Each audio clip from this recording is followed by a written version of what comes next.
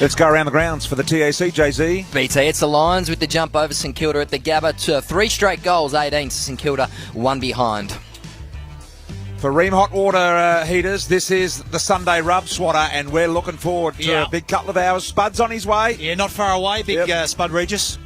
And we're looking forward to that as the Sunday Rub continues on the other side of the break.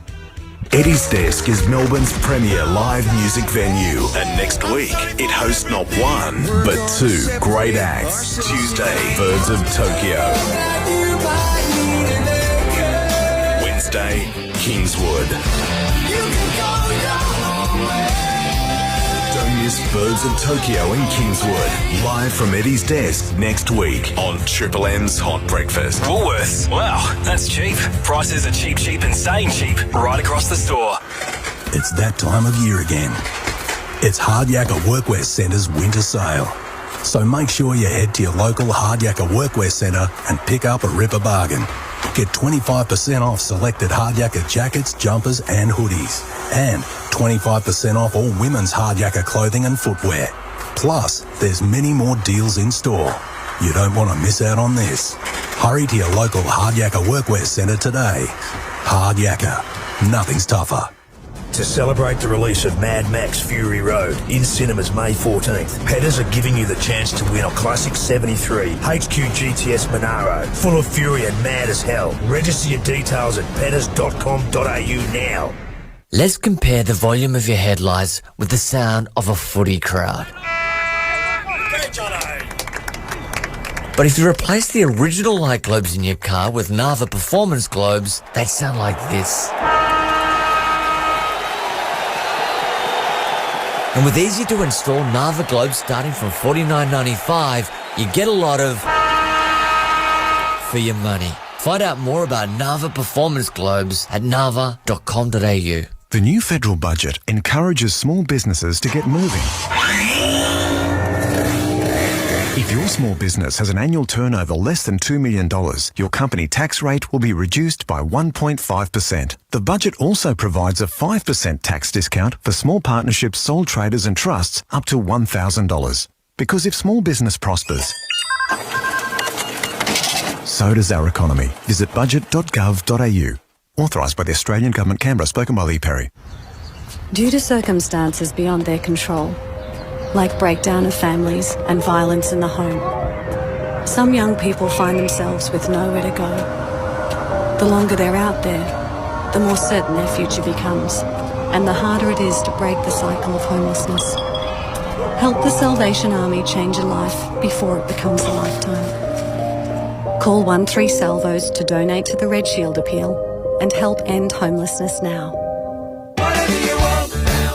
Save on Coles Australian peach slices, canned in natural juice, down to just $2.50 every day. That's 825 grams, just $2.50 each every day. Prices are down every day at Coles. Tonight, the first ever 2-story reveal. Stop it. Who will be rewarded with a perfect score? A 10.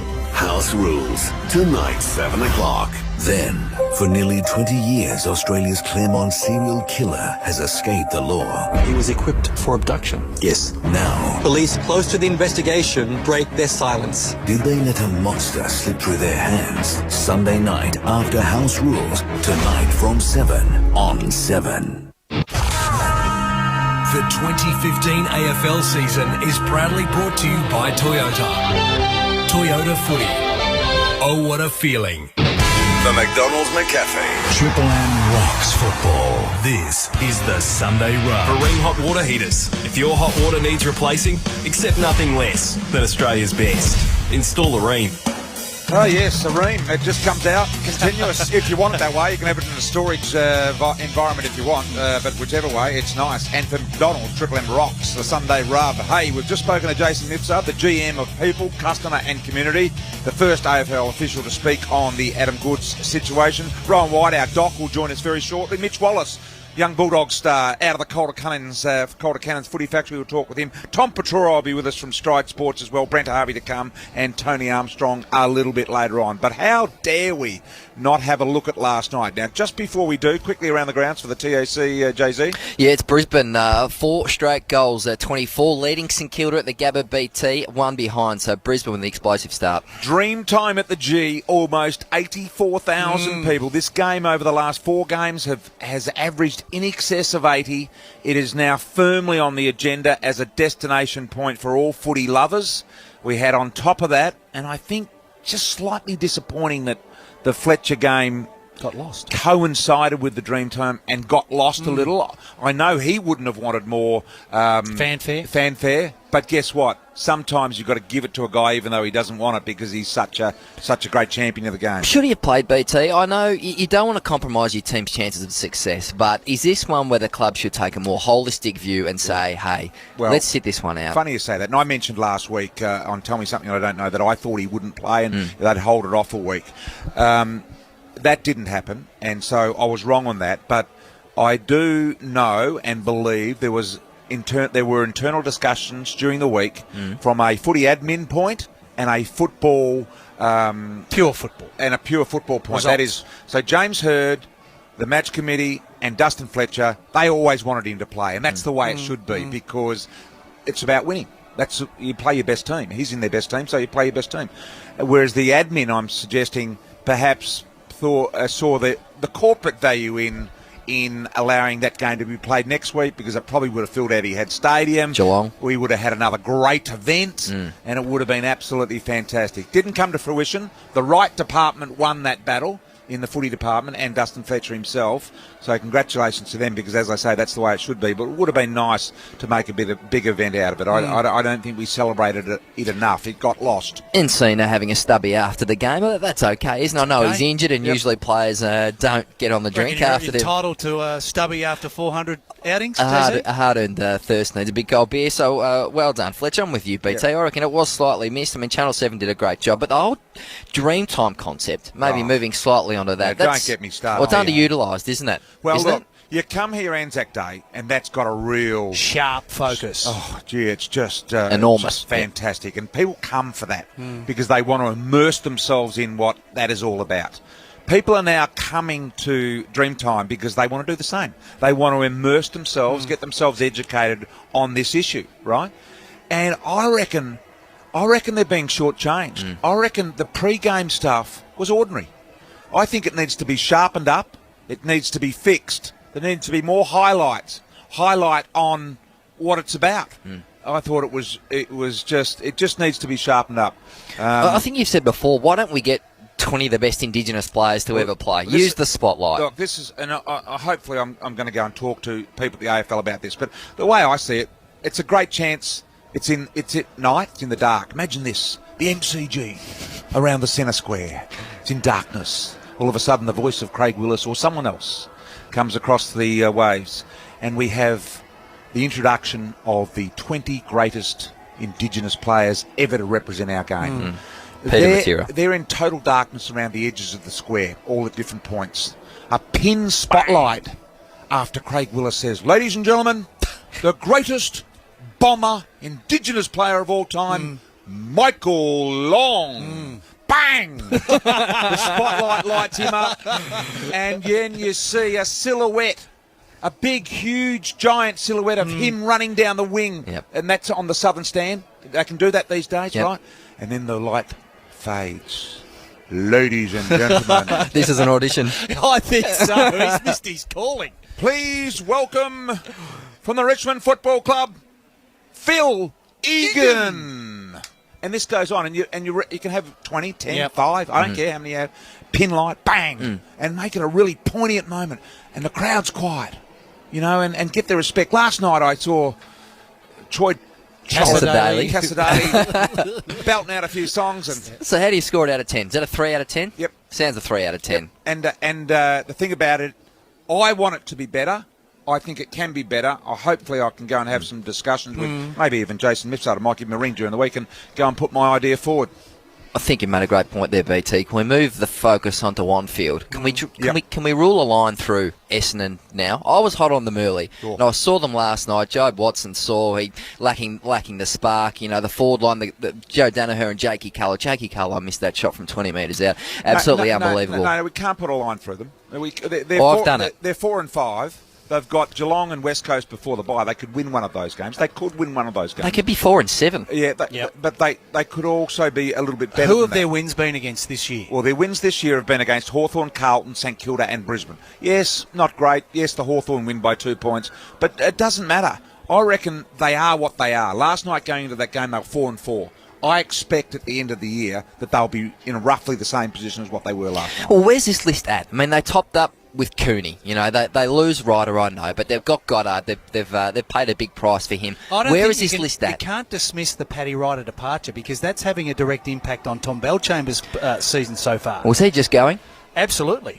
And Jakey Carlisle's been horribly out of form, and Joe Danaher kicked 6 goals last week against the Brisbane Lions. Jake was good last night. He was. They've got a lot of ageing talent, and they've got some good young talent coming through. So what are you suggesting? The old story about, you know, they've gone after Adam Cooney and a few other old ageing players. They had to. 3 weeks ago, we were lauding them, saying how brilliant they were. Yeah, but and now you are just angling in an article in the Herald Sun saying they're no good. No, well, they've got They're chappy. gone with old players. They had to. The what's coming in focus, BT, Come on, Jay-Z. is the draft penalties has hurt them. They lost 3 top 40 picks because of the whole Asada crisis, and that has absolutely killed him. You take 3 absolute first and second round players, you inject them into that side, and that is a completely different mix. So Adrian Dodoro is doing his absolute best efforts. I'll tell you what will happen this year, BT. They'll go to the draft, Essendon. Will they? Yeah, they'll go to the draft, and they'll get... Is that a directive from their list management group? I think they have to. Right. I don't think they can go with the top up again. They've got to get good young kids. Zach Merritt's a star. Danaher's a star. Every team goes to the draft, Jay-Z. I'd be surprised. Well, no, Essendon didn't 2 years ago. They topped up. No, but last year they went to the draft. And how many picks did they have at the draft? Well, they got 2. They got Laverty and Langford, 17 and 19. They had 2 picks.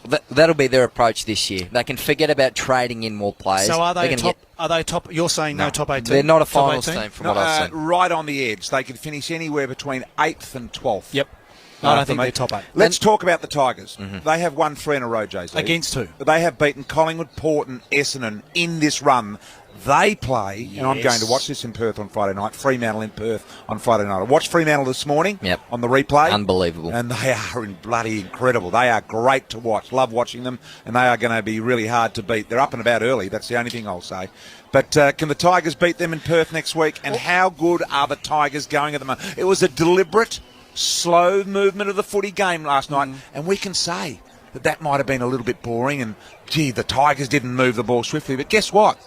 That's one of the rare times, Swatter, that I've seen Richmond play to a plan and stick to a plan. They like the ballistic style of footy, Brian. But they can play both. Well, the thing that's been really important for them over the past 3 weeks is their ball use. They went down to Tasmania a month ago and coughed the ball. They butchered the ball against North Melbourne. What they've been doing is they've been more deliberate with their ball use. They've injected Corey Ellison in the mix. He's a great left footer, a third game, or a first round draft. The other Ellis played a great game last night. Oh, he was sensational. Well, he has had 5 games averaging 30-plus possessions. He's now playing the best footy. When they got him from the Calder Cannons Footy Factory, from Ian Kite and the boys out there, pick 15. They always said that he was going to be a 200-game player for Richmond. Yeah, safe started him quietly in defence, moved him into the midfield, and now becoming a really good player. I've never seen a young player that's more professionally prepared than Brandon Ellis. And he runs. But he's not winning the best and fairest. Neither is Trent Cotchin, not Troy Chaplin, not Dustin Martin either. It's Shane Edwards. Is he the most improved player in the competition? Last night, he's taking hangers. He's had an absolute superb start to the season. He's winning their best and fairest by an absolute streak at the moment, and he's leading them. He's become an absolute leader for the Richmond Football Club, but it's their ball use, and Jack Riewoldt is playing sensationally as well. Now, are we thinking they're back into the top 4? They're 5 and 4 as it stands now. Have you got them in your fight? They're not in the top 4 for me, but they're in the top 8, definitely. They play a Fremantle side, which is restricting sides to an average of 62 points a game, BT, in Fremantle. And they're not even a high tackling side. In fact, they're a low tackling side, Fremantle. It's the structure, it's the organisation. They absolutely strangle their opposition. When you've got the pill, you don't have to worry about tackling.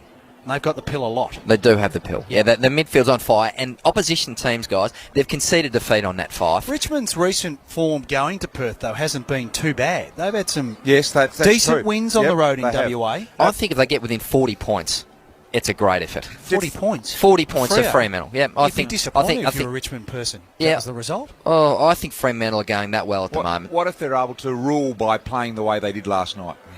And slow, stop, start.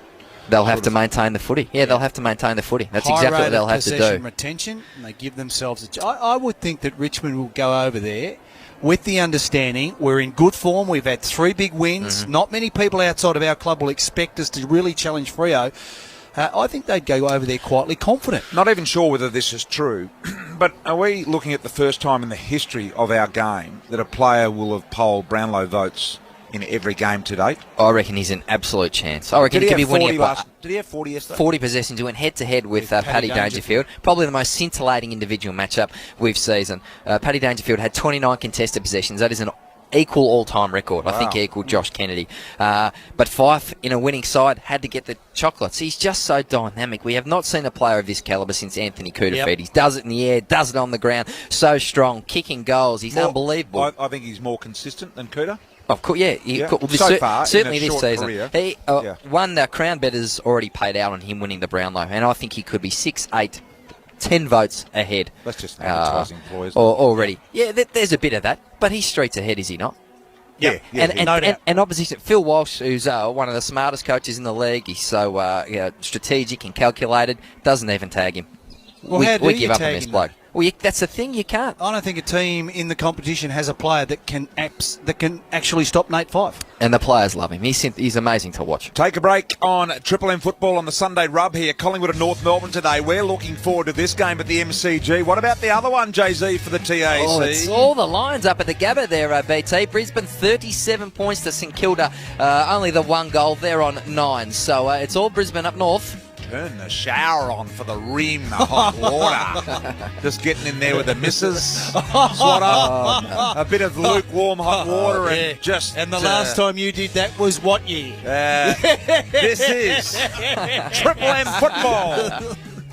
There's only one place for footy on your drive home. Magnificent! Triple M's Rush Hour. That's footy. With the legends of the past. Hello, Chief. Kim Bob, Billy. Nice to see you, Duck. G'day, boys. And the stars of today. Jimmy Bartell. G'day, mate. Dyson Apple, welcome. Thank you, boys. Beauty. With JB and Billy. So, we're going to put point posts either side of the 2 big goal posts at Baldy Bridge, and it'll look magnificent. We're not really doing this, are we? Listen to this. The Rush Hour. They want the football! For Buy Property Direct. Weekdays from 3. Triple M. Where's the motorcyclist? Right here. Coming through. Look out! It's not always easy to see them coming when you're waiting to turn right. They can be closer than they look. Always watch out for motorcycles. Over $60 million in laptops, desktops, all-in-one computers and tablets must go. Harvey Norman's $60 million computer clearance. Android tablets from $48. Laptops from just $275.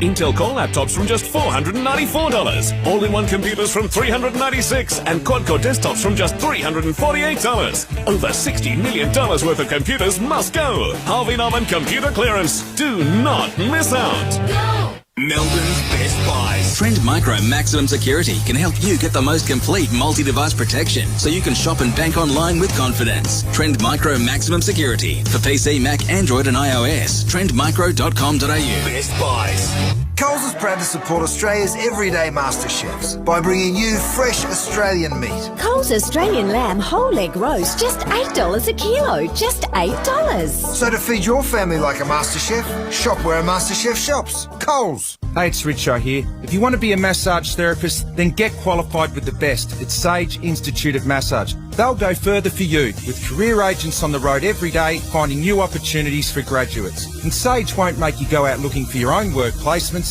They have their own massage clinics, so you'll get hands-on experience on campus. Vet fee help is available, so you can study now, pay later. So make the first step into a rewarding massage career. Call Sage today on 1300 889 889. It's on again. The Aussie Disposal's up to 50% off winter sale. Save up to 50% on everything you need to keep you warm and dry this winter. Early bird end of financial year workwear deals on sale now. And every purchase goes into the draw to win a $5,000 Mount Buller snow holiday. For terms and conditions, visit aussiedisposals.com.au. Aussie Disposal's up to 50% off sale on now. Aussie Disposal for your outdoor adventure. Radio's Love Thing has got car salespeople all revved up. It's a love thing. A new study reveals people are 7 times more likely to buy cars they've heard advertised on radio. And what better place to talk to them about car repairs, loans and insurance than when they're behind the wheel, singing along to their favourite radio station. It's a love thing. Hey, don't do that. Don't sing. That's awful. Search radio, It's a Love Thing, or, just sing out to your media department. What was wrong with it? The McDonald's McCafe. Triple M rocks football. This is the Sunday Rub. Marine hot water heaters. If your hot water needs replacing, accept nothing less than Australia's best. Install a Ream. Sunday Rub, Collingwood North, G, 3:20 start today. Let's go around the grounds for the TAC. Brisbane by 22 points, BT 6-1-37, leading St Kilda up there at the Gabba 2-3-15, approaching quarter time. Are we ever going to see Gary Ablett play this year? What the hell is going on? I am told... No, you tell me what you know first, Joseph. Well, the issue has escalated. Is my Why? assessment over the past week, because the Gold Coast coaching staff have been wanting to know from Gary when he'll be ready. Yes. Now also the players want to know. They have sought clarification. Hang on. The players have sought clarification on where G. Ablett's injury is. And the coaches would like to know where he's at. Absolutely. How does that Don't work? they all live under the same roof? Well, Is he not training with them? Gary's doing his rehab program, Where? isn't he? At the Gold Coast, under the same sheds on the same fields. I know it's interesting, but it has got to the point where Gary Ablett's teammates are wanting to know from their captain, hey, buddy, when are you going to run out with us? Have other players, to your knowledge, played with the same rehab situation that Gary's got going now? Scotty Pendlebury had an identical operation, didn't he? In Very, his back? very, very similar. Very similar operation. He'd be leading Collingwood's best and fairest. I find it extraordinary that the playing group would be wanting clarification from a teammate. I mean, shouldn't the club just know that? Don't shouldn't they know? the players know? He's Aren't back you- in a week. Well, or if 2 if weeks. I'm Gary Ablett and I'm down in the gym and I'm buttering up next to Sam Day, and Day goes, how you going, Abbas? And I say, mate, I'm looking forward to it. I reckon I'm a week away. Isn't that the way players talk? Well, they should be, and this is the leadership question that's been asked of Gary Ablett this year. Unless he's not doing his recovery with the rest of the group. And he'd be doing his own program.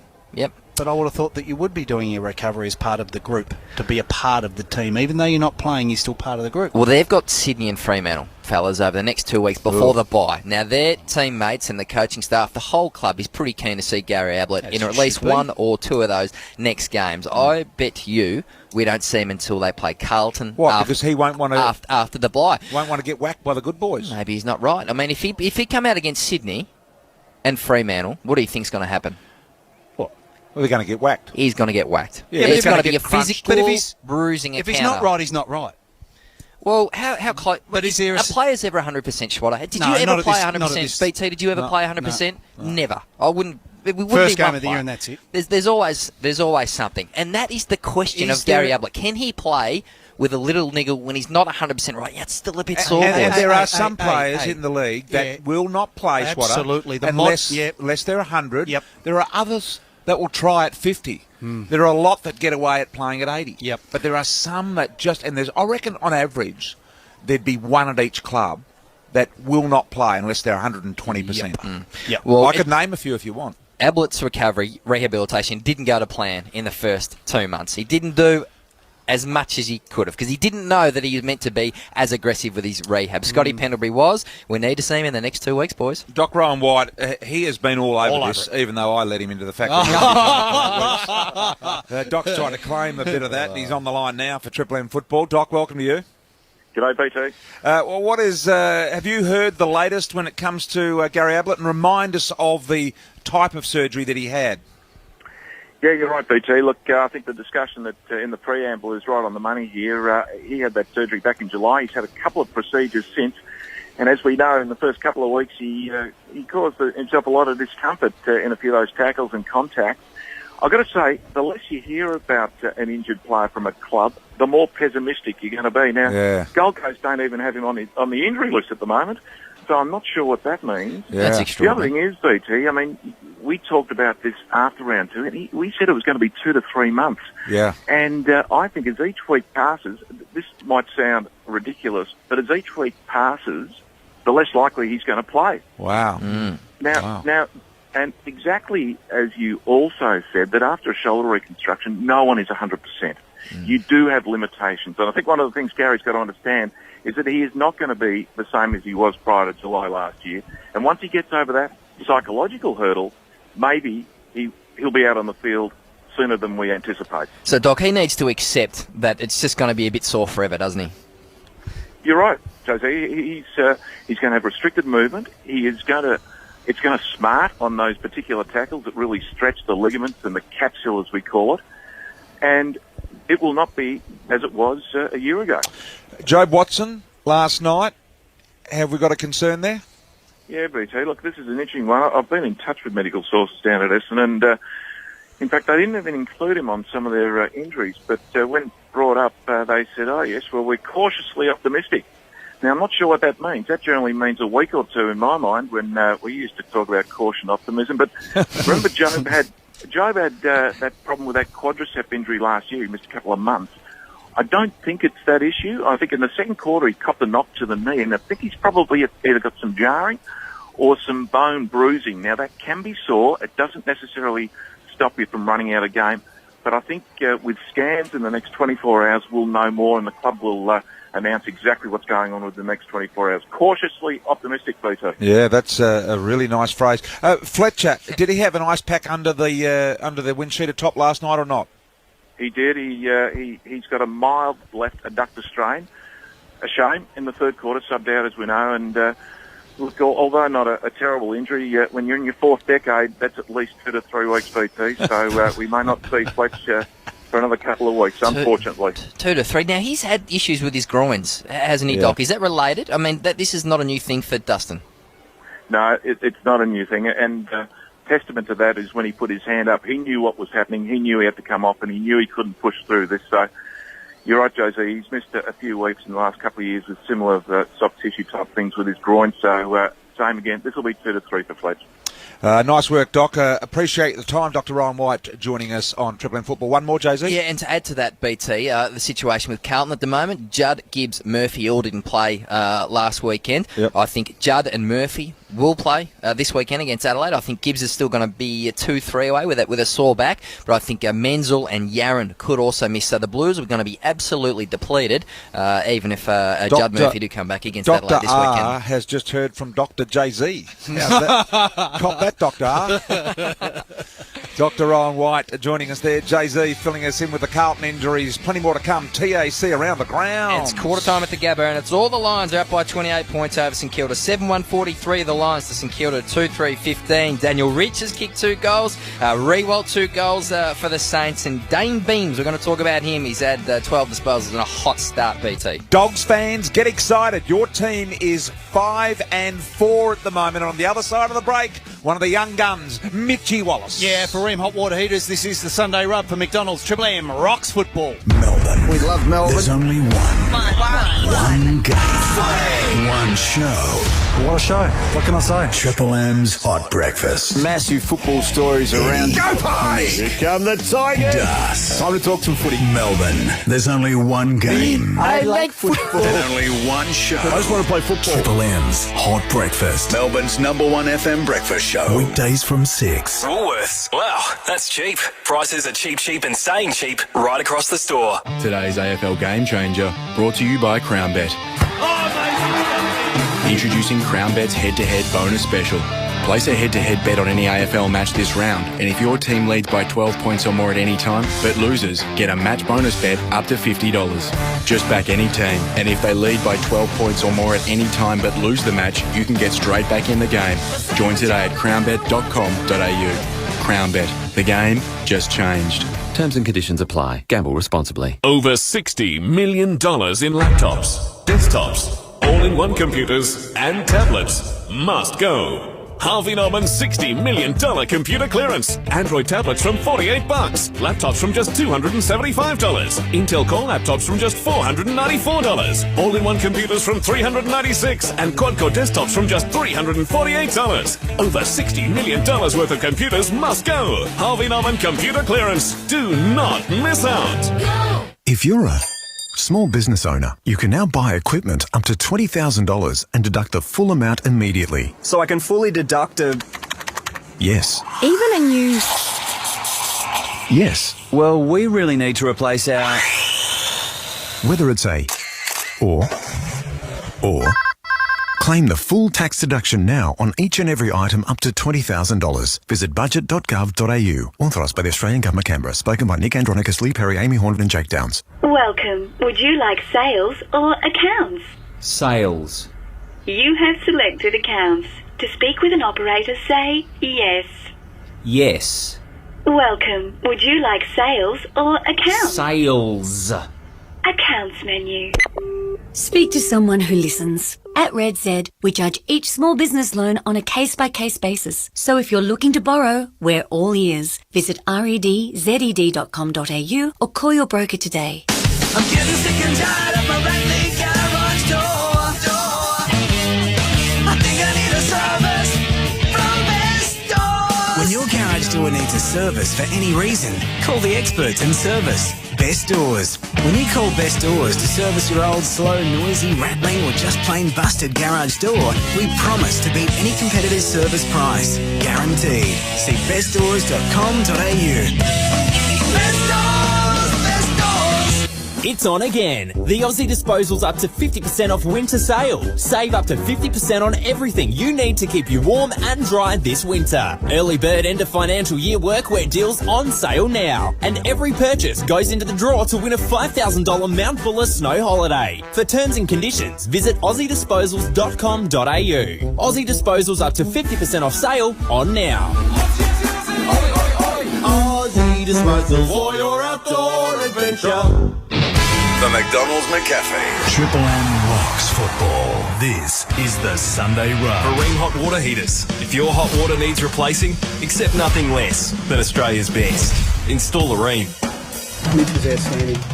You know, we really needed him to stand up. Today, he's such a talented GWS midfield. We really needed some leadership and we needed hardness. I think he ended up with about 18 or 19 contested possessions. You know, topped the charts for the game and. You know, he was quite outstanding, Mitch, and he was terrific up forward too. Some of his one-on-ones, he either won or he halved. You know, so he really showed us today that he can play there as well as midfield. Dogs coach Luke Beveridge there talking about Mitch Wallace and his job that he did on, the leader for GWS in Ryan Griffin and former Bulldog teammate. Mitch Wallace joins us now, of course, and having another great season. Mitch, appreciate your time. Thanks for joining us on Triple M. Yeah, afternoon, BT. Another piece of work out of the Calder Cannons footy factory, mate, down there with Kitey. Do you ever get back down there and say hello to Kitey occasionally, Mitchie? Yeah, we do. You've got your brother down there, haven't you? Yeah, under 18s last year, so I was in touch a bit, but they're not going as well this year, but hopefully come finals time that they make the 8 and have a crack at it. Mitch, Jay Clark here. You're absolutely outstanding yesterday. Congratulations on that, and in fact, your whole season. Now, you played on Ryan Griffin. It was such a focus for this game, and usually teams go two ways. They either get into the opposition player, you know, the former teammate, and really antagonise him, or they say nothing and just totally ignore him. Now, it seemed like you guys went down that track with Ryan Griffin. Is that fair to say? Fair to say. I think that the most important thing for us was to get a good start, and we really jumped them. I think we put them right on the back foot, and it took a while for them to respond, but I think we had the crowd on our side, which didn't make it that comfortable for Ryan either. But like I said, we just set the game up with our first quarter, and you know, they're playing catch-up footy for the rest of the day, and we just kept them at bay. Could you tell throughout the game that you were winning that match-up and that he seemed to be struggling a little bit, possibly with the occasion? You can sense it. I know that he wasn't having a great day, but we still know how good GWS can be and how many times they've kicked 5 or more goals in succession. So we have to on our game all day, and we did that. So we come around with the win. Just sensing a little here, Mitchie, that you might have just drained his brain. I think you might have got hold of his brain and just drained all the fluid out of it, mate. What happened? Yeah, mate, he wasn't alone. I think we were on top in the midfield.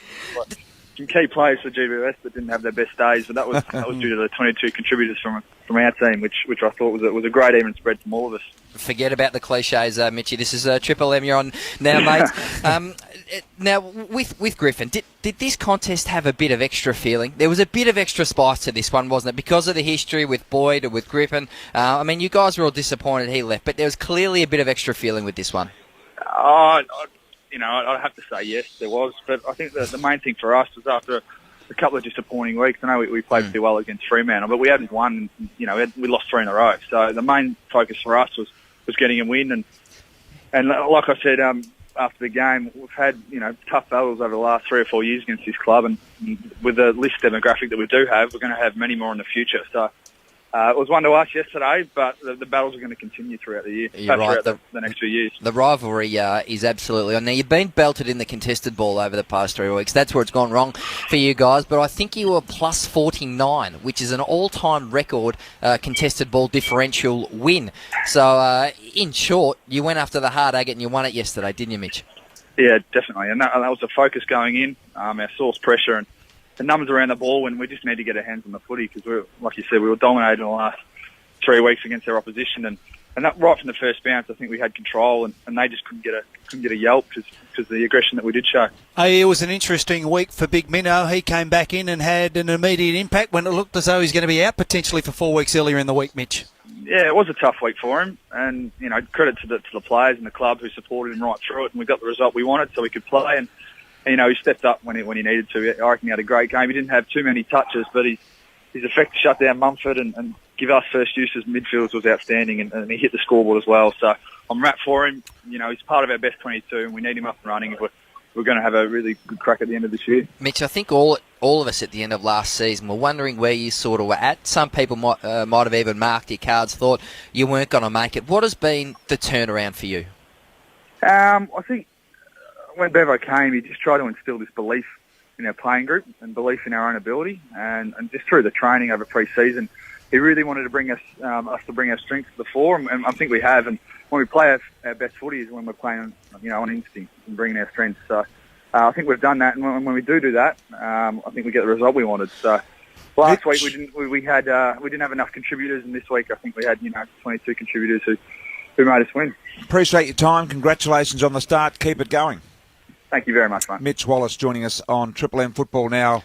There's been a late change here, which you're all over, Jay-Z, and what is it in this game? Just in the last 10 minutes, we got whispered that Andrew Swallow, the captain of North Melbourne, is a late change, is an out for the Kangaroos. In is another hard nut, Kane Turner. Andrew Swallow just didn't come up with that hand injury BT. The subs today, Jordan De Goey and Kane Turner for the Roos.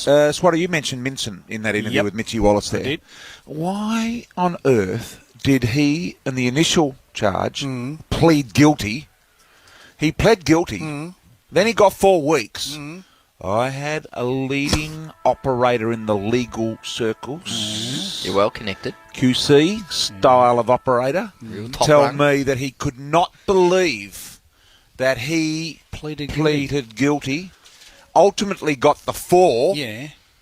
And then legal people go with him to the next hearing and they get him off. It says that was wrong. But he didn't actually speak in the first hearing, though. Well, because he pled guilty. No, he didn't. He did the second time around, put his case, and got off. I think we're happy with that ruling, aren't we? Yep.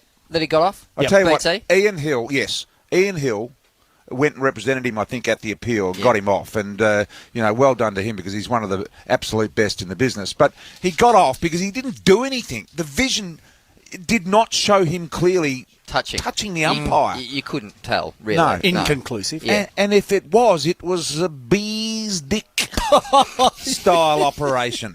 Wasn't it? Well, how we got 4 weeks in the first place was extraordinary, Yeah. really. Oh, they stuffed that up, that first ruling, I think. Let's go around the grounds to the TAC. Hey, it's all Brisbane. In fact, there's been a comeback from St Kilda. They trail only by 4 points, BT. The Saints, 6 goals, 3-39, trailing Brisbane by 4 points, 7-1-43 up at the Gabba. Ooh, someone's walked in, Swatter. Someone's walked in. Oh, He's Spud's just, there. His aura's following him in. It's just, it doesn't look like Spud, but it is him. For Ream Hot Water Heaters, this is the Sunday Rub. Chris McKenzie joins us with another M Sport update thanks to the Master Builders Association of Victoria. Take it away, Chris. Thank you, BT. The AFL has thrown its full support behind Swans veteran Adam Goodes after the mixed reaction to his war cry celebration during Friday night's win over the Blues. The league's community manager Jason Misford has told Triple M Footy the Indigenous round is the perfect time for the dual Brownlow medalist to show his passion. But that concept was born in many respects out of my lounge room when we were thinking about how do we give our young flying boomerangs cultural expression when we travel internationally to places like PNG and Tonga and South Africa. And as we've seen with the haka's not a Maori war cry, it's a New Zealand war cry, and it's synonymous in world sport. So one of the things I'm thinking about today is how does that become symbolic in Australian football as opposed to polarising? In tennis now, Novak Djokovic has praised Thanasi Kokkinakis as a player to watch after the Aussie put up a strong fight at his 6-4, 6-4, 6-4 loss to the French Open top seed. Sometimes you don't feel like you're able to control what's happening out there because, he's hitting huge shots and, sometimes playing shots that no one else tries, so you're not expecting it. That's, of course, Andy Murray there, who beat Nick Kyrgios in straight sets. The Aussie hoping an elbow injury that flared up during the defeat doesn't affect his Wimbledon build-up. Aussie golfer Stephen Bowditch will take a 2-shot lead into the final round of the Byron Nelson Championship tonight as he looks for just his second title on the US PGA Tour. It was a good day. I played pretty solid today, drove it in the fairway most of the time. So, it's nice to be in this position heading into tomorrow. I can draw back on a little bit of experience I've had. I've been able to get over the line and you never know. Compatriot Cameron Percy fired a third round 68 on the shortened TPC Four Seasons course to be 4 shots back in a tie for 11th. And Chelsea boss Jose Mourinho has promised to play a full-strength side when the Premier League champs meet Sydney FC on Tuesday night. The squad flew into Australia this morning. Zero in on your small business at Xero.com. Beautiful online accounting software. Start a free trial at Xero today. That's Xero with an X.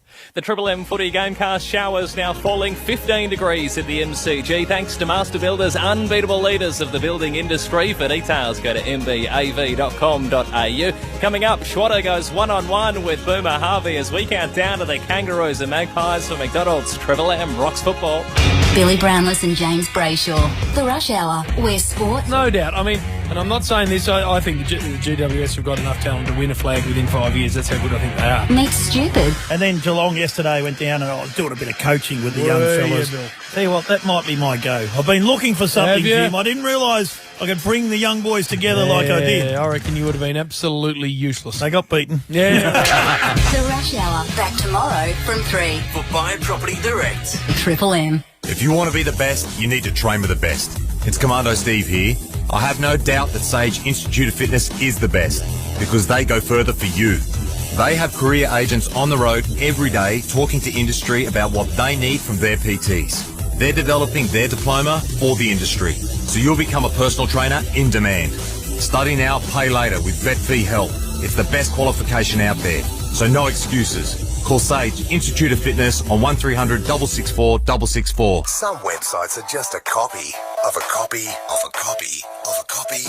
Cut out the copycat Me Too websites and talk to sites and stores. Our sites start from just $397 at online stores from just $797. And we design from scratch, so yours will be one of a kind. So why settle for vaguely familiar? Get boldly original with sites and stores. 1300 796 530. That's 1300 796 530. Or visit getarealquote.com.au.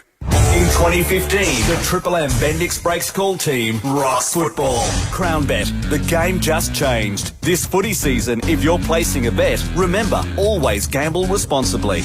Holden, the Holden Colorado, with unbeaten 3.5-tonne towing. It's muddy beautiful. Bob Jane T-Marts, the tyre and wheel specialist. Bob Jane T-Marts. We won't be beaten on price. In 2015, Triple M rocks football. My wife's got a gambling problem.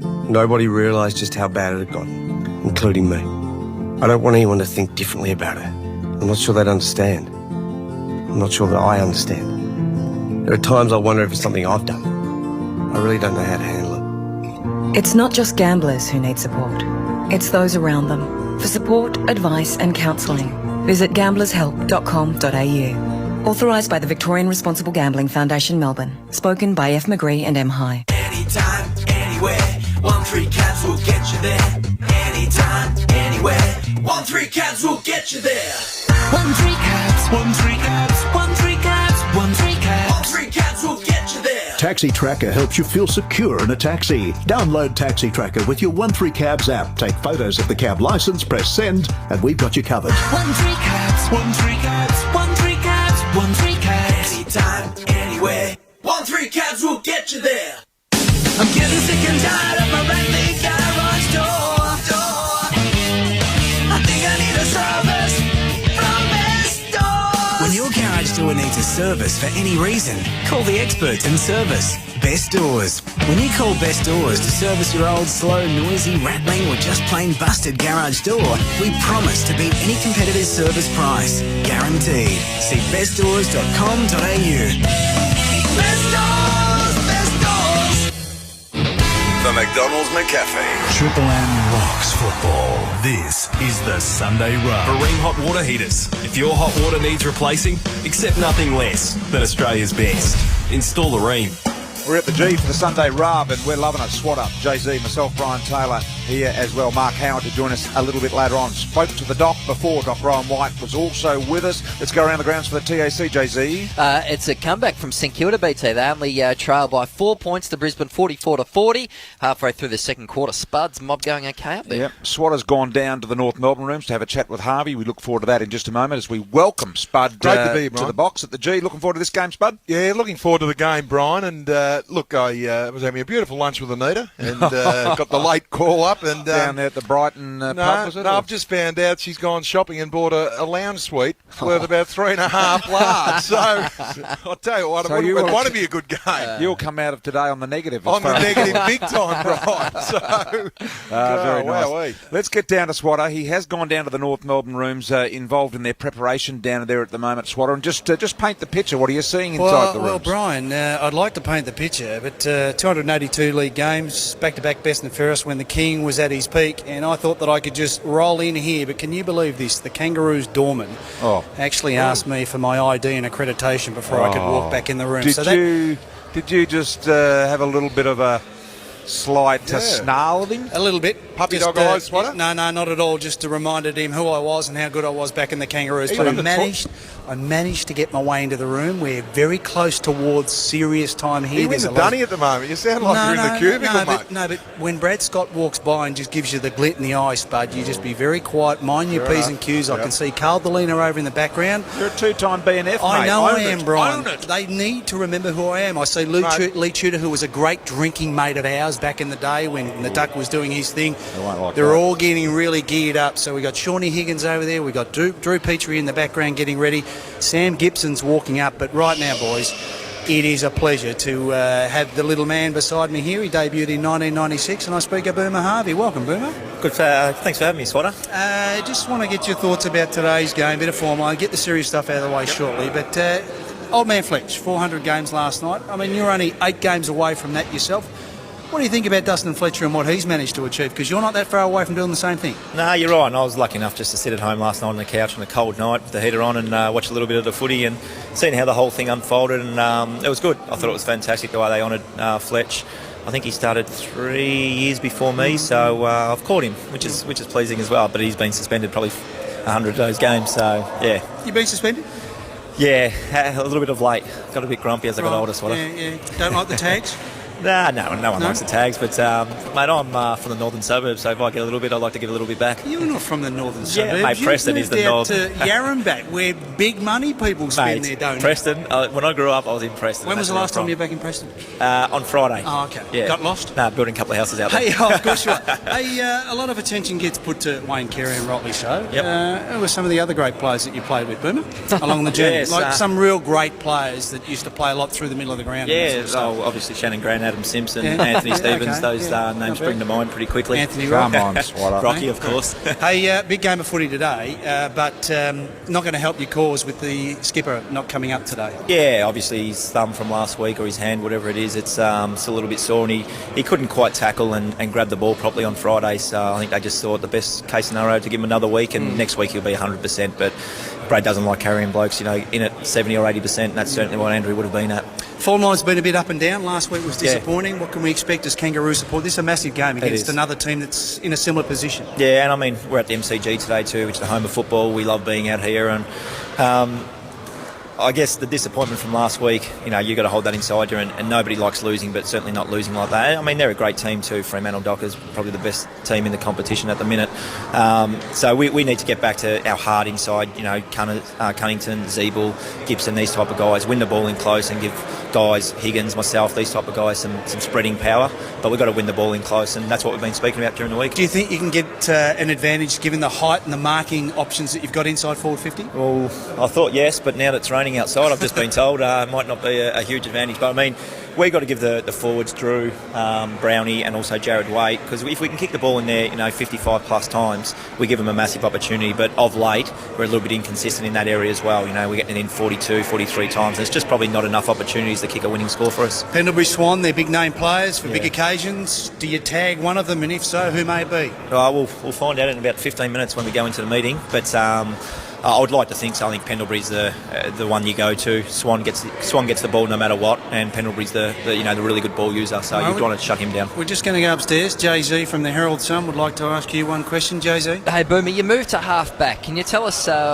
some background behind that? Why have you moved into the defensive half? Well, I guess the last couple of pre-seasons I've actually trained there, but then we've had the personnel out in the park, and Lukey McDonald wasn't playing the other week, Jamie McMillan wasn't playing the other week. They wanted to play Sean Atley up on the wing, and of course we got Sean Higgins into the team who can play that half forward role. So, well, I actually said to Brad, I said, do I need to be worried the next spot's out of the team? And he said certainly not. We've actually got some flexibility in there now to play you off half back and use the ball. So it's not I went down there, I tried to earn the respect from the boys, and I don't think I had too many goals kicked on me. So, but I think it was I think you'll see me more up forward this next couple of weeks. Good luck today, Boomer. Spud Frawley here. Thanks, Bud. With Collingwood. Do you tag Scott Pendlebury? We know he's been in outstanding form, or do you go head to head? It's a tricky one because I think he's going to have 25 touches anyway, even if you do tag him. So do you try to hurt him offensively, play a Jack Zeeble on him who can get forward and kick a couple of goals himself? So, like I said, I think the coaches were still debating that on Friday. So we'll go in there now and we'll have the magnets on the board and we'll find out who's playing on him. Boomer's got to go, boys. Sorry about that. So I really appreciate Boomer Harvey coming up. The real reason why Boomer's got to go is because Spud asked a question I asked about 2 questions ago. So thanks very much for joining us, Boomer. Thanks, boys. Thanks, Swatter. Very nice. Swatter, just a little bit too jovial down there, I thought it was... he got ahead of himself, I reckon. He smelled the liniment down there, Jay-Z. He's speaking loud. He's disrespecting the environment. Really excited, wasn't he? He's had a crack at the doorman because the doorman didn't know him. I mean, he had to go down there as a Triple M colleague, not as a former gun player of the Kangaroos. I think there was a fair bit of wobble about him, Bryce. Swatter, you're kidding yourself, mate. We'll have a good chat to him when he gets back. But I must admit, I was looking at for around the grounds, Brian, for TAC. So the Saints have actually... playing really good football in the second quarter. It's 52-50 in the Saints' favour, so pretty good game up there. Second quarter, 6 minutes to go in that second quarter up there. Thank you, Swatter, down in the North Melbourne rooms. Very nicely done down there. Not such a whispering Swatter, a very loud, obnoxious... Too upbeat for me. Operator that would have really, if I was the coach, disturbed me greatly. This is the Sunday Rub. Collingwood of North, McDonald's, Triple M rocks football. Only Triple M's Rush Hour covers every angle of footy on your drive home. Forward, back, midfield, the lot. All the big news. Suddenly, WADA have come in and gone, we want to look at this ourselves. The offer that was put to the players at 2 stages last year. Do you take 2 matches and make it all go away? Looks really good now, doesn't it? All the big stars. Jordan Lewis. Louis, welcome. Good to be here. Hello, Swanee. Hey, boys. Plus JB and Billy. I never suffered from concussion, I reckon. I'm just dopey, I think. The Rush Hour. For Buy Property Direct. Weekdays from 3. Triple M. Now's a really good time to load up on tools. We stock Makita, DeWalt, AEG, Bosch, all your well-known brands. We've got all the tools to cover any sort of use. We not only have tools that tradies come for, that we also have for the DIY, the handyman, someone that only just does something, maybe once a year. If you're looking for a tool, we've got it at the lowest price. Having all the known brands in one area, getting the lowest price every time is definitely a big advantage. It's the best tool for your job at the lowest price. Lowest prices are just the beginning. Due to circumstances beyond their control, like breakdown of families and violence in the home, some young people find themselves with nowhere to go. The longer they're out there, the more certain their future becomes, and the harder it is to break the cycle of homelessness. Help the Salvation Army change a life before it becomes a lifetime. Call 13-SALVOS to donate to the Red Shield Appeal and help end homelessness now. Over $60 million in laptops, desktops, all-in-one computers and tablets must go. Harvey Norman's $60 million computer clearance. Android tablets from $48. Laptops from just $275. Intel Core laptops from just $494. All-in-one computers from $396. And quad-core desktops from just $348. Over $60 million worth of computers must go. Harvey Norman computer clearance. Do not miss out. In 2015, the Triple M Bendix Breaks Call team rocks football. Crown Bet, the game just changed. This footy season, if you're placing a bet, remember, always gamble responsibly. Holden, the Holden Colorado, with unbeaten 3.5-tonne towing. It's muddy beautiful. Bob Jane T-Marts, the tyre and wheel specialist. Bob Jane T-Marts, we won't be beaten on price. In 2015, Triple M rocks football. There are clear-cut signs you're living with a hoarder. Old newspapers from historical events clutter the shed. VHS tapes are still in your living room. But the true tipping point is finding an old third-place ribbon for an egg and spoon race from 1985. Small items or large, clean up your stuff at home and take it to Storage King. Call 1-800-STORAGE today and let Storage King give you back some space. With Storage King. Wanted, dead or alive. Any no good for nothing mangy pressure cleaner. Your reward, stranger? 1,000 buckaroonies. Yep, bring in your old pressure cleaner to Spitwater. Claim your $1,000 trade-in and upgrade to a brand spanking new pressure cleaner package. Y'all better get cracking here. It's for limited time only. Call 1-300-SPITWATER now. Conditions apply. Spitwater, that's what it does.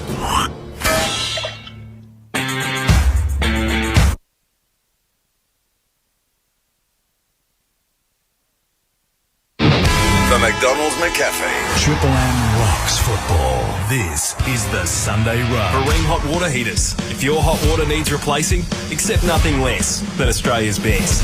Install Marine. Collingwood home game today. They play North. We're at the G. That's where we are. Spud's just walked in. Swatter's with us. Jay-Z, Jay Clark is also here on Triple M football. Let's go around the grounds for the TAC. The Saints, they're on a comeback. They're up by 8 points, 9-4-58 to 8-2-50. Up at the Gabba, nearing half-time. Just a thought, boys. Don't take any offence to it. Just on the Malthouse Trig bets thing of last week. I know it's old news now, and that's why we've put it where... The AFL, correct me if I'm wrong, had a 2-day probe and found no evidence supporting Mick's statement that Eddie had been stitched up 18 months out, as Trig said. Really? So Adelaide were always going to keep evidence, were they, of this? Eddie's manager was going to keep written evidence of illegal arrangements, was he? And of course, Mick, he would have recorded it, wouldn't he? Because, you know, that's what you do in those sort of things. And Stephen Trigg, Adelaide's dead man walking CEO, was naturally going to have all of the illegal evidence scattered over his walnut desk, wasn't he? That was going to be there, so when they walked in, given his dubious history, the investigators would go, there it is. Yes, of course. Give me a break. So what does the media do? Led by Caro Spud. They believe. Why, you ask? Because that's what they wanted. They wanted Mick to be tainted, Spud. They didn't want to follow the real story, and I still believe the real story was that happened. Yeah, but none of those groups are going to tell the AFL that it happened. Of course they're not. They're breaking the rules. And so what do you do, Jay-Z, as part of your job in the written press? You back away and go, no, it's better to whack Mick than find out the real truth about that. That's not true. Mick Malthouse. What's your take on it, Jay-Z? He what he should have said is that 18 months in advance, Adelaide identified and were very confident of getting Eddie Betts, and that's exactly what happened. Well, it wasn't stitched up. The deal wasn't done. That's what he said. They're in a very, very good position. So the terminology "stitched up" possibly wasn't 100% correct. No different to when Ablett left Geelong, and he was stitched up 12 months earlier. And there's probably a Lockie Henderson now that's pushing on some. He's probably stitched up now verbally. There's no difference. What's the problem? Well, it's just the terminology. Clubs are allowed to talk to players. Do you doubt that happened? I think a long way out, Eddie was pretty sure so of going to why Adelaide. aren't you, as a journo, now writing and following up on that? Who's Eddie's manager? Because I'll tell you why. Because you've whacked Mick, and that's all you wanted. Well, Mick backtracked himself. He said Stephen Trigg did nothing wrong. Remember in the interview, very hard hitting from Gerard Whateley, he got the truth out. I've had enough, Spud. But it's interesting in player movements at the moment, guys, and Mick did shed some light on it in saying that clubs are so much more aggressive now, aren't they? That what are contracts worth? Once upon a time, back in your day, Spud, and your day, BT, if you had a contract, that's where you were going to be at that club for that amount of time. But at the moment, last year, we saw Dane Beams leave under contract. We saw Ryan Griffin leave under contract. We saw Paddy Ryder leave under contract. Boyd. And at the moment, clubs are ignoring it. They're Big one, Boyd. Yeah, Boyd, exactly. If we need a player, whether he's contracted or not, we're going after him. The market's shifted, BT. Just so happens we have a leading player manager on the line, Tom Petoro from Stride Sport, manages Rance and Selwood and our own Jakey, the push-up king. He's got plenty in the stable down there. Tom, we appreciate your time. Thanks for joining us. Thanks, Brian. How you going, guys? This stuff doesn't happen, Tom, 18 months out while they're still under contract, does it? Oh, it doesn't happen with Stride clients, that's for sure, Brian. I'm not aware of blokes being stitched up 18 months out. Is it okay to have talks, though? And I don't mean the player, I mean you on behalf of your clients to have talks? Because let's face it, you've got a plan. Oh, definitely.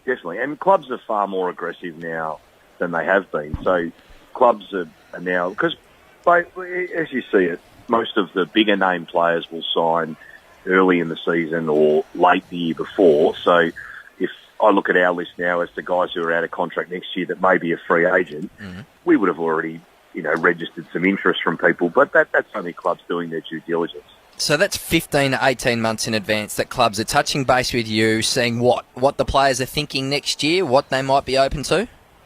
Yeah, and I think it's a little bit of planning by the clubs to say, well, look, if Cale Hooker's looking to move at the end of next year, he's a free agent, would he come to Perth or would he move to Brisbane, or has he got an interest in moving? Is he happy at Essendon? And I think because you bring in, and when you're talking about elite talent, you're bringing in a player that takes up, say, 7.5% of your salary cap. I think that they've got to do some planning on who they recontract this year, whether they give guys 2-year deals, 1-year deals, as well as what money they spend this year to make sure that they're freed up for the end of next year to bring a player in. So, Tommy, just because a player has a contract, does it mean they're definitely off the table? No, I don't think it means they're off the table, but I think that let's look at last year's trade period in isolation. Dane Beams had the issue with his father not being well, so he had a need to get back to Queensland. Paddy Ryder obviously had some probably traumatic experiences through Essendon and wanted to have a fresh start. Ryan Griffin, had sort of lost love with the game and needed to get out of Melbourne. So they were 3 guys who moved under contract, but there were some other circumstances. I don't look at players and think, well, no, we can move whenever we feel like it. I think that 90% of players still want to honour their contract. Yeah, they do, Tom, but my nephew in particular, James, he never signed a contract last year. He's obviously a free agent because of the back-end loading of his contract, and in the end, he had a choice to go to another club, and it was probably done a lot earlier than what people make out. Now, I didn't get involved in it at all, and nor should I, but the point I'm trying to make is now Rance still hasn't signed for Richmond, for supporters out there. He's obviously a magnificent player. He hasn't signed, and history says if you haven't signed by now, you're really going to move. And, you know, the precedent's there. And I'm sure you'll want him to stay at Richmond, and Richmond will give him a good offer. But the Richmond supporters and the Richmond Football Club would be getting tow with the fact that Rance hasn't signed yet. Oh, and no doubt they'd be getting toey, but because, you know, he's in all-Australian form again. I think Alex has been pretty honest publicly saying that he's still weighing up the decision as to whether he wants to play or not next year. So I think that there's a little bit more to this one than just a player weighing up what offers are out there. You mean whether he wants to play full stop? Yeah, that's right. Yeah. And that's been reported a couple of months back. Obviously, by the way he plays and how passionate he goes about it, it's hard for people to look at it and say, well, why would he not want to play? But commitments of AFL footy and the speculation and within the game now makes players have a little bit of a choice and say, well, do I still want to keep doing this or don't I? And I think with Alex in particular, Richmond released a statement about 3 weeks ago saying that we were both Richmond, myself and Alex were in continual discussions. We'll continue to have those discussions. We won't play them out publicly. And when we're in a position to make a decision, then we will. But by saying all that, the contract ends October 31, Spud. It's, what are we, almost into June now. We've still got 5 or 6 months to weigh up a decision. I don't know the rush. Yep. He's playing magnificent football at the moment, and certainly Brisbane is another interested party. Tommy, now you've got a young crop of draft prospects coming through this year with Ballack, Cole, Dylan Smith. Jack Silvani's an interesting one. Where do you see him in the pecking order at the moment? Because his father is the head of list management at the Carlton, and Steve Silvani said he's going to remove himself entirely from those discussions. But tell us, how is Jack Silvani coming along? He's been playing some very good football of late. Yeah, Jack's sort of settling in. He's probably 190, 191 centimetre defender who's been playing a little bit forward as well. So he's probably still finding his feet. He's a late December born kid, so he'll be 17 even at the time of the draft. Yep. So he's still got a hell of a lot of upside. Yeah. Is he sort of second, third round? Is he sitting in the middle pack, do you reckon? I would think so. It's an interesting pool. I saw that Flower today released the top 20. And I reckon he could get better than that, Tom, by the time he matures a little bit more. I've seen him play a lot of footy this year. He's played a couple of good games, played a couple of poor games as well. But I reckon he could get better than that, Tom. And I hope so, BT. I think the thing with Jack is, as I said, he's a 17-year-old December-born kid, so he's almost a year younger than most of the guys in this draft. The other thing, too, is he hasn't been in the elite pathway program till this year. So Sauce has held him back. He's got so much upside. He's got to get a stronger body and he's got to get his run up. But his ability to read the game and his foot skills are, elite. So time will tell with Jack. In terms of Sauce has been really professional. My discussions have been more with Andrew McKay than Steve Silvani. He wants to be removed from it so he's not compromised in the selection process. Nice work, Tom. Tom Petoro joining us from Stride Sports. Appreciate your time. Thanks very much for joining us. Thanks, guys. Have a good day. Yeah, nice work, Tom. I've been down and watched young Silvani play. Are they playing him in sort of a lead-up, present-up forward role? And a couple of times I saw him. Like his old man? He's got the same legs. There's no doubt about that. And obviously he's going to mature a lot more. But I tell you what, when I watched him play, and, so often parents, they look for the wrong thing in what they think their son's got to have 30 possessions. Yeah. Silvani wasn't going to have 30 possessions, but he did 10 things, and he did 6 of them like no one else could do it the way he did it. And that was what Sauces was like. He could go forward and kick goals, but as a backman, he'd had 10 disposals and be one of the better players on the ground. Yeah. As a father, lads, how must difficult must this situation be for Sauce to not be able to comment, have some sort of say on your son's future, his worth? Well, you just heard Tom Petoro say that he'd held him back from the elite pathway. So Sauce is having plenty of say, but nothing publicly. And Andy McKay would be doing the dealings, but knowing Sauce like I do, there'd be a fair bit of talk with Sauce and Andrew before it goes back to Tom. Oh, yeah. Absolutely. And I think Joe would have a little bit to say about it as well. Let's go around the grounds for the TAC, JZ. Hey, it's the Saints by 10 points. Up the Gabba, your mob. Spud 9-6-60, leading the Lions 18. Nicky Rewalt with 3 goals. Armitage with 2 goals and 18 disposals as well. Little Louis Taylor with 18 touches for the Lions. Swatter's back with us from the rooms. Nice work down there, Swatter. Just not so loud next time. Yeah, we thought you were up. You can't go down there. You were up, weren't you? It's been a long time since I've been back in that. Lots of it. A little bit of smelling salts. Grippo, put the Grippo on the hands. Even got the end with Drew Petrie for a couple. Walked in there like you were the two-timer. I didn't walk in there, Brian. And you just shouted everyone down and you demanded attention. I did remind the bloke on the door just the history of the career. Just before we leave the recruiting thing and the trade and all that, Dane Beams, you wanted to say something about him? Well, we spoke to Nick Maxwell throughout the week, and it was his opinion that Collingwood are going to win this trade, that Dane Beams trade. Now, when he signalled to Collingwood that he would want to walk out at the end of the year, go Brisbane, be closer to his father. Still an if, I would have thought. We all thought that could be a devastating blow for the Collingwood engine room, but they got pick 5, which is Jordan De Goey. They got pick 25, which is Levi Greenwood. Oh, he hasn't played. And they got Jack Crisp. Now, Jack Crisp's form, fellas, is going very well. I would have thought. Averaging 20 possessions, playing the opposition's best players. Don't just paint the side of the picture that you want to win. Tell us how Dane Beams is going. What's he been averaging? Dane Beams is going magnificently. Averaging 27 possessions. I think he's had 15 to this point, Spud, so going well up there. It's a 3-for-1 deal that I think in 5 years' time we're going to think that this was actually a win for the Collingwood football. How old's Dane Beams? 24. So he's 24. 24. Still very young. I think you'll find he's older. I'll have a look. Is he? Yeah.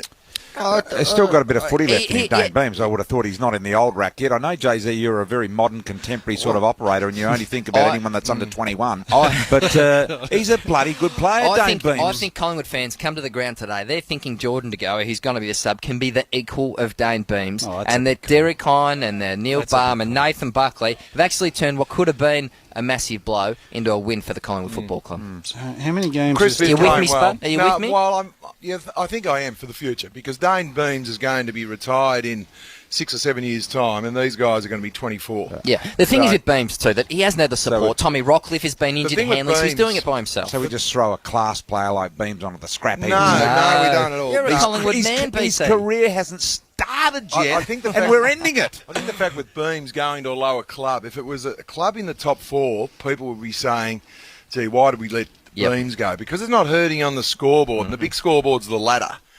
People tend to say, oh, look, Brisbane is still building, but if he went to a Hawthorn, Fremantle or Sydney Swans and then top 3, they'd how in the hell did we let a guy like Dane Beams go? Because it's not hurting him on the scoreboard at the moment. I think people, even Collingwood people, say, oh, well, it's not really hurting us. But as I said, the big scoreboard's the ladder. I know where you're going from, Jay-Z, but you just can't let class players walk out, because you just don't want another class player at Collingwood saying, well, Dane Beam walked out last year, I might just follow suit. And you want it as a football club, and Neil Baum is one of the best footy ops, make sure there's no precedences there. And there is at the moment. And I'm not sure that 100% of the reason was because of the illness of his father. Well, what are you saying, BT? All I'm saying exactly that. I'm not sure that 100% of the reason. He's saying Buckley, you're saying the money? No, I'm saying the old Kachinga Chinga.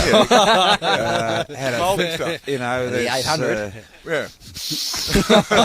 Gee, that stuff smells good. Had a fair bit to do with Dano heading up north. Well, Collingwood, obviously, while we're on this, they've, and Damien Barrett, and I know you're all over at Jay-Z, with Treloar. Collingwood reportedly 5 years at $750. Yep. And Warrior really doesn't go with stuff. And Barney laughed it off, but Barney laughing things off, he'll do that all the time. Got to like that. Jay-Z backing up Purple, saying that's interesting. He's on the money. Oh, it's 100%. And I think if you're Scott Pendlebury, you're saying to Derek Hine, you're saying, boys, get me a 22-year-old jet who I can feed out hand passes to, who can kick running goals, because that's what they need. It was maybe an Aish or a Treloar, a Shield. Would have been nice to have Beams there to farm it out to. Well, now they've got the support. They've got DeGoey there as well. He's Nathan very good. Freeman, These young players that they've got, Collingwood, are very, very good, and they've done well in the young department. Doesn't mean that you can't have mid-range age players and older players to complement.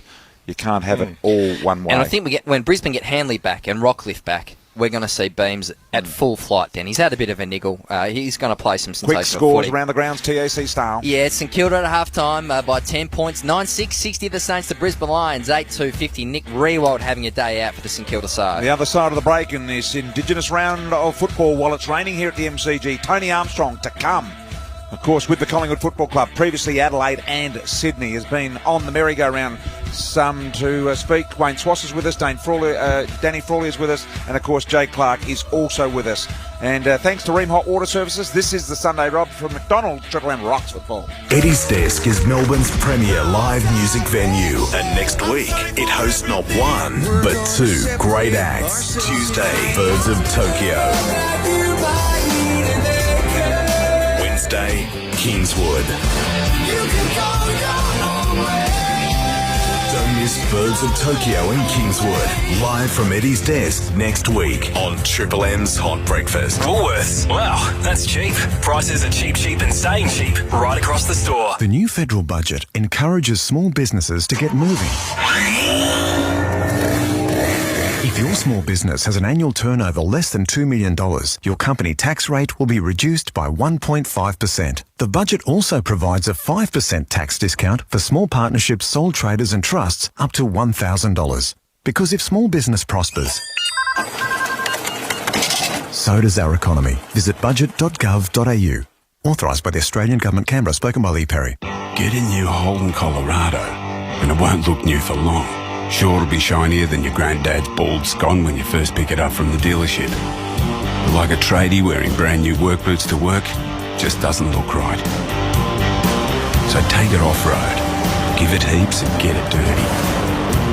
Your new Colorado, with unbeaten 3.5-tonne towing and up to 500 Newton-metres of torque, will be looking muddy beautiful in no time.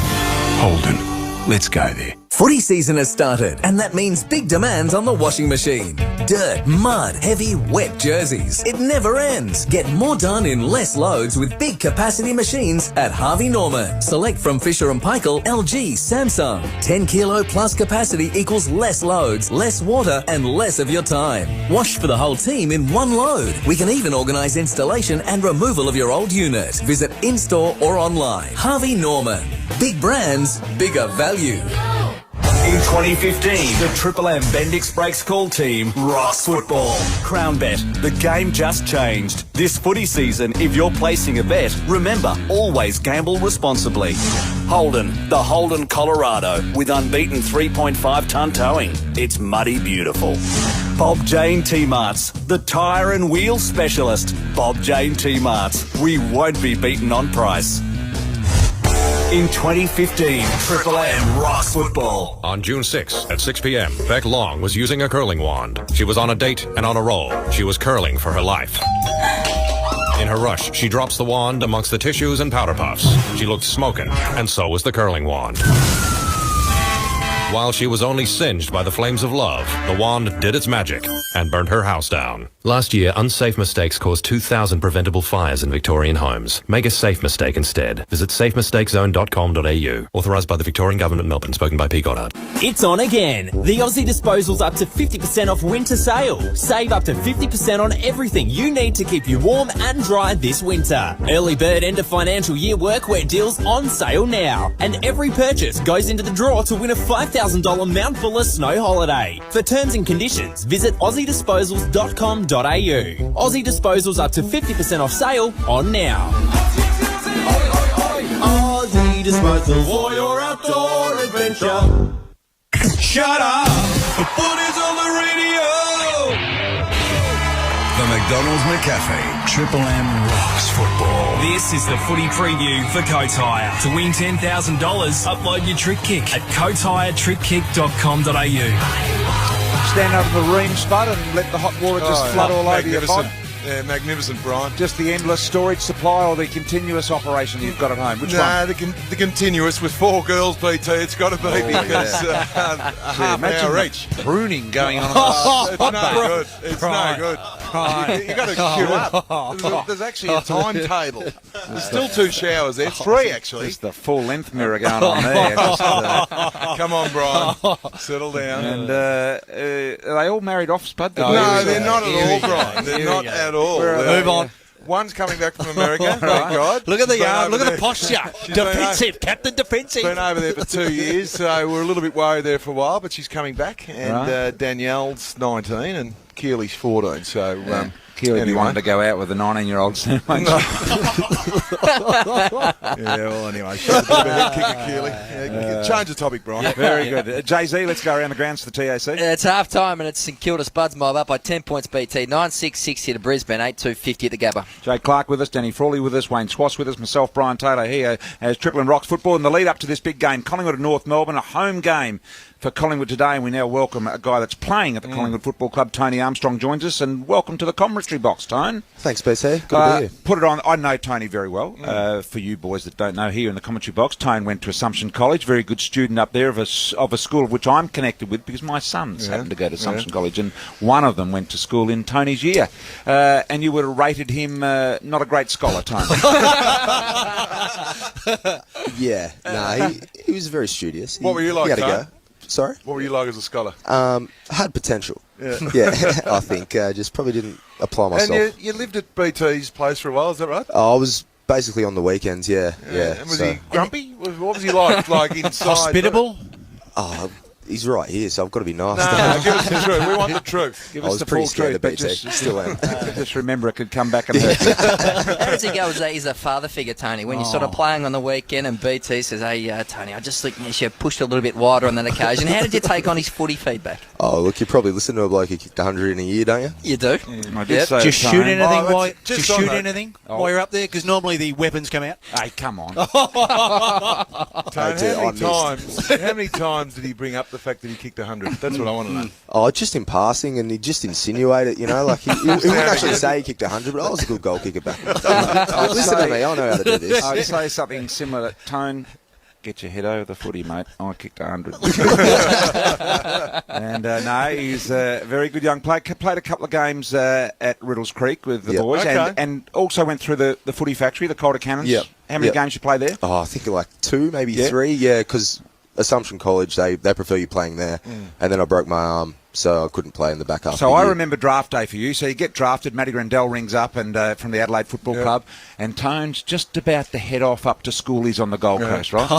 And I think the draft was like the day before schoolies started or something like that. And Tone said to me, he said, can you ring Matty Rendell and ask him if it's okay if I go to schoolies? I think that went down like a lead balloon. Matty Rendell said, you tell him to get his ass to Adelaide tomorrow. So that was the end of that. And that was your introduction to professional football. Oh, absolutely. You just got to make the right decisions, don't you? You got to put your career first. And that's just the way it is. And so Adelaide, then on to Sydney, and now Collingwood. And how do you think you're placed right now, Collingwood? How many games you played this year? Half dozen? 4 or 5? Yeah. I've played a few. No, I think we're going all right. Like it's early in the year. We've got to beat teams like North Melbourne if we want to get to where we want to go. So I think today will be a really good test. You're a young Indigenous man, and you've had a different story to a lot. Just tell us in a sort of a nutshell your story from perhaps just the pre-football days to now. Oh, well, single mum, only child, didn't know my father, who's the Indigenous one, so I don't really have any of my story. Yep. And so you've been searching for that along the way? Yeah, I've been searching for that along the way, and Andrew McLeod really helped me with that when I first got to Adelaide. So you lived with Andrew for a while? No. He was my mentor. Right. And we kind of paired up the map of Australia with. Have you guys seen the map of Indigenous Australia? And they have all the different tribes. Yep. And we kind of paired them up. And I'm from out the back of Burke, and that's where we found my tribe and all that sort of stuff. So it's kind of just been I'm basically an Indigenous man with an Anglo-Saxon upbringing, if that makes sense. Yeah, it does make sense. So how has that been? Has that been difficult for you, the fact that that Anglo upbringing and now being immersed and trying to find answers from your background? It can be tough, because like at times you might feel like you're a bit of a fraud, like you're Indigenous, but you don't have your story and you don't know where you're from and all that sort of stuff. But as I've gotten older and I guess I'm more comfortable in myself, I've been able to, look into it and really become a proud Indigenous man, which is what I am. And so you look at the likes of your leaders in this game, on this particular platform, which is footy, like Adam Goods and Longy before him and all of those guys. Are you happy for those guys to lead you? Do you want to have your own voice? How do you handle the whole situation? Oh, you've just got to be the best person you can be, I guess, and regardless of whether you're Indigenous or not. If you're an upstanding citizen, just a good guy, I think people will follow you. And with guys like Goodsy, Mickey O, Paddy Ryder, he's a beauty, Mickey O. He's unreal. Like all these type of guys, it's just we're so lucky that they've kind of paved the way. You didn't come on any of the Toyota tours with Spud and I with Mickey O, did you? No. Mickey O promotion. Is it fair to say, Tony, that when you were brought to Collingwood, it wasn't just necessarily for your own on-field playing performance? You were brought as part of a mentoring role. Yourself and Quinton Lynch, I believe, at the same time. Can you tell us about how much of your place at the club is also, nurturing, helping bring the young players at Collingwood underneath you? I think that's just part of everyone's role. Like at all the good clubs with all the good cultures, everyone just tries to help each other out, and I guess that is part of my role. It's one of my strengths, I guess, empathy and all that sort of stuff. So, yeah. So the footy. Yeah. Now, half-back flanker, sort of back pocket. You're a good kick. That's your attribute, is that you can really kick the footy well. Yeah. And you're a good link-up player and you read the play really well. Is that where you see yourself, and is that the role you see yourself playing at Collingwood? Yeah, absolutely. Like especially in the modern game, you need to be able to hold on to possession because a lot of goals are scored on turnover. So it's a very important role, and that's what the about top body role, strength, Tony? You're built like a matchstick, mate. You've got to be able to, you could be coming up against someone like Spud, who's a brute. How are you going to hold him off? Just head over the ball beats. Or Swatter, who's trying to give you an uppercut underneath the pack. Brian. Come on, Swatter. That's coming what happened, from you. wasn't it? No, not at all. Not at all. It must be exciting playing in the back half with Collingwood because they're a young, inexperienced team in that defensive, and Ben Hart's done a really good job, as Bucks has. So there's a lot of potential there, isn't there? Oh, absolutely. I reckon in terms of a whole group, games played together, it'd be stuff all. So it's just good to be part of a group that's growing together, and we've got some really good talents down there too. Hey, 3 clubs, 3 different game styles. Which game style would suit the way that you like to play your footy best? Probably Collingwood, to be honest. Like we like to give it to the users, and obviously that's one of my attributes. So I really like the way Collingwood play. Probably have to say that too. You would have seen Adam Good's celebration against Carlton on Friday night, Tony. What was your take of that? Oh, I just thought it was a great moment. It was a man who's proud of his culture, just expressing it. Are you inspired by these sorts of something like that? Yeah, absolutely. I think he's just such a great leader, and as I touched on before, he's not only just a good leader, like he's a quality guy with really good morals, and for him to come out and do that, to come outside himself and just show the world his culture, I thought it was great. Are you disappointed by some of the reaction? I mean, some people are clearly uncertain about what Adam Goods did. What do you make of the people who don't know how to process it, or unsure, or don't like it? Well, I just think that's an education thing. The more people learn about it, the more pro Adam Goods I think they'll be. Well, Tone, good luck with the footy. What are you out because of just opportunity at the moment? Or are you out because of injury? Opportunity. I always say that. Opportunity, yes. Very nice indeed. Tony, appreciate you coming in and talking to us today. Spud, you got no further questions for Tony? I'm very... he's well-spoken, Tony. He is a well-spoken young man. He's well-respected in the AFL community, Brian. In a nutshell, Peter, we just spoke about Jack Crisp and Jordan De Goey. In a nutshell, how are those boys going? Yeah, great. Well, you look at the way Crispy's playing at the moment. He's not only taken the opposition's best player, he's given us some drive offensively as well. And Jordan De Goey, first year, he's a great size. attacks the ball really hard. Just trying to Collingwood validate his argument. He agrees with me that Collingwood won the Dane Bean straight. Well done, Tony. Very good. Hey, you should have prefaced your question with that. Hey, you let me up the garden path. Tone, you wouldn't have heard this just a while ago, but Swatter, who's a two-time BNF at North Melbourne, one time at Sydney, went down to the North Melbourne rooms just a few moments ago to interview Brent Harvey in the environment of getting ready to play, and the doorman said, "Who are you?" as a two-timer, and he barged his way. He's lost his feathers, Tone. Then he got into the rooms and he was loud and obnoxious. Just if you could just give in a sentence the comparison of someone like Swatter entering North Melbourne and perhaps me entering Collingwood. How that goes. Well, it's just you walk in and it's just just golden handshake, doors open. It's the Maxwell. You don't Maxwell open doors, smart. do you? It just keep happens. open. Very nice. Tony Armstrong, join us on Triple M. Guys. Appreciate your time. We're going to take a break quickly around the grounds for the TAC. Saints by 7 points midway through the third quarter at the Gabba BT. This is the Sunday rub here for McDonald's Triple M Rocks Football. Billy Brownless and James Brayshaw. The Rush Hour, where sport meets stupid. Dyson Apple, tell us about F45. It's, I guess, all based around group training and functional training and circuit-based, low-impact training. Yeah, no doubt. A core, you do the core because I've been doing that of late. No, a bit of core work, Bill. You love it, eh? Look, can't you tell? Oh, I can, mate. Far out. Strong through the core now. Have you seen anything like that, Dyson? Oh, it's a bloody specimen, isn't it? The Rush Hour, back tomorrow from 3. For Buy Property Direct. Triple M.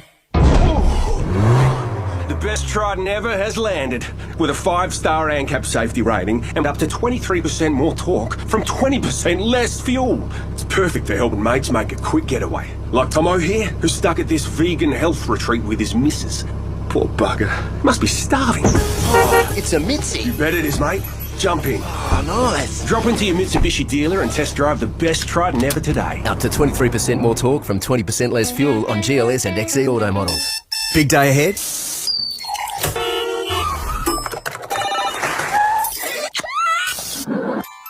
Start your day with Barocca Performance. It has a high dose of B vitamins and vitamin C, calcium, magnesium and zinc to help improve mental sharpness and physical energy throughout the day. Try the new Barocca Performance Mango and Orange 45s. It's just $17.99 at Chemist Warehouse. Big days start with Barocca. Always read the label. Use only as directed. Chemist Warehouse. Lowest prices guaranteed.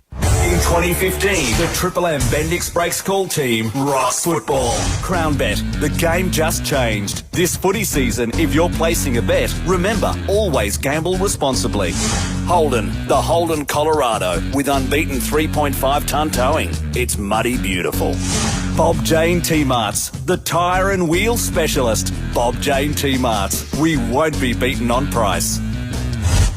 In 2015, Triple M rocks football. If you don't have the right health insurance by June 30, it may cost you big time. So what do? You could just stick your head in the sand. Which doesn't work very well. Or contact iSelect. Our experts can explain how June 30 will affect you and compare policies to help you find great value cover. Call 13 19 20. Get the facts and get health insurance through iSelect by June 30. Oh, I'm never going to get the sand out of there. Visit iselect.com.au to view our range of funds. We do not compare all products in the market. Australians love radio. They love hearing the music, sharing opinions, visiting the websites, and even learning about things they might love to buy, like, say, a sexy new lounge. It's a love thing. In fact, listeners are three times more likely to buy the furniture and homeware brands they hear advertised on radio. So for all the ways radio can give your brand some king-size love, search radio. It's a love thing. Was I too sexy? Due to circumstances beyond their control, like breakdown of families and violence in the home, some young people find themselves with nowhere to go. The longer they're out there, the more certain their future becomes, and the harder it is to break the cycle of homelessness. Help the Salvation Army change a life before it becomes a lifetime. Call 13-SALVOS to donate to the Red Shield Appeal and help end homelessness now. Shut up! The footy's on the radio! The McDonald's McCafe. Triple M rocks football. This is the footy preview for Coates Hire. To win $10,000, upload your trick kick at coateshiretrickkick.com.au. Yeah, get on there and do that for our great mates at Coates Hire. $10,000 up for grab if you do upload your trick kick at coateshiretrickkick.com.au. Just ran into the big Fevolution there. Nothing sticks to Fev, does it? Like he's had an indifferent week, hasn't he? Up there at Ovens and Murray. Just got all the interleague players and decided to go out till sort of. Just got him in a bit of a team building. Well, 2:30, 4 o'clock a.m. when you're playing the next day, Brian, as captain coach. Anyway, I'm looking forward to this next segment. I've been listening on a Sunday, and I do like it. It's coming, but Jay-Z, you've got something. Just quickly, I want to ask you about Paddy McCartan. Just in a nutshell, we haven't seen much of him in recent times. We know he's a diabetic and he's going to manage that, check his blood 2 or 3 times a quarter. But how's he going? How's his development down there at Seaford? He's the classic example of a young player who's been able to do his own thing in the under-18s because of his size. And when you play at the pointy ends of the ground, and B2 will hopefully back me up here, when you're a youngster, you're playing against a guy like my nephew, 26 years of age, like strong bulls. So all of a sudden, his strength in the under-18s isn't anywhere near it should be at AFL level. So you imagine today playing on Nathan Brown, and Nathan Brown's going to beat him. But in 3 years' time, Paddy with 3 pre-seasons under his belt will be able to do that. So I think when you get drafted as a midfielder, you're one of 13 or 14. You can sort of just mesh in there and mould into the group. And Goddard's the same at St Kilda. He's going to play 200 games. And it's okay to be on the fringe, isn't it? And you've got to spot on, Brian. Yeah. So they've got to earn their spot. I think he probably, in hindsight, got a game a little bit too early. Yep. And there's no doubt the latter half of the season. But I wouldn't be disappointed if I was a Saints fan to see him in the VFL. He got knocked out yesterday, but the week before he kicked 5. So he can really play. He's a smart player. He's exactly what the Saints need, and he'll take over from Rewalt. I just wonder where Spencer White and Tommy Lee are at. If McCartan's getting a game early on, it just sort of shows that those guys aren't coming on as quickly. No, well, look, they're earning their stripes. They have to. And the thing about Alan Richardson is he's not afraid, and we saw that with Luke Beveridge yesterday. Like, he brought 6 in, dropped 4, there was 2 injuries. Yep. Richo's the same. It's all about form. And if you're playing well, consistently enough at the VFL, you'll get your opportunity. Now, unfortunately, those players haven't been able to do that, the 2 guys you talk about, and Spencer White. Although Tommy Lee's changed positions. They've put him down the back half, and he's showing some potential. He reads the ball really well, and he just needs to work on his body work a little bit. But I think there's a little bit of scope there for Tommy Lee. The thing I like about Spud and St Kilda is that he's got to go to Seaford. And that's, I know you're a bit of a south of the Yarra man, Spud, but it's a long way to go. It is a long way, Brian. Yeah. No, it takes a bit longer than I thought it would too. When the initial discususns would place, I thought, it's not that far. But look, it is a long way. But in 2 years' time, Brian, it won't be that long. No, I may not be there, but it'll be closer. Great news to get back to Moorabbin. But look, Seaford's a great. It's a great facility. It's not great, really. Where it is probably it's in an industrial park. Let's face it. It's right near the freeway there. But bit of salt air and a bit of messed up mush from the freeway. He must be doing a great job, BT, because St Kilda currently lead the Lions by 19 points up at the Gabba. Wow, that's a big because it was 5. Was it 5 strip? They were down 5 to zip. Yep. Yeah. So anyway, but it's hot, so they'd want to have a good lead at 3/4 time. No duck shoot today because let's face it, Duck's not here. He's getting his knee drained or something, Brian, is he? And fluid on the knee? Yes, apparently that's the case. So we look forward to the results of that being a nice positive result. And or is he on his way back from Tassie? I'm not sure which one it is. But anyway, this is a segment, Spud, that I'm looking forward to this. We call Tell Me Something I Don't Know. So don't come up with something that's already you've used yesterday or the day before. This is a very original operation where we all tell each other something that we don't already know, that we haven't read, seen or heard.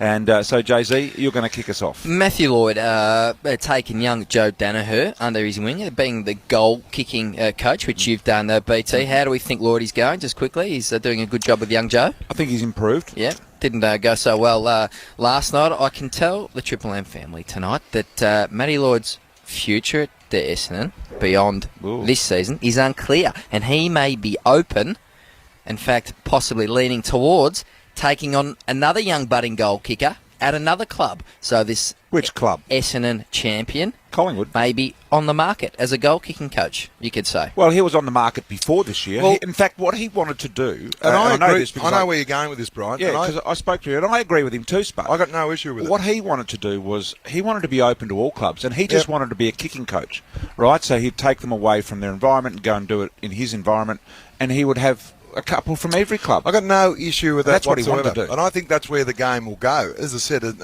I do a little bit of defensive work down at St Kilda, and I don't get involved in the match day plans and, you know, the strategy. So I would have thought in the American system, they have guys coming in, specialist punters and kicking coaches.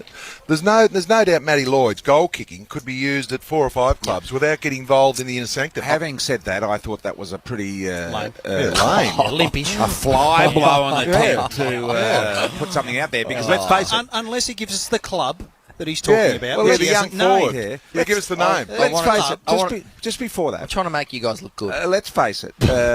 What goal kicking coach part time has ever been signed beyond 1 year? Yeah, that's true. None. He's an Essendon champion. Yeah. And he could be... Give us the club. He could be poached. Give us the club. Your turn, Spud. Melbourne team. Give us the club. Melbourne team. A young forward. Oh, Melbourne. It has to be Melbourne. 'cause Hogan. he won't. Hogan. Jesse Hogan. Melbourne. Yes. Melbourne. He's That's it. confirmed it Yeah, without that's saying it. it. That's Nice your nod. turn, Spud. Yep. Because Yeah. he wouldn't be leaving town because No. he's On married travel. Lisa. I think Yeah. is she a Lamana or is she? Yeah. And they've got Yeah. plenty. And so Lloyd would be saying, "Got to cash in on that." He's a beauty, Lloydie. You never see him. He doesn't live. He actually lives opposite Stuart Lowe, and I often go around the Stuart's place. But Lloydie, he's got the underground car park. High fence. He's got the high fence. Cameras. It's just the gates open, automatic gates. He drives down, Perfection. and then you don't see him. He just sort of hibernates. All right, Spud. What do you got for us? I've got 2 weeks ago, one of the Fox Footy commentators, very, very well prepared, always to the letter of sharp, incisive, gets over to Adelaide, and the Fox Footy suits are navy blue. Oh, this would be kingy. Opens up the suit pack, and it's pale blue. One like you'd wear to the spring carnival, something like that. The pants and that. The suit was pale blue, so the preparation... Safari suit style. Yeah, the preparation wasn't put was put on the back burner because it had an early flight, leave in the middle of the dark, and this guy he's not a morning person, Brian. He likes hibernating as well. this On particular camera guy. operator, like on camera, is his normal role? He's He's on camera. He camera. normally runs the show. Commentator. He's a commentator. No, sorry, special comments. Thank you. But he runs a couple of shows at Fox Footy as well. Hairy. No, he's not that hairy. Largish? Largish, very large. Really large? Yeah. Lack of hair? Yeah, his neck's morphed into his head's morphed into his body. Was he involved in a murder investigation last week at the zoo? Well, he might have been. He might have been. No, the chief. The chief 2 weeks ago went to Adelaide Oval and brought the wrong suit. So imagine him in the light blue safari. light blue. Sort of, Remember we saw him on when that tour one year and we were down at Terrelgan and he had this brown number on, this light brown number that just didn't quite fit him properly. So did he fulfil his normal role? Well, he did, but he wasn't on camera much. So Swatter. he was banned from being on camera? Yeah, he was, but that's the way. Well, let's face it, who's going to fit into his suit? If you were going to a wedding back in the 1970s, would you be wearing something like he had? You probably would. Yeah, but no, the chief, he's pretty well dressed most of the time. All I can say I was is surprised. He's well done, Libby. Yeah. yeah, well done. Swatto, what do you got for us? Short and sharp, Brian, without a great deal of detail. My information is that Alex Rance will make a decision within the next 2 to 3 weeks, and it is line ball about whether or not he re-signs or he does walk away. But within 2 to 3 weeks, the decision will be made publicly. What's your gut feel, Schwatter? It's a 50-50 call right now. Make it 51-49. Which way? That's what I'm asking you. It's pretty simple. Well, sorry, Brian. I'd say Stay or go. go. I have a Brisbane or No. Paris? Paris. Paris. I have a little one, and I need to just put down some ground rules, and that is that there can be no questions asked. Hey, that's not how it operates. Otherwise, I don't give. Come on, Brian. Okay. All right, so we no promise questions. not to question. You've normally got a couple of gems, Brian. We'll be going straight to the ad break off the back of this. So, there's a player that's going to tell all. What sort of all? I'm not saying. There's no question. Club. And this will be happening soon. Well, an open mic or something like that. No, he left that station. We haven't heard from him. We'll all look forward to hearing from him. Past or present? And he's got a story to tell us. For McDonald's... No, come on. Hey, hang on. Past or present? The current player, you say? I said no questions. Well, sorry, but that's like nothing. You've told us 11,000 nothing. players have played the game, You've told him nothing. Let's go around the grounds for the TAC. It's the Saints by 8 points leading the Brisbane Lions. St Kilda 74 leading Brisbane 66. Alan Christensen's just hit the post. BT, Spud, Jay-Z, Swatter and Howie a little bit later on for Coatside. This is the footy preview. And right now, here's Chris McKenzie with another M Sport update for the Master Builders Association of Victoria. Macca, take it away. Thanks, Schwatter. The AFL is encouraging players to celebrate their culture despite the controversy over the Indigenous war cry from Adam Goodes. Gil McLaughlin has given his full support to the Sydney Veterans Goal celebration today, while Hawthorn's Sean Burgoyne has told Channel 7 he's surprised how much it's divided opinion. I would have did it yesterday as well, but I'm not a good dancer. Yeah, it's probably people are taking it out of context. I think the Carlton fans there, that they should be proud of that he's doing it to them. I think it was a show of respect, and the Carlton players, he said, liked it, and his players liked it, so I don't think he meant to upset the Carlton fans. Bombers skipper Joe Watson is set for scans during the week and could be endowed for their clash against Geelong on Saturday nights after picking up an injury in the second quarter of last night's loss to Richmond. In tennis, Nick Kyrgios admits a flare-up of his elbow injury affected his serve in last night's straight sets loss to Andy Murray in the third round of the French Open. There was a couple cool points out there, a couple highlights, I guess. And, I didn't play bad. I played really well from the back. I thought I moved well. I think it's tough when the main part of your game's not on, where it's won me matches before. It's pretty much, my main strength, and it's not there. It's tough to play. Also overnight, Tanasi Kokonakis showed plenty against Novak Djokovic, having his serve broken just 3 times in the 6-4, 6-4, 6-4 defeat. Andrew Bogut has defended Matthew Dellavedova against claims he's a dirty player as the Aussies prepare to face off in the NBA Finals with the Warriors and Cavs. Arsene Wenger has challenged his Arsenal players to use last night's FA Cup final success over Aston Villa as inspiration to mount a serious bid for the EPL title next season. We finished third, we won the cup. Since January, I think we made a huge number of points. So it's a good platform to do better next season. But in England, it's not like in any other country. You have 6 teams who can win the Premier League. Aussie golfer Stephen Bowditch has fired a 5-under 64 to grab a 2-shot lead after the third round of the US PGA's event in Texas overnight. And championship leader Valentino Rossi will start tonight's Italian MotoGP from 8th on the grid in front of his home France at Mugello. This month, buy the Kia Cerato S from $19,990 drive away with free auto. Plus, all Kias come with a 7-year warranty. Conditions apply. The Triple M footy gamecast, showers falling 15 degrees at the MCG thanks to Master Builders, unbeatable leaders of the building industry. For details, go to mbav.com.au. With the bounce from the Magpies and Kangaroos up next for McDonald's, Triple M rocks football. Footy. It's Melbourne's religion. And Triple M's Hot Breakfast has footy covered. With the inside word from the greats who played yesterday. The man known as the King, Wayne Carey. G'day, boys. The little champ, Jakey, the push-up king. Boys. And the greats who play today. Joe Watson, the captain of Essendon. Morning, guys. Joe, the superstar from the St Kilda Footy Club, Joey Montagna.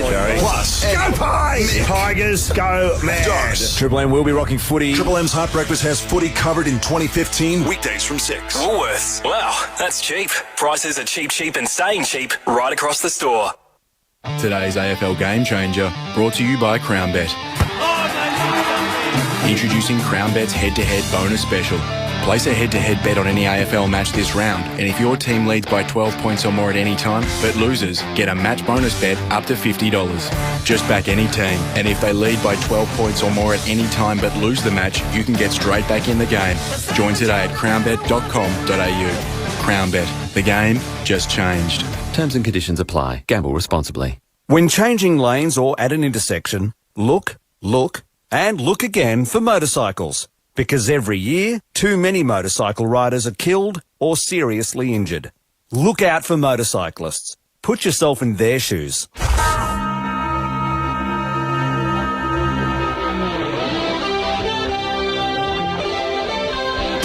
The 2015 AFL season is proudly brought to you by Toyota. Toyota Footy. Oh, what a feeling.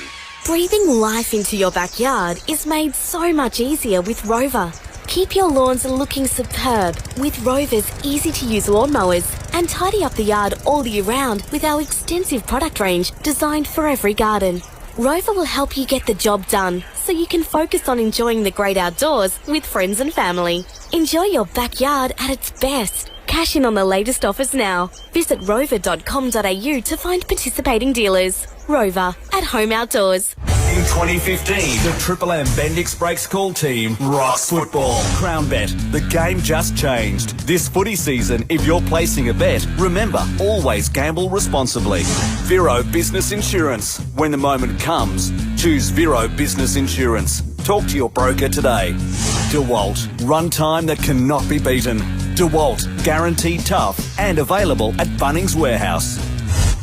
In 2015, Triple M rocks football. Attention all small businesses. Citroen have a great offer for the fuel-efficient, easy-to-load Berlingo van, which already comes with a 5-year or 200,000-kilometre warranty, whichever comes first. It's great for carpenters, great for gardeners, and great for dog groomers too. Visit citroen.com.au to find out more about this special offer, which is available for only $1 a month and is a great deal for everyone. Visit citroen.com.au to find a retailer. Citroën, créative technologie. If you're a small business owner, you can now buy equipment up to $20,000 and deduct the full amount immediately. So I can fully deduct a...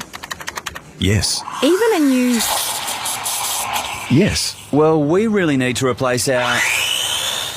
Whether it's a or claim the full tax deduction now on each and every item up to $20,000. Visit budget.gov.au. Authorised by the Australian Government, Canberra. Spoken by Nick Andronicus, Lee Perry, Amy Hornet and Jake Downs. Shut up! The footy's on the radio! The McDonald's McCafe. Triple M rocks football. This quarter is brought to you by Kubota Excavators. The winners are the boys who scored 1.99% finance on selected Kubota excavators. Hurry to become a Master of Engineering. Finance offer ends June 30. They're the best, Kubota. Oh, I've got a dam. She's dry at the moment, and I want to scrape it out, Spud, and de-silt it. I want to go too, Brian. Do you think I can get the Kubota boys to even ring me? No doubt, Brian. You and I think together we should get them, and we'll send it up to Bungaroo for a couple of hours as well, BT. I've got a few posts I need to extract out. All we want is a mid-range size excavator for a month between Spud and I to just scrape out a few dams. Yeah, that'd be good, Brian. And we know they're good, and we know they'll get the job done. They will. Pies coming out of the ground. It is wet and murky here at the MCG and darkish, and they're playing North Melbourne. We look forward to that in just a moment. One change, by the way. Swallow is out of the side for North Melbourne. Turner comes in. Astua with us in a moment. Just before we say goodbye to Jay-Z, who's been fantastic to Jay-Z, a couple of little bullet news items. What do you got? Yeah, Lee Adams has had that very big battle with concussion. Come back to the VFL yesterday, BT, and was excellent. Did cop one big hit on his head. Was okay, brushed that off. Now, he was seriously considering retirement a couple of months ago and was battling with some mental demons around his whole place in football. But great to see him back. Ben Reid also came back to the VFL yesterday and was very impressive against Coburg. So maybe only 2 or 3 weeks away from a senior return, Ben Reid. That altercation in the crowd, which was adjacent to the Adam Goods war cry celebration, that got physical. People in the crowd getting physical with each other. It wasn't just a verbal joust as it's been reported. There was some pushing and shoving in that. Mitch Wallace, we spoke to him earlier, as a gun Western Bulldog midfielder. He is getting closer to a new deal at the Western Bulldogs, and his value is going north at the moment. Started the season. I wondered why we had him on. Sensationally. And Scotty Selwood, a client of Tom Petrucci, who we also spoke to before. Eagles very confident of being able to recommit him to a long-term deal at West Coast. So the Eagles going well, and the club very confident of keeping him in the Eagles next. Well done, Jay-Z. Love your preparation well too, Jay-Z. And goodbye to you. Thank you, BT. And hello to a man, speaking of preparation, I would have thought... A little bit smaller than Jay-Z, which is hard to sort of fathom, Brian, but anyway. Swatter, I would have thought when you're on the way into the MCG today, Swatter. You'd be dialed into the preview. You'd be dialed into the preview. Yep. You'd be listening to every word. Bit of constructive feedback. I'm working with that team shortly. Yep. and I need to be over what they're saying and thinking and the feel and the whole thing. And this is where we welcome Ash Tour, our stats man here, thanks to Hard Yakka. Ash, you've been listening to the show on the way in, have you? No, BT, no, yes no, or no? The answer is no, but I listened. What's going on? Geez, that hurt. No, I listened to the competitors because if there's any insightful information, it's to make sure that we know what's going on outside of the four walls of this commentary box. Here. Yeah, you want to listen to something insightful. This is the place you need to be. The ratings are out on Tuesday. Do you understand that? I'm going to that function. But I'm telling you that as soon as I get home tonight, I listen to the podcast of the preview for today's program. You've been listening to Vanilla. Yes, I have. Yes. Ash, just charge us through the stats that matter historically for these mobs here today, thanks to Hard Yakka. BT, Collingwood have a good record against North Melbourne. They've won 6 out of their last 8 against the Kangaroos. The positives for the Magpies, the past 4 weeks, ranked third in the competition for kicking efficiency at 69%. Last year they ranked 18th. For North Melbourne, these are the two concerns. Their pressure in the forward half, ranked 16th for tackles and 14th for time differential in the forward half of the ground. And they also concede the second highest percentage for defensive 50 ball chains into their opposition's forward 50. Dane Swan has a very good record against North Melbourne, past 6 matches, averaging 35 touches and polled 10 Brownlow votes. And Drew Petrie, he's only kicked 10 goals from 18 career matches against the Magpies, BT. Well, thank you, Ash. Hard Yakka. Now, Swatter, just before Spud gets into his pre-game analysis, just want you to cast your eyes out on the ground and have a look at a banner that's been constructed by North Melbourne and tell me that's not good enough. That ain't the worst thing you've ever seen in your life. That's like something from the Bungaree Football Club, Brian. Pretty much sums it up. Bungaree have got them covered. They have actually. Your rowers got them covered. Have a look at that. No, it's not good enough. They normally have the inflatable one, the big one, the beast they at must Etihad leave Stadium. that at Etihad, and they're not travellers, obviously, the cheer squad. They don't come down. It's only 3K away, by the way. They're clearly not good with crate paper. No, they're not. I wouldn't have thought. But let's hope the players for North Melbourne. Look, it's going to be an interesting contest, Brian, because North Melbourne, they've got a really good record here. They've won 7 out of the last 10 at the MCG. Look, the midfield and Swat, I know you'll be all over it, but Pendlebury, I think, the one that they're really going to have to stop. You spoke to Boomer Harvey. He didn't give much away, Boomer Swatter, about the fact that they were going to tag Pendlebury, but I think that's code. That's code for you didn't get much out of him. Yeah. Yep. Thank you. Did he give you the wink, though? Did he give you the wink to say he was probably going to get... And Drew Petrie, as you said, Ash, not a good record. I think that's due to Nathan Brown. Nathan Brown's really good form. He plays well on the big tools. There's no doubting that. In the ruck, you've got... I think the informed ruckman in the competition, other than Sanderlands, and I talk a big Toddy Goldstein. He's been in outstanding form. So let's look for a win there for North Melbourne in the ruck. Steele Sidebottom, he started the season pretty slowly with a few injuries. He's not far off getting to his best form. Travis Cloak, the one thing about Travis Cloak, as we all know, they need other options. And we continually look at Jesse White. I'm not sure what you make of him, Brian, but he's just a bit of a ball tickler for mine. He's a teaser pony. No, he is. He looks. Tickler. Yeah, he looks like. Yeah, you just get a little bit of something, but not enough, Swatter. But anyway, we'll go down that path another day. I was wondering when I was going to get a little bit of something out of someone, but that's what he is. I like it. He looks good, it feels good, but it just doesn't get the job done. No. You just I hope Anita's listening at home because I am as tough. Anyway, that's another story in itself. She went away for 3 weeks, Swatter. You think there'd be something coming my way? I did the gardens, the house. Everything. He just bought a lounge suite still. Nothing at home. Fair income. But anyway, Jesse White needs to kick goals. It's as simple as that. And look, the half forwards, Dane Swan, you said there, Ash, his last 6 games, he's averaged 35 disposals and he's polled 10 Brownlow votes. So he'd be the guy that I'd go to as well. But Travis Cloak, if he kicks 4 or 5, I've got no doubt he will help Collingwood win this game of football. I think I know it's Collingwood's home ground, but I think North go into this as favourites. I'm not sure what the betting is on Crown Bet, but North, you'd think, on their previous format, should win this game of footy. No doubt, Spud. In fact, the Kangaroos, as you said, very good record, 70% winning record at the MCG from their last 10 matches. All right, nicely done there from Spud. And Ash, come back to you in a moment, Spud. Mark Howard has arrived at the G, and he's been down just getting hold of a couple of six-footers down at Bell's this morning, because I believe, Howie, as we welcome you down below there for Bob Jane T. March, it's been thumping down there. Yeah, pumping rather than thumping, Brian, but I like where you're going. Yeah, Northwest is 6 foot today, just for sort of big wave specialist. And it's very wet, though, at the MCG, and I think it'll continue. It's been raining all the way up the coast, so I think we'll have a lot of rain today and a pretty strong breeze as well. For the Collingwood Football Club, their sub is Jordan De Goey. One late change for North Melbourne. You probably crossed it off earlier on. Andrew Swallow, who had that hand issue, he is out of the side. Couldn't get up. Kane Turner comes in. Would you like me to update you on the medical situation involving Wayne Carey? Yes, because we believe he's got a knee. Well, he had a knee clean out during the week. He was having a nasty situation where his knee was locking up. He was invited to attend a Sportsman's Day in Hobart yesterday, where he was, quote unquote, just got to go down there, Howie, have a couple of beers and get people to fall in love with me. Did ask him whether he thought that was good after post-op, and he said, yeah, it's the duck you're talking to, I'll be fine. Got up this morning in Tasmania. His knee is blown up like a balloon. He cannot move. And probably a little bit older than he thought he was, the duck, so he's out for the day. Might have something to do with 32 gallons of liquor. I think it's with Jake the Push-Up King too, by reports. So, and Stevie Milne as well, so real loose screws. Oh, no. And Howie, it sounds like you might need a buttermenthol as well at the moment, mate. They're struggling a little bit. No, calling last night nearly got me in that close one, but I'll be ready to go, Spud. Good on you, Howie. Good on you, Howie. Be professional, Howie, and stay out of the water, and your throat might improve, mate.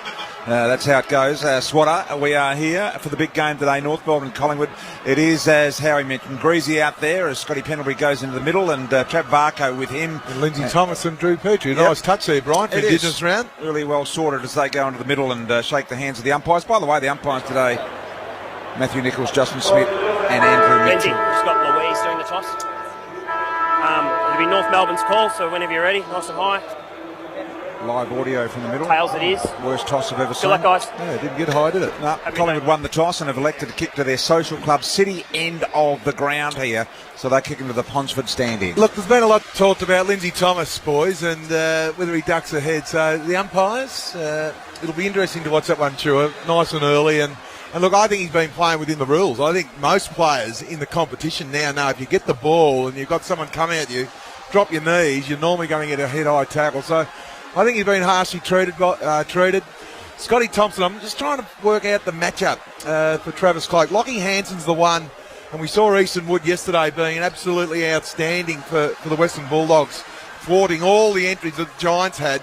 Lockie Hansen's the one. I think the Collingwood Football Club and Tyson Goldsack could be the one to go on him, because if he gets those intercept marks going in front of Cloke, it'll make it hard for Collingwood to win this game of football. But I'm going for North just on this one, Ash, and I know the Spa might have the temperature gauge just on cold at the moment, but it might be getting warmer as the day goes on. It's been well overdue, Spud, in patches this year. That's for sure for hard yakka. Just with Lindsay Thomas, freeze 4, third most in the comp in terms of freeze 4 pertaining to high tackles, equal fourth in the competition. Just saw the radar, and it's as Howie has pointed out, it's not a good look today. No. There is going to be snow on the lower peaks, so we might get a bit out in the Macedon Ranges, Spud. That'll be good, Brian. This afternoon, so I hope the fire's stoked for when I arrive home. Shouldn't have to lift a finger. You'll be put the fire on as well tonight out that way? Yeah, it's already going, Spud. It's all right. Looking forward to a ball tickler of a game. Yeah, well, they've gone tall, Collingwood. They've got Wetts, they've got Cloke, they've got Jesse White. They've gone tall. Tarrant looks like he's got the big job on Travis Cloke. I like that matchup, Robbie Tarrant. So look for Lockie Hansen, though. He's the one that could be dropping off. Big game of footy here. Triple MCG, Pies and the Kangaroos both need the win. Umpire throws it up for McDonald's. Triple M rocks football. Goldstein down to Zeeble. Quickly on the left boot. Wait. Was his arm held? No. Went back and got a bouncing ball. Spears it out to the fat side towards Nahas. Couldn't take the mark. In fringe. Collingwood rebound. Advantage pay. Yeah, Langdon got it out and did it really well to Jesse White. White's marked right on centre wing, southern stand side. Drawing handball out wide. So good start here in the greasy conditions. Here's Cloke on that matchup. with Tarrant. Wheels around on the left. 65 out from goal. Got it in the penalty direction. Boy, he got out of the way. Thought someone was coming over the top. Not sure what happened there. Don't forget, Swallow has been a late withdrawal here for North Melbourne fans. Goldstein didn't have it. Blair went and got it. Gave a little handball there to Seedsman. He got it back inside 50. Beautiful pick up here by the Roos at half back. And the pick-up was from McMillan. Got it to the broadcast wing. Frost at ground level. Arches his back. Gets some room. Driving, probing kick. Top of the square. Witts came at it. Couldn't take the mark. Handball. Nicely done from Atley. Got it to Harvey. Back to Atley. Back to Harvey by hand. And they've got Nahas on the outer half-back flank away. The little big man from half-back kicks to half-forward. Here's another little man. Thomas used his body well against Possum Eyes Tuvey. Went and picked it up. Little left foot poker down the Brown. And the umpire, Matthew Nichols, says pushing the back downfield. It'll go to Brown, and Brown of North Melbourne is 35 metres out. Thomas is trying to claim it, Brian. On a 50-degree angle. Come on, Lindsay. Come on, Lynn, get back. It was really good use of the body, though, BT. You called it spot on with Possum Eyes. He just eased him under the ball. He did indeed, and the result is this man here, Big Ben Brown, who's kicked 8-4 from set shots this year. He's got a routine that is nice. And we're looking for it here. A little greasy at the G. Crowd, 30 plus here at the moment. Brown steps to the plate.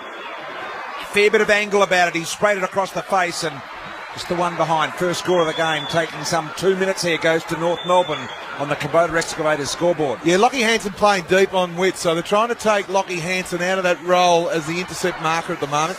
TAC St Kilda by 21 points over Brisbane, early stages, final quarter. Goldsack goes very short and wide to Seedsman, hemmed in on the boundary line. Nahas got him, good tackle. Seedsman flicks a handball back towards Frost. Some early touches for Jack. He brings it around the corner, and his mark is taken by Crisp on the halfback flank. Broadcast side, shorts the ball to Cloak, a long way from home. Takes the mark with a bit of work from Scotty Thompson late. Yeah, so Close got it at half-back, and will Tarrant stay deep, Spud, and Thompson come up when this happens? With Cloak? No doubt, BT.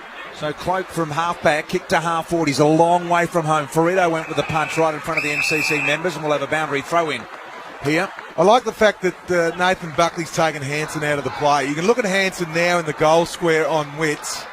He just doesn't like playing there. So if Witts can jag a couple, that's a great win for Nathan Buckley. You need to get it deep and long to the one-on-one and recognise that. Swan pushed off by Zeeble. Zeeble did well, little left foot, again 30. Got it to the safety of the boundary, and we'll have another boundary throw-in, but now it's at half-forward for the Roos. Throw in just to the left-hand side of the Kangaroos bench. They kick to the punt road end. TAC around the grounds. Thanks, Swatter. Saints by 21 points over Brisbane, early stages, final quarter. So Pendlebury shoveled the handball into the path of Swan. If the prime movers get going, they'll be hard to stop the Magpies. Here's another one, side bottom. Had some injury concerns, but he's back doing what he does. Spots up Seedsman, broadcast wing.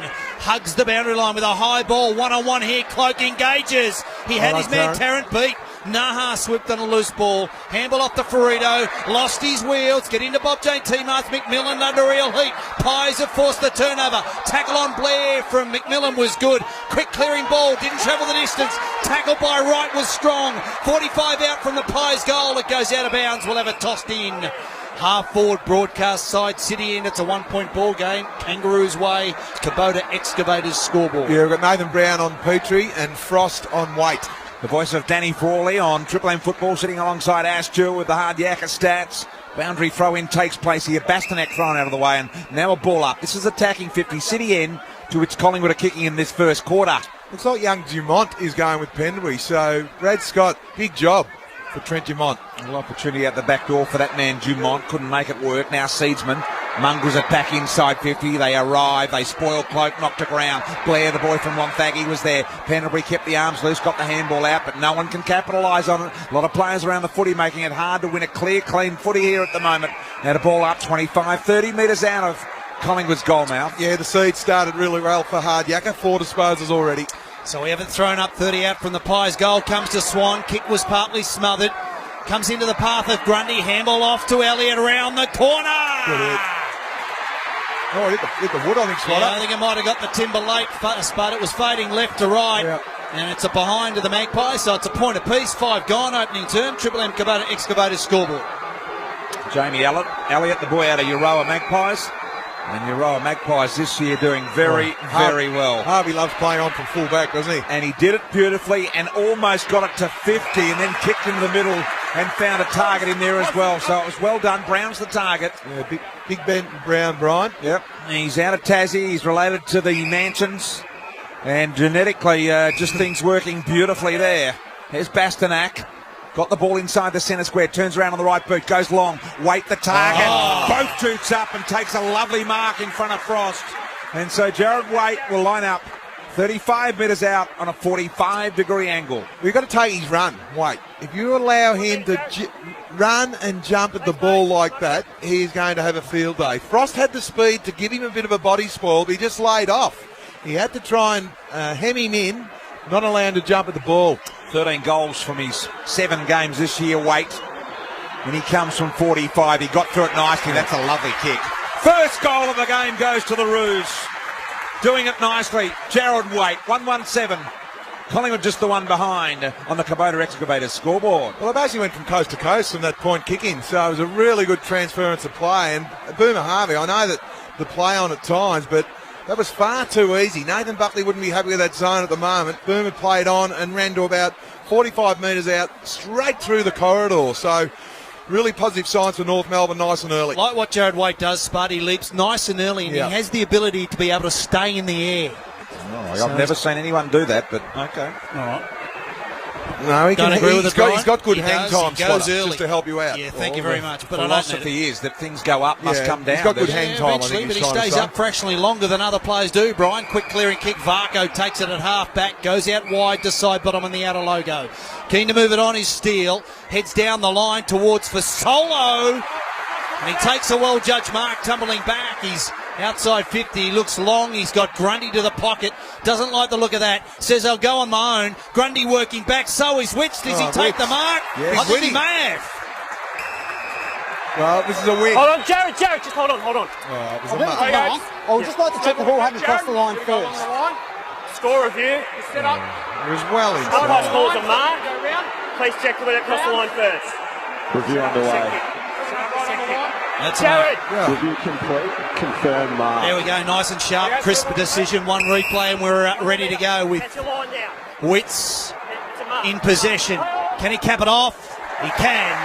Magpies get their first goal. It's locked away. 1-1-7 apiece. Almost 8 gone. Opening term. Triple M Kubota Excavator scoreboard. Well, that's a win for the Collingwood coaching box. We talked about Hansen and Wetz, and already it's paid dividends. So Hansen, we know he loves to play up around the 45-metre mark for the intercept mark. So they're going to try and camp him deep all the time. Looks like Witz is going to the ruck, which means that Grundy will probably go back to the goal square now. He's gone for a spell to the bench, Grundy, actually.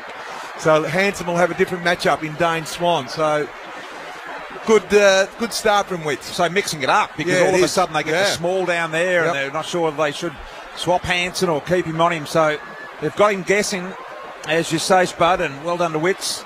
Goal apiece here and a point apiece. That equals 7, Ash. So it's all squared up. Block.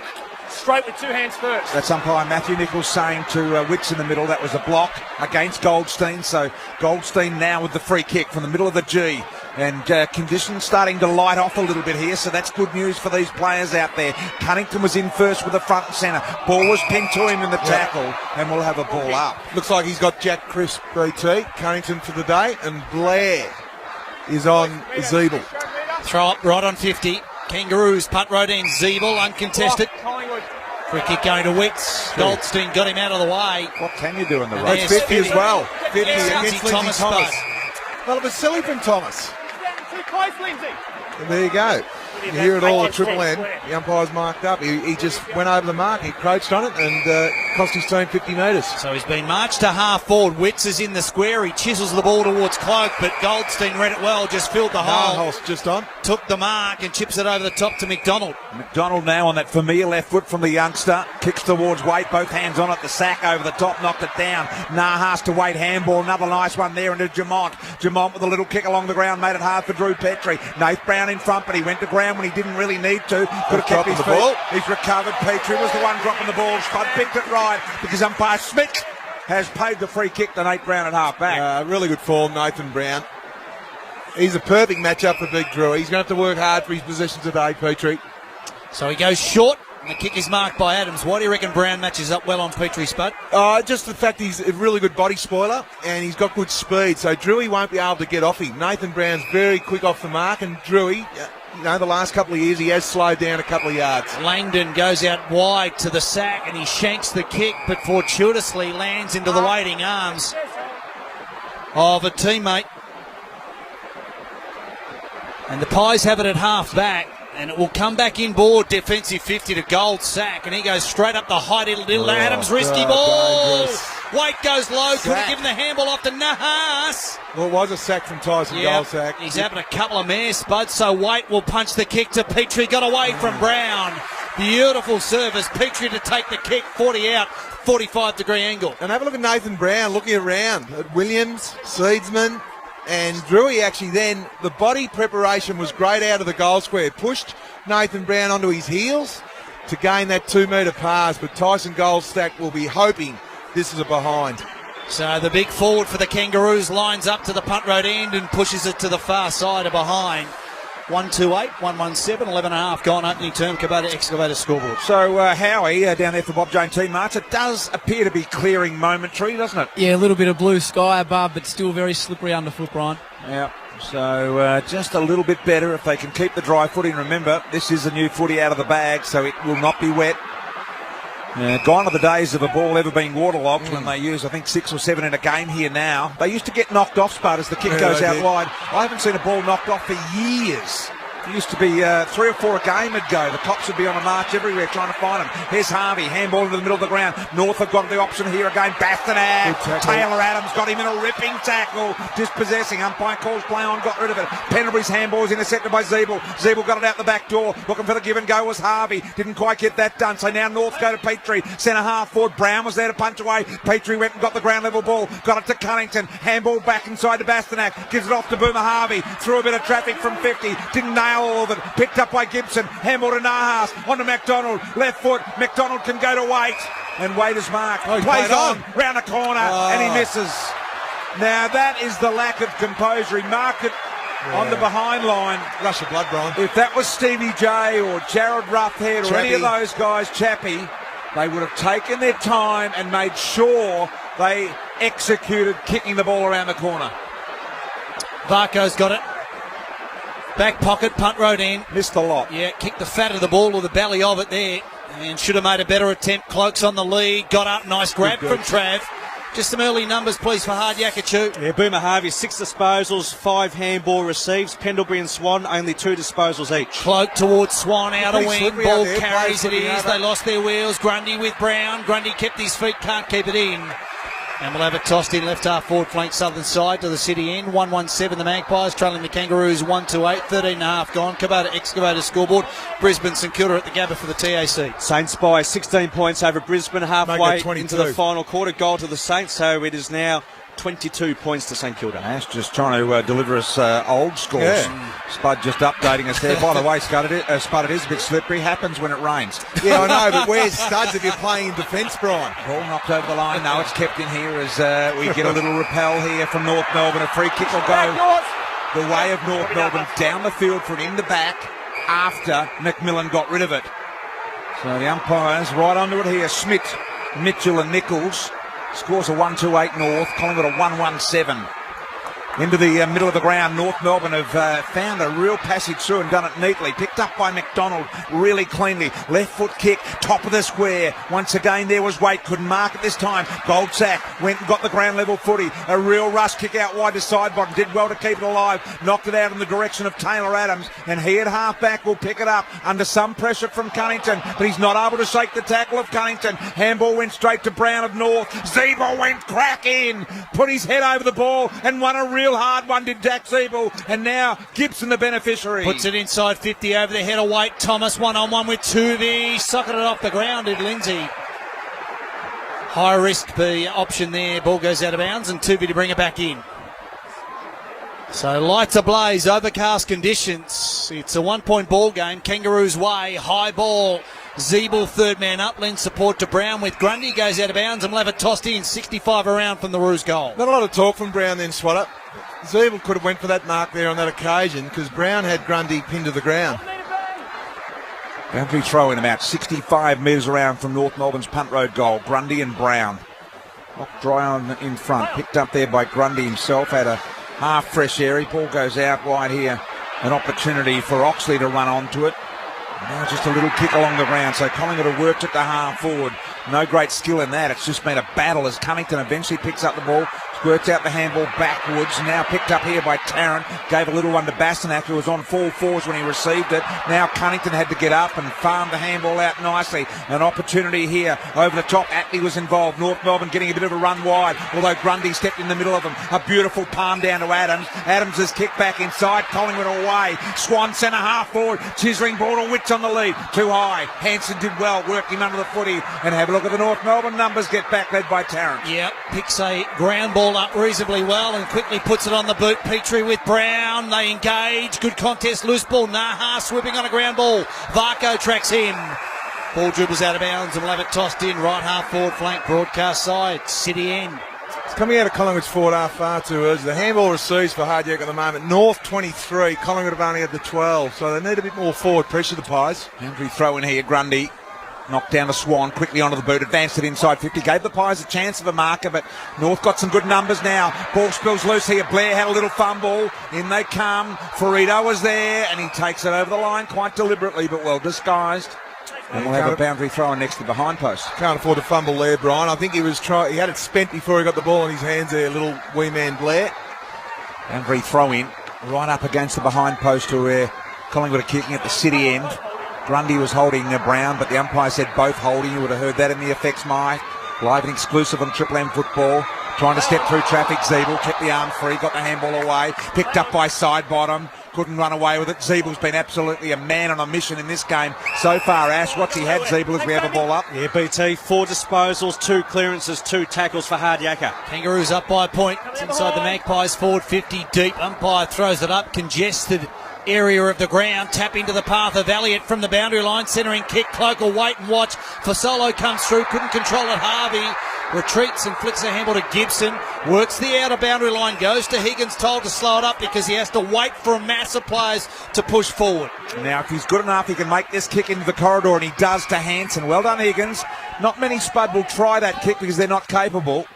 But he did, and he pulled it off beautifully. But now they go wide with the kick. Frost is going to be able to intercept here on the wing for Collingwood. He's telling Cloak to get out of the way, and eventually he found the safety of the boundary. Southern stand centre wing, neutral ground, lights ablaze.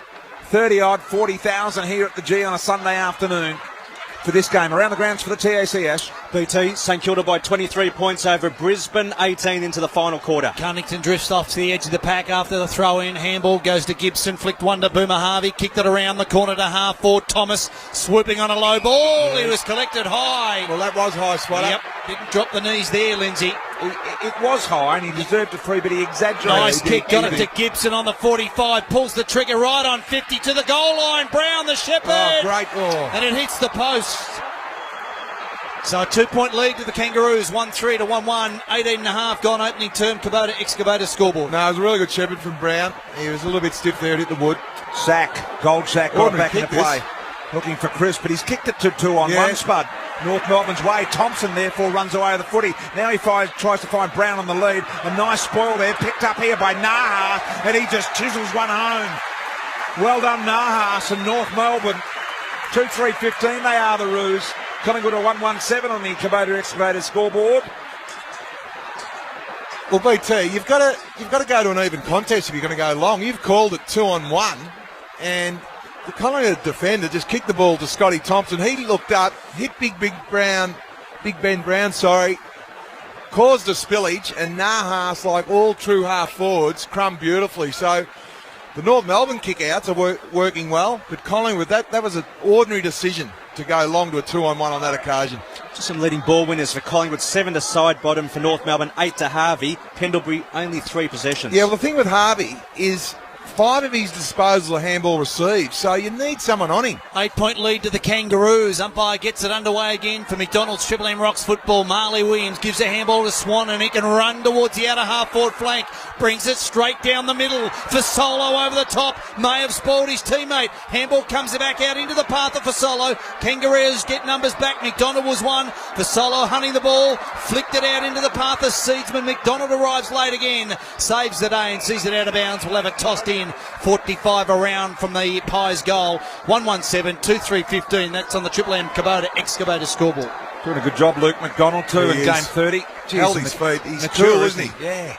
A real mature operator. Real footballer. Boundary throw in here. Neither ruckman got to it. It hit the deck before they arrived. Pendlebury now tackled from behind by Dumont. And I think it's a free to Dumont because it was incorrect disposal. What's he had, Pendlebury? He's only had 4 touches for Hardiaka. Yeah, they're all handballs, though, so he's not hurting North Melbourne with his feet. So he's playing a really close tag, Trent Dumont. So Dumont just waiting for the ball to be relayed back to Dumont at half back. It's a big job for a guy playing his 3rd game, isn't it?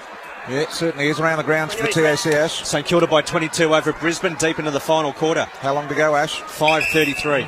Dumont from half back for North Melbourne elects the northern side of the ground. Good kick, finds Goldstein. Goldstein farms off the handball to Harvey, who's in the right spot. His kick is good to Waite, and he gloved it and juked it beautifully. Waite, 65 metres out from the City end goal. Kicked it on the head of Petrie. He went back, and then he was able to run forward into it. And he takes a chest mark, Big Drew. 35 out on the 45-degree angle. 5.5 left in the first quarter. Just saw the anguish on Nathan Buckley on the Triple M Chemist Warehouse replay screen. But Harvey's the one, boys. He's now had 8 disposals. Beautiful kick to Waite. And again, Nathan Brown has got to be smarter than that. Drew Petrie looked at him and pushed him away. And he hasn't kicked it well, Petrie. That one's gone out of bounds. It was touched, but it was really out of bounds on the full. And he kicked it across the face from 35, so really hasn't got going yet. 5.25 remaining in this first quarter.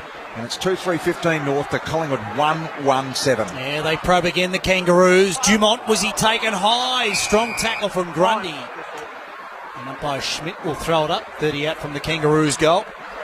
And if I've underestimated McCafe, coffee is now at McDonald's drive-thru on your way home. Make your car a cafe. Swan clearing ball momentarily. Marked by Petrie. Good pressure at the stoppage. Really good covering the outlets from Petrie. Talked about the matchup of Brown and Petrie. How many marks already for North Vice Captain Swatter?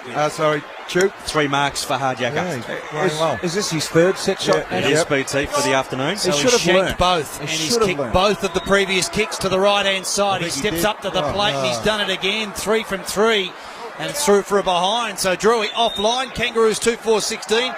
Collingwood 1-1-7. Triple M Kubota excavator scoreboard. Score yourself a low 1.99% finance on selected Kubota excavators. So this probably should be a 5-goal to 1 score at the moment. No doubt, BT. North are letting Collingwood off the hook with their inaccurate kicking at the moment. Instead, it's a 2-goal to 1. Around the corner, Dumont got it long and deep. Brown with a fly to the footy. Frost weighted down. Collected the footy. Little kick around the corner. Was lucky to Blair because I think he was looking for Adams. Blair now plays on, ran off his line, said the umpire, so he goes wide looking for Witts. Over the back with a big punch away there from Hanson, got it to ground. Dumont spinning out of trouble, handball to McDonald. He probably should have tapped it down into Attlee, but it doesn't matter because Attlee farmed it out the back. Hanson was there, and now ultimately at half back in the hands of Attlee. He sends it from the north side to the corridor and finds Thompson at true centre half back. I wouldn't mind getting Dumont's stats here shortly, Tumac, because Scotty Pendlebury not paying him any respect, and he's getting a bit of it. Ball to the outer wing. Gibson's got some time.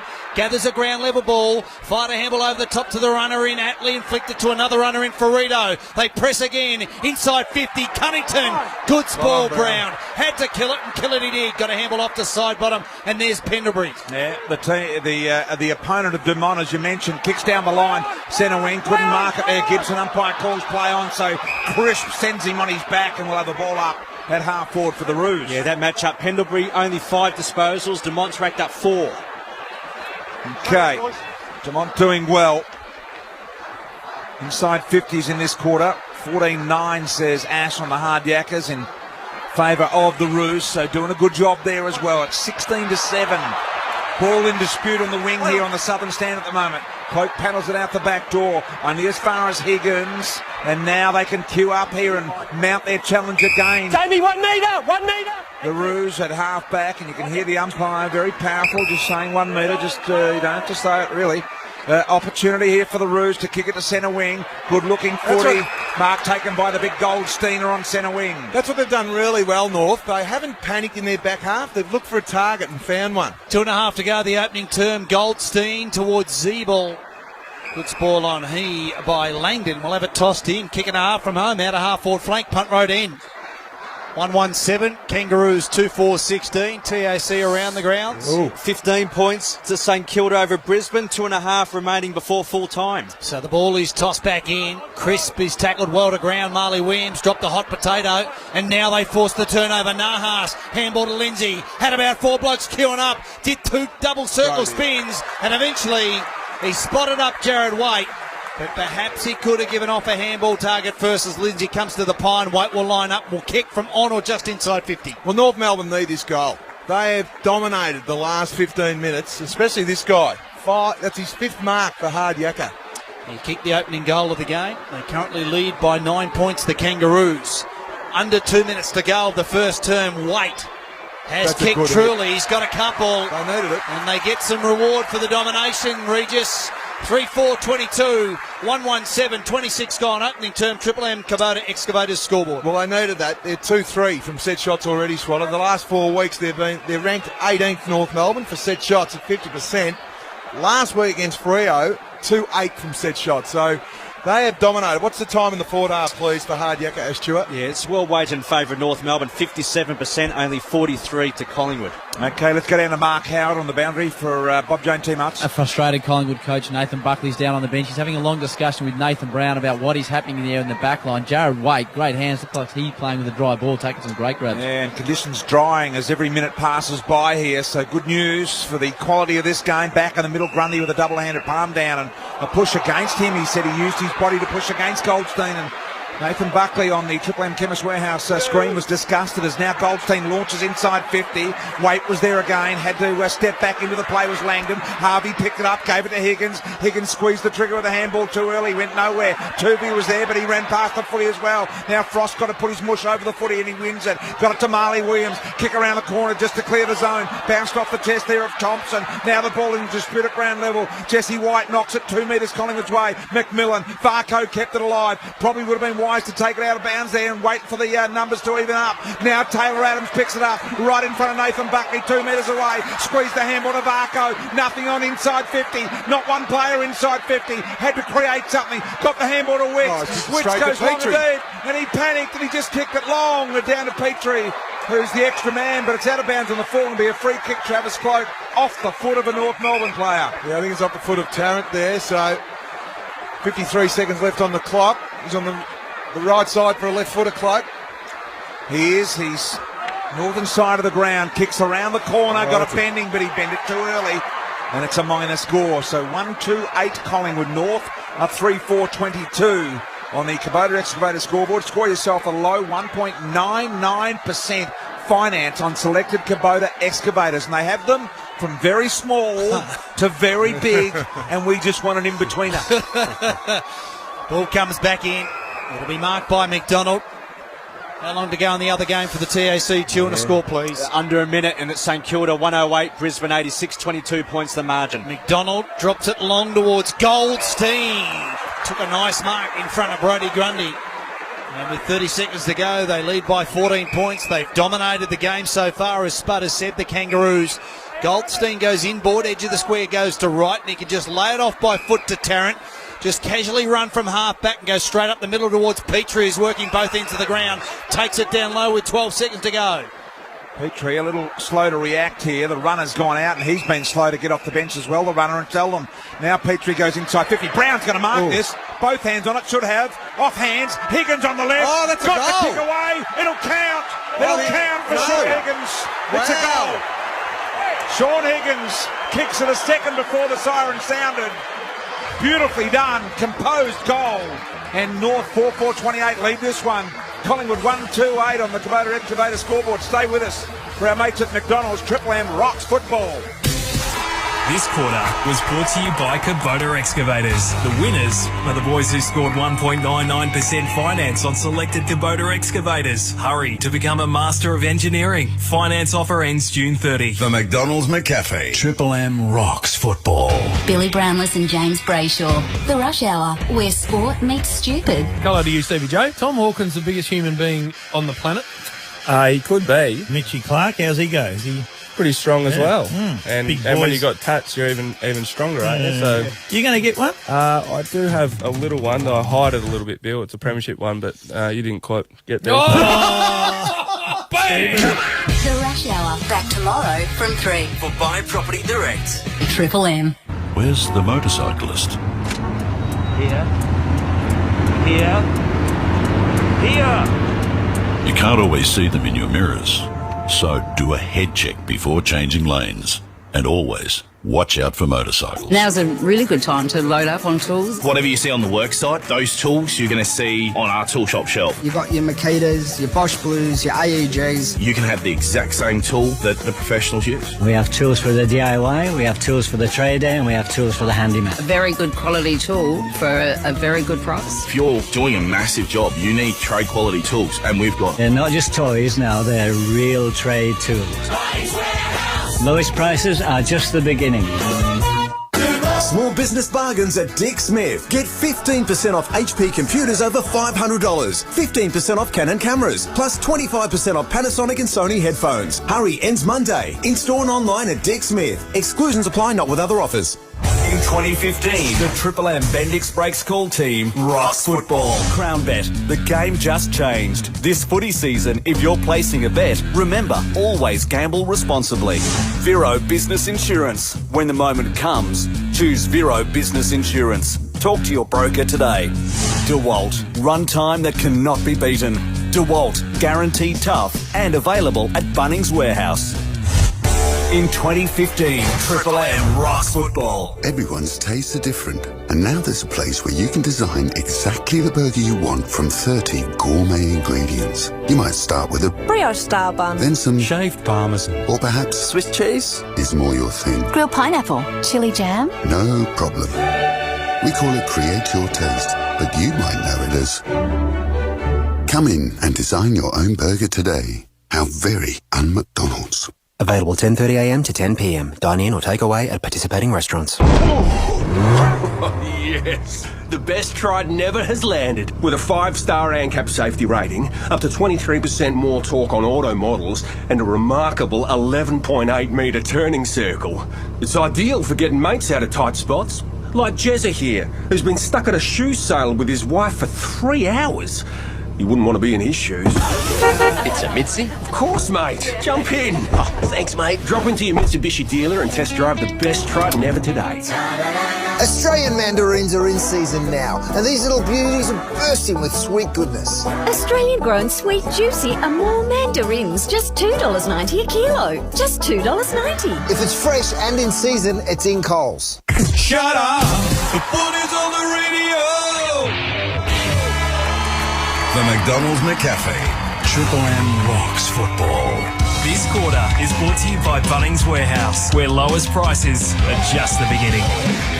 Quarter time at the MCG, Collingwood at North Melbourne. Conditions clearing a little here. And at quarter time, North over the Pies by 20 points. 4-4-28 to Collingwood 1-2-8. Here's Astur with all the hard yakka stats that matter. Jared Waite, number 1 ranked player on the ground. 7 disposals, 5 marks, 2 majors. North winning inside 50s, 17-11. Bob Jane T-Marts. Howie's downstairs. Howie. Nathan Buckley right in front of me when Higgins kicked that goal on the side. He was absolutely disgusted. Went out, told all the assistants to move away. I want to speak to these players on my own. He gave them about a minute and a half before they divided up into their groups. You'll be happy, Spud. A couple of the Collingwood boys have put the long stops on at the break. Yeah, no, they're very slippery down there, as you talked about pre-game, Howie. Defensively, Collingwood have only conceded 11 marks inside their defensive 50, already 6. So that is a worrying sign for the backline coach, Ben Hart and Nathan Buckley. North deserved that lead. The last 2 goals come in quick succession just to the end of the first quarter. 17 inside 50s to 11. The big one for me is Boomer Harvey. I think it's been really good coaching from Brad Scott, but I think they need to put the clamps on him. He's had 10 disposals, 7 of those are handball receives. He's had far too much room. He's had 1 inside 50, 1 rebound. The other guy on the wing, Gibson's having a really good game. Jared Waite, as you said, the number 1 ranked player on the ground. 5 marks, 2 of those contested. For the Pies, Sidebottom and Adams are getting a little bit. But young Dumont's doing a very, very good on Pendlebury. Only the 1 kick. He's had 5 disposals, but Dumont himself has had 5. So that's a real win for the North Melbourne Football Club, with Dumont playing his 3rd game and Pendlebury the skipper. So they need to try and free him up somehow, the on-baller for Collingwood, because you just can't allow that tag to keep going the way it is, because that'll mean Collingwood needs someone else to jump up and get 30. Danny Frawley there on Triple M Football with his quarter-time analysis. Collingwood lead it by a trail by 20 points to North Melbourne. I'll just check in with Howie again. Bob Jane T-Marts. I think Scotty Pendlebury will start on the pine this term. Howie? Yeah, he has started on the pine alongside Big Grundy. Unusual, but he'll be out there soon. Dumont doing a good job on him. He is, the young boy. In game number 3. As the second term gets underway for McDonald's Triple M Rocks football. Witts got it down nicely to Adams. Tried to give a handball to Swan. Couldn't hit the target. The Kangaroos had gifted it straight back. A kick off the ground by Sidebottom. Inside 50, Thompson had it for an eternity. Got rid of the would-be tackler. Bounced the kick inside the square. Good work by Seedsman. Handball to Witts. Quickly on the boot. Fasolo takes the mark and Varco on the charge. Got the ball at pace. Driving ball. Unguarded. Goal square. Hits the post. 139, 4-4-28, 30 seconds played, second term, Bunnings Warehouse scoreboard. Trevor Sparko there, Tarrant to kick in for North. North to the city end in this second quarter. Good ball to Zeeble, but he was put off by Elliott, but has been paid an interference free kick here now. So a long ball kicked up into the middle of the ground, up in Big Drew Petrie. Off hands, Cunnington did well. Fast hands to Thomas, running on his favourite left side. Drilling kick. Nahas Missed weight on the lead there. And now Nahas runs onto the open ball in the goal square. Kicks his second goal. And North Melbourne get that one really easy. 5-4-34 to Collingwood 1-3-9 on the Bunnings Warehouse scoreboard. Well, it's all happening for North at the moment. Collingwood go forward. Varco looks like he kicks a winning goal. Again, coast to coast from their kick-in. So the Collingwood zone's just not working. The North Melbourne zone is absolutely outstanding. The kick wasn't meant for Nahas, but he was the guy pushing forward, Ash. You got something there for me, mate? Defensive ball change into the forward 50 for North Melbourne. They're tracking at 47%. That's 23 above the league average. Well, that's what I was trying to say, mate, without the stat. That North are running it out far too easy from Collingwood, but you have backed me up. I'm just trying to back you up. Well done, Ash. I'm sorry about that. Sorry about that, champion. 25-point lead to the Kangaroos having their way, and Zeeble bangs it on the boot quickly, pumps it inside 50. Waite couldn't take the mark. Varco fumbles it, kept it in control though, and then just hoiks it towards the broadcast wing. Elliott marked closely by Ferrito, managed to get a handball into the path of Sidebottom. Fired one to Seedsman in the long sleeves. Puts it on the left shoe. Bounces it towards Cloak. Got to be clean. Was good at gathering. Handball not so good. Fasolo got rid of one. Off to Blair. Can they get a goal? No. It goes towards the top of the square. White had a good piece. But once again, Kangaroos with numbers. Hands of stone. Opportunity here for North Melbourne. Little quick ball back inside to Tarrant. And Tarrant marks the ball. Last line of defence. So North Melbourne a chance to regain their composure here. Collingwood have started to find a way through. Not on the scoreboard though. Kick goes wide, looking for Wright and punched away by Sidebottom. He still looks like he's favouring that thumb a little, or just at least protecting it a little. We'll have a boundary throw in, half forward for the Pies. Looks like he's got the job on Boomer Harvey, and Boomer Harvey's trying to go to Williams, so at least they're trying to put some heat on the little champ. Throw back into play by the boundary umpire. Off hands at the back of the pack, still to Swan. Swan goes forward. Punch away by Ferrito was aggressive. Gain 20. Tuvey overran it. Thomas went and got it under real pressure to Harvey. Harvey's handball under enormous pressure. Back to Thomas. Gee, they did well in tight position there. Hanson now shifts the little handball to the left-footed McDonald. He looked like he was going to kick it. He gave it over the top with another handball to another left-footer in Thomas. 45 and closing. Higgins wanted it to the top of the square. And Lindsay went for the glory and found nothing as Varco marked. Yeah, that wasn't good enough from Lindsay Thomas. Typical. Should have went about 20 metres out, Swatter. Yep, Williams got it to Swan. And what are his numbers? And Scotty Pendlebury. Swan runs a long way. Come back to me shortly, Chewd. Delivers nicely to Cloak on the outer wing. Free kick. Swan, 8 disposals, only 25% by foot. Pendlebury with 5 is averaging 28 this year. Yeah, had to be better there, Lindsay Thomas. He had an option with Higgins, top of the square, and ignored it. And Trav has got it on the outer wing, driving high ball. Inside 50, Thompson was there on his own. He was chopped high. And Scotty takes the mark. They just don't have the answers, the Magpies, with the ball going inside their forward 50 as Thompson comes away to McMillan broadcast halfback flank. Well, Collingwood through Cloak waited 10 seconds to take his cloak. Take his kick. I don't get the reason, Spud, why you wait for the ruckman to get back before you go to a one-on-one. Correct weight, BT. You've got to back any one-on-one all over the ground. They're very rare in today's footy. Just get the ball moving. North Melbourne are doing the running. Almost like he said, Swat, I'll wait for the ruckman to get back defensively and then I'll kick it in and give them a chance. It's bizarre. Here's Zeeble off hands on the wing. Another handball. Drawing handball to Cunnington. Cunnington likewise wide to Waite. Now Waite's got it 60 out. Centering unselfish. Brilliant ball to Goldstein. And Goldstein will line up 30 metres out slight angle. Well, have a look at where Witts is. Seriously, he was still at the clearance. Goldstein pushed forward. That's just not good enough. That is just a brain fade there from Witts. He'll be off the ground very shortly. And Grundy back on the ground.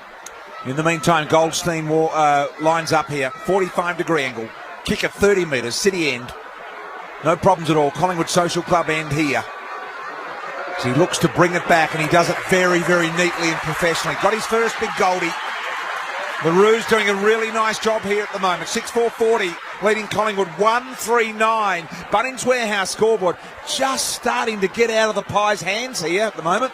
No, you're right. The Hardyacker stats are going all North Melbourne's favour, and Collingwood have been really good from restricting opposition teams from their defensive change at 19% normally, ranked fourth in the competition. Today, North Melbourne are going at 43%. So there's no forward line pressure, Ash.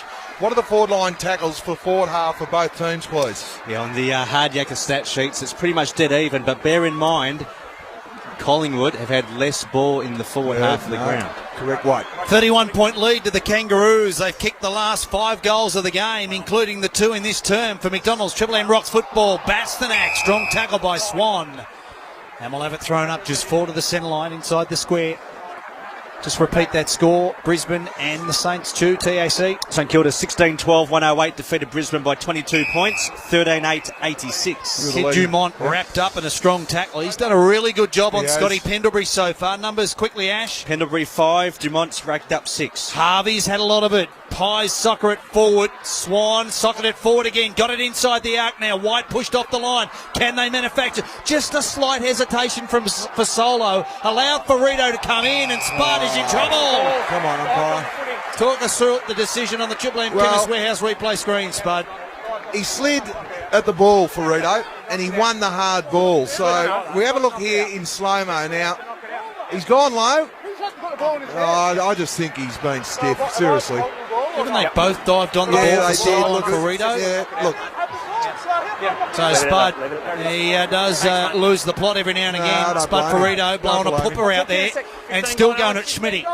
In the meantime, Alex Fasolo will line up for a desperately needed goal to the Pies. 5-1 from set shots and make it 6-1. And boy, did they need that goal. And they get it 7-minute mark, second term. Maybe that gets a bit of an ignition going for the Magpies. 2-3-15, 6-4-40. And that is on the Triple M Bunnings Warehouse scoreboard. Yeah, that's Smitty still going at Ferrito there. Come out, it's free kicks against you. Just let it go, Smitty. Just run away. Seriously. But anyway, Collingwood have dominated time in the forward half for Hardyacker. 61.7% compared to North Melbourne's 38.3%. So in this quarter, BT. So they're starting to win some ball at the moment. They desperately needed to. Having said that, 2-1 in favour of the Roos, even with that Hardyacker stat. So back in the middle we go again. As what I said, Pies were in desperate need of that one because it looked like it was going to be banged open if they did not. And they got the clearance to go with it as well here. Collingwood touch, play on, says the umpires. You can hear them screaming. Tarrant was there. Got the little kick out wide to Brent Harvey. He gathers the footy on half-back. A neat little torpedo mung type thing. But going 30 metres and McMillan takes the mark. And Langdon has given away 50 with a late bump on McMillan. This means that McMillan will line up from about 40 metres out. That's where it should be. 40 metres out, the man on the mark should stand if this umpire measures this one out right. And McMillan, well, he's pretty close. It's 45 metres. And McMillan on the 45-degree angle. City end. Roos looking for goal number 7. A little bit of fluffy breeze right to left. McMillan comes in and drills the goal. Has it got the length? I think it has. Yeah, it has. No touch there. McMillan gets his first, and the Roos a nice job. 2-3-15 Collingwood, North Melbourne on the Triple M scoreboard, 7-4-46. Well, it's amazing. North Melbourne have only been in 5 times for 3 goals. Collingwood, unfortunately, 7 times for 1 goal, 1. That was a bad 50. That was a brain fade there from Langdon. That was dumb, Well, McMillan was always going to market Swatter. He had a good 5 to 10 metres to assess the situation. Yep. I'm too late. I'll just hold up. But no, he wanted to think about himself. And look, it's okay to make your opponent earn it, but on that occasion it was always going to be 50. There's a couple of stats in this quarter. Pendlebury statless in the kicking efficiency. North Melbourne, 88%. Collingwood only at 53. 3 goals to 1 in this term. Dumont got the job on Pendlebury, and Pendlebury gets up, holding his right hip. Dumont gets the handball away. Harvey on the end of it. Goes to Gibson. Wants to get onto the right boot. Will put it inside 50. Target will be Cunnington. Nice courage by Crisp. And just keep a close eye on Scotty Pendlebury bounty side there, Howie, because he was slow to get up. Jack Crisp to Frost. Frost back to Crisp. Now he's got more time to present the kick to Cloak, and he does that nicely. Cloak takes the mark. Forward of centre wing, almost at half back, in fact. Travis Cloak goes into the middle corridor and finds Crisp with a short kick. He too plays on, brings it to the north side. Ball's a long time in the air. Gives the defenders a chance, but not before Langdon gets there. And Langdon takes the mark. Fasolo was in the clear. Langdon didn't see him. And he went long and deep. Touched off ball. Wrights marked the ball, but he didn't hear the call. Mate, I heard it from here, righty. You had 3 umpires yelling at you. Of course you heard it. And we'll have a ball up attacking 50. Mark Howie. Pendlebury came off BT, but it was just in rotation. He's coming back out now. What a right to go. Nicely done. Ferrito was taken high, got boot to ball. Nahas to Higgins. Good looking Rooster, good looking football player. Flicked the handball over the top. More into the path of Bastanak. Couldn't find it. Can the Magpies get a couple of goals to start to get their game going? No, they can't for now, because Bastanak got in the way. McMillan starting to get busy. Short ball to Higgins. Broadcast wing. Nahas is short. Brown is longer. Kick is poor. Straight into the waiting arms of Pendlebury. Pendlebury looking to slot the ball to the point of the square at half back and finds Grundy. Trouble is, Grundy's not going to be the player that's going to try and bite off another inside footy. In fact, he's doing 360s at the moment. He's like a blowfly that's just been hit with the Mordine. He was just looking to turn the tail up. And Varco now marks at half back. Varco looks inside momentarily, now decides to go straight to Hansen. Hit long. Hansen there. Cloak has to spoil from behind, and he did well to get it to the boundary line, Cloak. And we'll have a boundary throw in half forward for the Pies on the northern side. That's the beauty of Lockie Hansen. Tarrant's got the luxury of when Cloak leads, Hansen will try and block his lead. So they need to engage Hansen and make him defend. 7-4-46 North. Collingwood 2-3-15 on the Triple M Bunnings Warehouse scoreboard. Around the grounds, TACS on that other game. Yeah, St Kilda too good for the Lions by 22 points. Swan went to get a handball away. Dumont liked the look of this kid. Game number 3, but the handball wasn't particularly good. Witts jumped on it, gave a handball off to Williams. Arcs around, chisels the ball to Fasolo on the stretch. 1-2. Almost took it acrobatically, couldn't. Cunnington, Zeeble, rockets a handball, standing target Hansen, drops it towards broadcast wing. Wait! Got up early. Oh, big and Witsy's hung in the air. holding the hip. Come on, Witsy. McMillan goes inside 50. Off hands Thomas, roped it beautifully. Little boot to ball cut off by Jack Frost. Jack Frost went and got it to Varco. Varco still under Drew Petrie. Pressure. Petrie got him. Forced him to handball for the behinds, and he nailed one as well there. So scoreboard 7-5-47 North Melbourne, Collingwood 2-3-15. Bunnings Warehouse scoreboard. By the way, when it comes to DIY and home improvement, you'll find everything you need at a Bunnings Warehouse. You go in there, you fill up the big trolley with all the goodies, go to the tool section, the paint section, the sandpaper section, the vacuum section, the cleaning section, whatever it is, and you get all the goodies, Swatter. And a snag on your way out. Oh, yeah, I'm You won't be going any time there soon, Spud, after Anita dropped 3.5 on a new couch. Nahas unguarded goal square.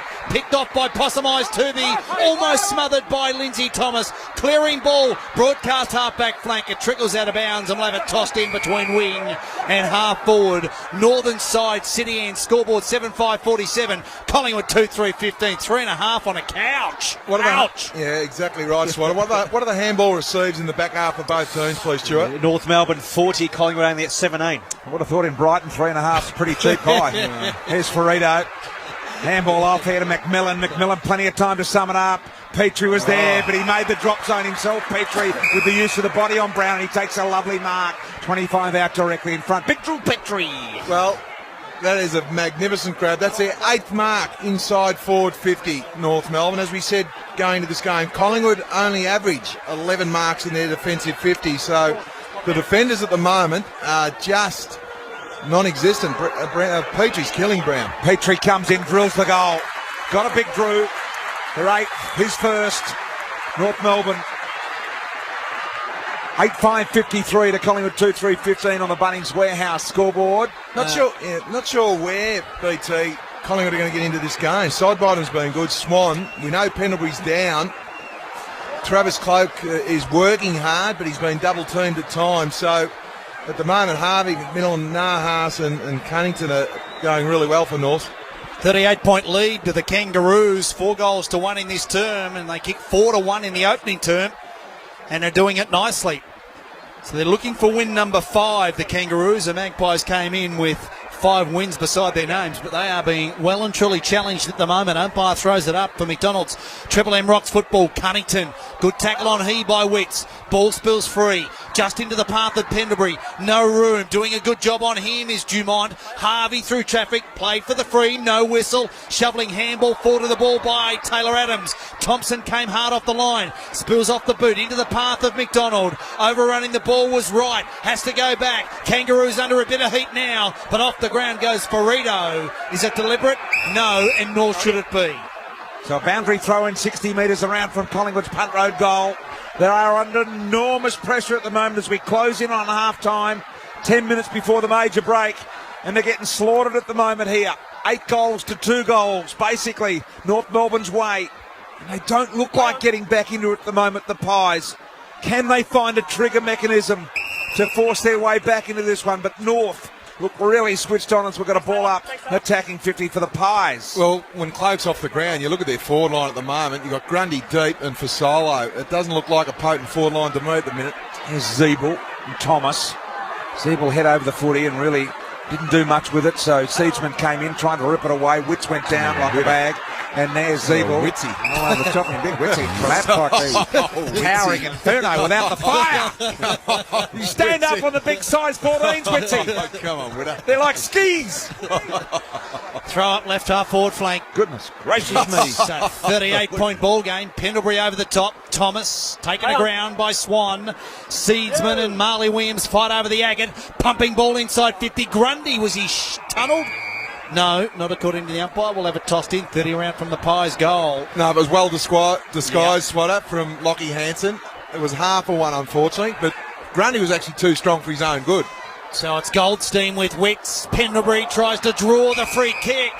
It's not coming because umpire Schmidt's right on the spot. We'll have it tossed up. Alex Fasolo, very properly on the right ankle. I know Howie's got the Bushnells trained on him at the moment. He's not good, Al. Ball up there. Right in front of Collingwood's goal. North Melbourne are going to repel. McMillan with a long kick out wide. When does that other game start, Ash? 4:40 start. Geelong taking on the Eagles over in the west. Okay, we look forward to that. Here's Gibson, head over the 41 up, but ball was pinned in on the tackle by Nathan Brown. It was really good. Ferrito went in, spinning pirouette to win the footy. Got it to Nas, the big and the short of him. An opportunity here to Ferrito. Ferrito copped up the handball, got it on the Hansen, just got rid of it in the nick of time, but he handballed backwards and he found nothing except the boundary line here.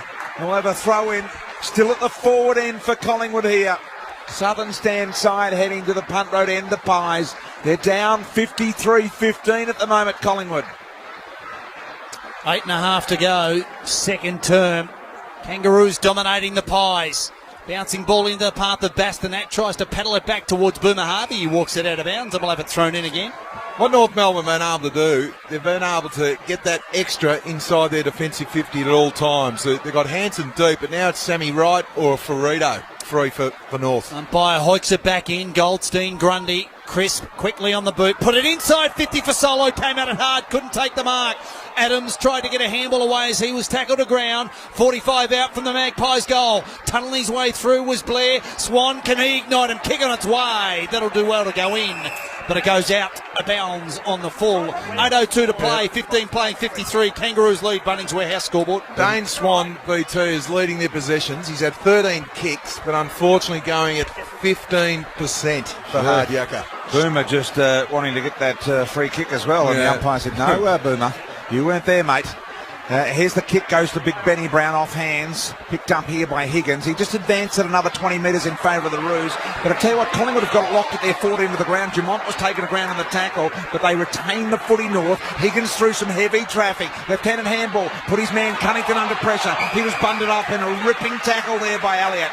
Over the line, out of bounds, Southern Sound, Centre Wing will flow in here with 19:22 ticked over 2:3:15. Collingwood, North Melbourne, 8:5:53. Bunnings Warehouse scoreboard, Swatter. Yep, throw in Southern Wing, Grundy, Goldstein, back of the pack, Elliott fumbled it, went back, got it, shoveled a handball off to Penderbury. Can he get them going, the skipper? He'll release the ball into the sack, charges onto the ground ball, swooped on it, delivers the kick for Solo. Nicely read, floated in late, was right, handballs off to Boomer. And so Fasolo didn't get near it in the end. He waited for the footy, and now Nahas has got it right in front of the interchange area here at the G. Nahas this way, that away. Eventually went one way and found Petrie on the lead. Drew Marks on the chest. Goes back to take his kick on centre wing on the northern side, right in front of the Collingwood bench. Little kick sideways, finds McMillan. McMillan goes to the middle of the ground now to the man on the point there of the diamond in Ferrito. Ferrito marks, plays on, squirts out the handball. Opportunity here for Wright. Thought about it, forced to kick on the left. Goes long and deep. Look at Higgins out in front of Chris. Did well, Chris, to work at the ground. Now Big Grundy goes in, head over the footy. Now you got to hit a handball to kick it. He did. Varco there to help out. And Elliott as well. Little kick around the corner. Got it towards Swan. Swan gathers, immediately under pressure with a handball. Over the line, out of bounds. Half back the Pies. They are under enormous pressure at the moment. They're down 15-53. 6.5 to go the opening half. Kangaroos 4-1 in the opening quarter, and they've got 4-1 in this quarter, and comfortably have the Magpies in a bit of a sleeper hold at the moment. Gibson can't break the Pendlebury tackle. Arriving late, Bastanak hit the skipper for the Magpies hard and fair. And he's the two-day nighttime statistician, premiership star, Jude. It's what a turnovers in the midfield. Collingwood twice as many, 14-7. So the umpire will toss it up, just forward of the outer wing. Benny Brown against Grundy, Cunnington the smother, and then just shoveled a cheeky handball off to Bastanak. No real pressure, he's allowed to spin around, put the ball to half forward. And that's a really gutsy mark taken by Langdon. Yeah, it was well done, backing back with the fight of the footy, Langdon. Short little kick trying to transfer play to Possemize Tuvi, who marks between full back and centre half back. Now Tuvi goes up the middle. Risky kick to Elliott. Didn't try and mark it. Cleverly swept it on. Oxley got rid of his man really well. Handball back to Elliott. He got met high. And that's against weight. And that may well be reportable. He got him really high. One of those front-on tackles. Let's have a look. No, he's going for the footy. He's okay. Jared Waite. Waite was lucky he didn't do his knee, Brian. Yeah, Waite could have almost got a free for taking the legs. Yeah, but it was silly in the end from 50-metre penalty now by Waite. And this will bring Elliott just inside the 50, I reckon. Hear him asking. 48-55. You can hear him talking to the umpire. Elliott from 55 metres out directly in front, punt road end. High footy, just tempts someone to come at it. Big Benny Brown spoiled his own man Hanson in the end. Ball came to ground. Blair's in there, the boy from Wonthaggi. Marley Williams, Cloak tries to muscle it out. Opportunity for Solo, squeezed the trigger, got the handball to Grundy. Got a ponytail Grundy, and he kicks a much needed one for Collingwood. They get something out of nothing there, the Pies. With 5.5 minutes remaining in the half. Collingwood 3-3-21 to North, 8-5-53 on the Bunnings Warehouse scoreboard. Yeah, they're winning the clearances this quarter. Collingwood 10-5, which is equated to more inside 50s, 13-10. They were desperate to win, kick that goal. Only 2 goals for their 13 entries, but the other side, North Melbourne, have gone in 10 times for 4. And the ball use, that's been the big thing. They've been winning enough of the ball, Collingwood. I know it's slippery down there, Howie was talking about it. North are going at 72% by foot, but this quarter Collingwood have butchered it, going at 47% for Hard Yakka. That's all thanks to Hard Yakka, as Spud said. Visit your Hard Yakka Workwear Centre now for great deals, and we're underway again for McDonald's Triple M Rocks football. Pies could get 1 or 2 goals maybe to finish off the second term. Currently trailing by 32, yet to kick back-to-back goals this afternoon, the Magpies. Bastanak threw a fist at it. Hard off the line was Marley Williams. Grundy put it on the boot. Bouncing ball into the path of Fasolo. Out of sorts is Al. Handball towards McDonald from Tarrant. Wasn't good. Went back and got it to Nahas. Pole vaults through the middle of the ground. Got it to Atley. Flicked a handball to his teammate and Zeeble quickly He on the goes boot. long with the kick to centre half forward. The Collingwood line up here. I just get the feeling at the moment they're starting to come here, Collingwood. An opportunity for Williams, just mounting a little campaign. Oh, there's a header from side bottom. He went soccer style. He went with the noggin, trying to keep it moving. That's not an illegal disposal either. Ball spills loose. Pressure mounting. Crisp got it. No, it wasn't. It was Frost. Got the Langdon. Looked at the give and go. Big Grundy was upended. Ball spills loose. Opportunity here around the corner. Brown. Brown has marked for North Melbourne. 35 out directly in front. At a time when Collingwood were starting to get angry and physical and mounting a mini campaign. No, they were, Brian. It was beautifully called, but it's just the ball use again. Really good spot up for Brown. He could have went to any three or four options there. Goldsack's had his hands full all day. From the Apple Isle, Ben Brown directly in front, City End. A lot of wind. Nice kicking conditions, and he comes with that big, long, familiar run-up.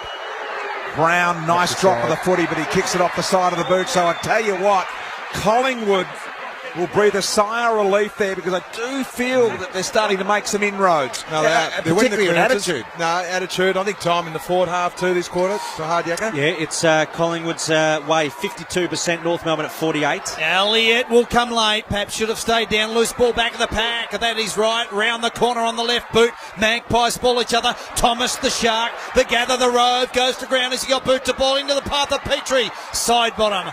Waiting. Accepting the ball. Put a bouncing ball in the path of Oxley. Still hard work for the Magpies. Williams dances and dodges and then delivers to a 1-on-2. Fasolo had to commit. Commit he did. Brought it to ground. Kangaroos have numbers. Thompson brushes away the Blair tackle. Handball off to Cunnington. Flicked it forward to the ball. Gibson. This will hurt. 48. Unguarded. Goal square, and it's in the book. Good footy. Great work of the Kangaroos, and Gibson gets the goal.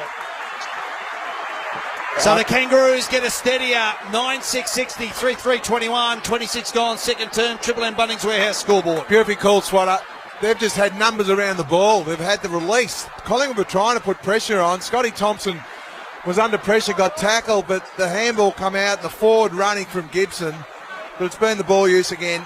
83%, 68% for Collingwood. And you can just see the North Melbourne half forwards putting pressure on the ball carrier for Collingwood. Big time goal that. Yeah, it was. You could feel the pressure. Collingwood were hanging on by the skin of their teeth. And I tell you what, 39-point leaders now North. Well done to them. Out of the middle, Blair. Got it to Adams. Little kick to Elliott, and Elliott takes the mark, sliding to ground at half forward. Immediately gets up, sends the ball long. Here's Jesse White. Perhaps he'd like to take a mark. And he does. 30 metres out near the boundary line. What's he at, Ash? That's his second mark, and along with 2 handballs. So White now will go back for the drop punt. He'll start his approach from the drip tray or perimeter piping there, and he's got to kick us some 30 metres. He'll need to work it left to right. If he's got any right to left in his kick, he cannot kick it. It needs to be the other way. White, 2:41 remaining in the half. Puts it pretty good effort. Good, he's done well. He's kicked it. That's a great goal. So they nail that one back here, Collingwood.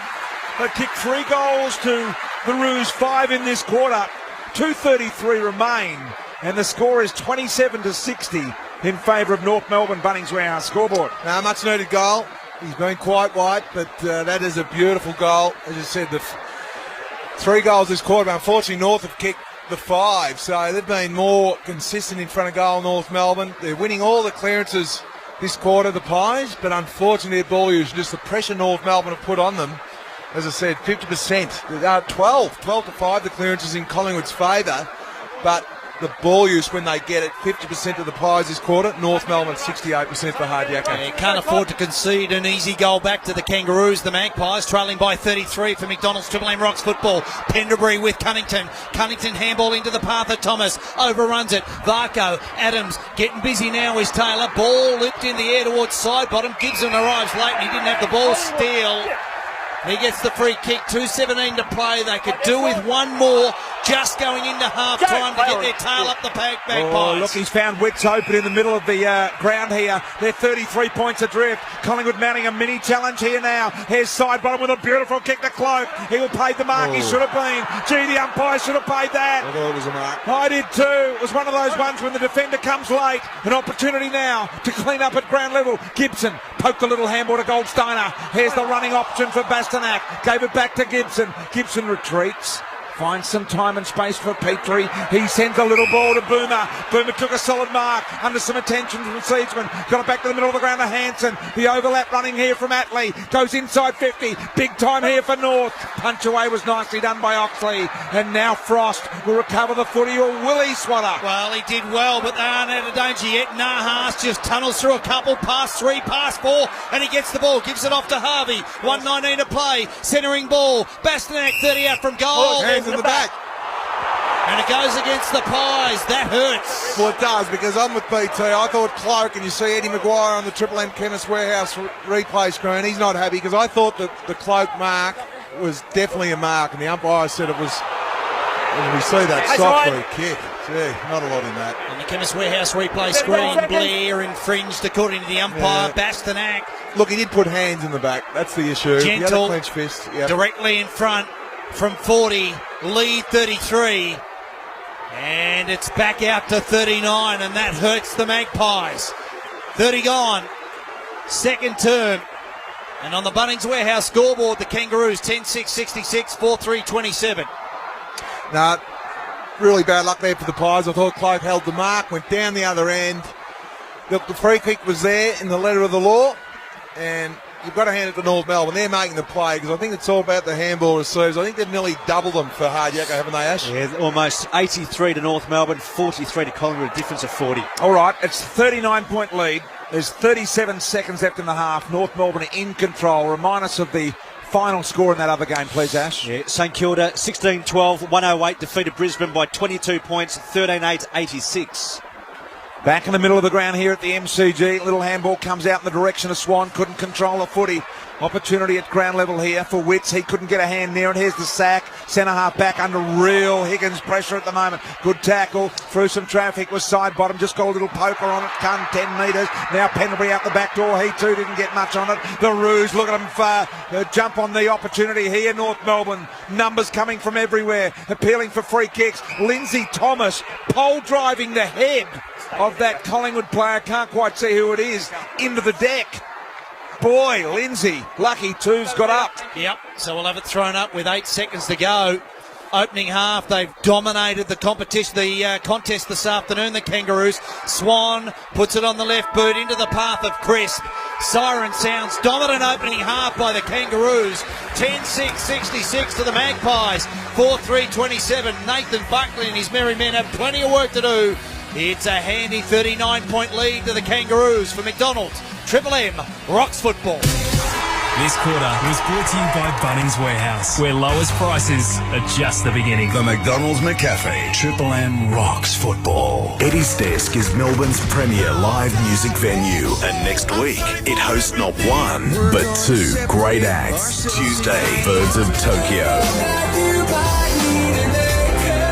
Wednesday, Kingswood. Don't miss Birds of Tokyo in Kingswood. Live from Eddie's Desk next week on Triple M's Hot Breakfast. Woolworths. Wow, that's cheap. Prices are cheap, cheap and staying cheap right across the store. I want to tell you about a burger joint where we do things a bit differently. Here we've got 30 gourmet ingredients to choose from with no menu and no set combinations. You design exactly the burger you want and we'll deliver it to your table on a wooden board, not in a box. We call it Create Your Taste. And where will you find us? Under the golden arches. Create your taste. How very un-McDonald's. Available 10:30am to 10pm. Dine in or take away at participating restaurants. In 2015, the Triple M Bendix Breaks Call team rocks football. Crown Bet, the game just changed. This footy season, if you're placing a bet, remember, always gamble responsibly. Vero Business Insurance. When the moment comes, choose Vero Business Insurance. Talk to your broker today. DeWalt, run time that cannot be beaten. DeWalt, guaranteed tough and available at Bunnings Warehouse.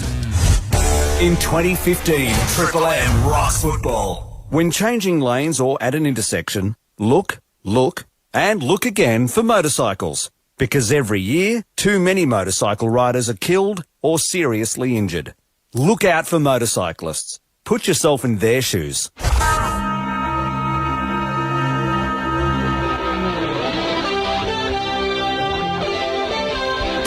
The 2015 AFL season is proudly brought to you by Toyota. Toyota Footy. Oh, what a feeling.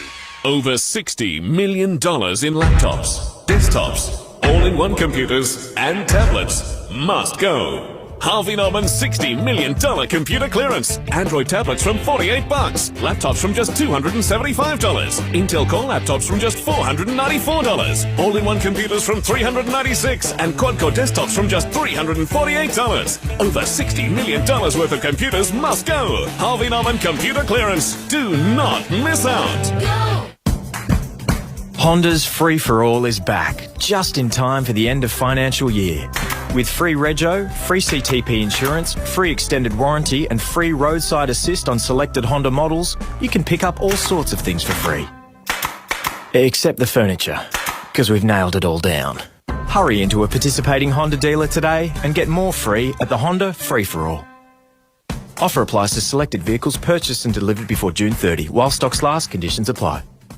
It's true, Australia. The NBN is being rolled out across the country. And thanks to iiNet, the NBN experts, you can access it from just $59.90 a month. Plus, we'll throw in a Wi-Fi modem too. All on a no lock-in contract. Ah, that's better. That was the sound of me unlocking some shackles, by the way.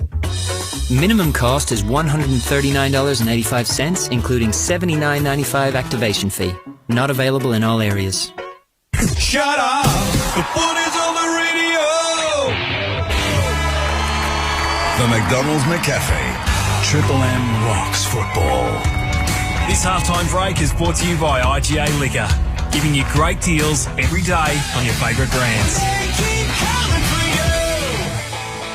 On a cold day when you head home, your favourite barista-made McCafe coffee is now at McDonald's drive-thru. So on the way home, just put the Chariot straight through there. Make your car your cafe today. Halftime here at the Triple MCG, and the Kangaroos have got it under control at the moment. 10-6-66, 4-3-27, BT, Spud, Swatter, Howie, and this man, the two-day, two-night-time statistician star from the Kangaroos with all the hard yakka numbers, Two-Man. Thanks a lot, Swatter. North Melbourne, 9 more inside 50s. The handball receives in the back half of the ground. North Melbourne, 55. Collingwood only 28. If we look at the defensive board chains into the forward 50, North tracking at 46%, which is 22 above the league average. Collingwood usually restrict their opposition to only 19, ranked 4th defensively. And the other key stat is the scores from turnovers. Collingwood concede the least in the competition, only conceding 37 points per game. Well, up to half-time, they've already conceded 6 goals, 5-41 to the Kangaroos. Just some leading ball winners. Swan, 17 touches, only going at 14% by foot. Sidebottoms racked up 16, but he's only going at 44% kicking efficiency. Adams with 13. Pendlebury averaging 28 this year, just the 9 disposals. And for North Melbourne, Boomer Harvey, 17 touches, 11 handball receives, 8 of those in the back half of the ground. Cunnington, 14. And the North Melbourne forwards, Petrie, 9 disposals, 6 marks, 1 major. And Jared Waite, Swatter, 9 disposals, also along with 6 marks with 2 goals straight. 39-point lead to the Kangaroos at the main break. What about the Herald Sun Supercoach player points update, Chu? Number 1 ranked player on the ground, McMillan with 70, Goldstein 67, Waite 64, Harvey 61. Top 2 for the Magpies, 56 to Sidebottom and 50 to Grundy and Crisp. All right, Kangaroos 10-6-66, leading the Magpies 4-3-27. This is the halftime break for IGA Liquor. IGA Liquor giving you great deals every day on your favourite brands. Two-man, the earlier game, St Kilda on the road to the Brisbane Lions at the Gabba. Final score, please. Yes, St Kilda 16-12, 108 to Brisbane at 13-8, 86. Nick Rewald kicked 4 goals, and Leicester for the Lions also with 4. Remember, St Kilda were down by 29 points at one stage into that first quarter. And what time do we have the opening bounce final game, round 9? West Coast hosting the Cats. Yeah, it's about 5 minutes away, 4:40 start over at Subiaco, Swatter. All right, we'll get Spud's thoughts. BT will come back into the chair. We might even get some Petters Star Performance nominations from Spud. But, man, it's over to you again. Yeah, today's Vero Business Insurance Instant Trivia question is, how many consecutive preliminary finals did North play in under Dennis Pagan? Answer correctly on Twitter at Triple M Footy, and you could be in the running for 2 tickets to this year's AFL Grand Final. We'll give you the answer straight after the break. For McDonald's Triple M Rocks Football, here's Chris McKenzie with another M Sport update for the Master Builders Association of Victoria. Thanks, Chris. Thank you, Chu. The AFL is concerned there's been racist tones in some of the criticism of Adam Goodes over his Indigenous war cry goal celebration.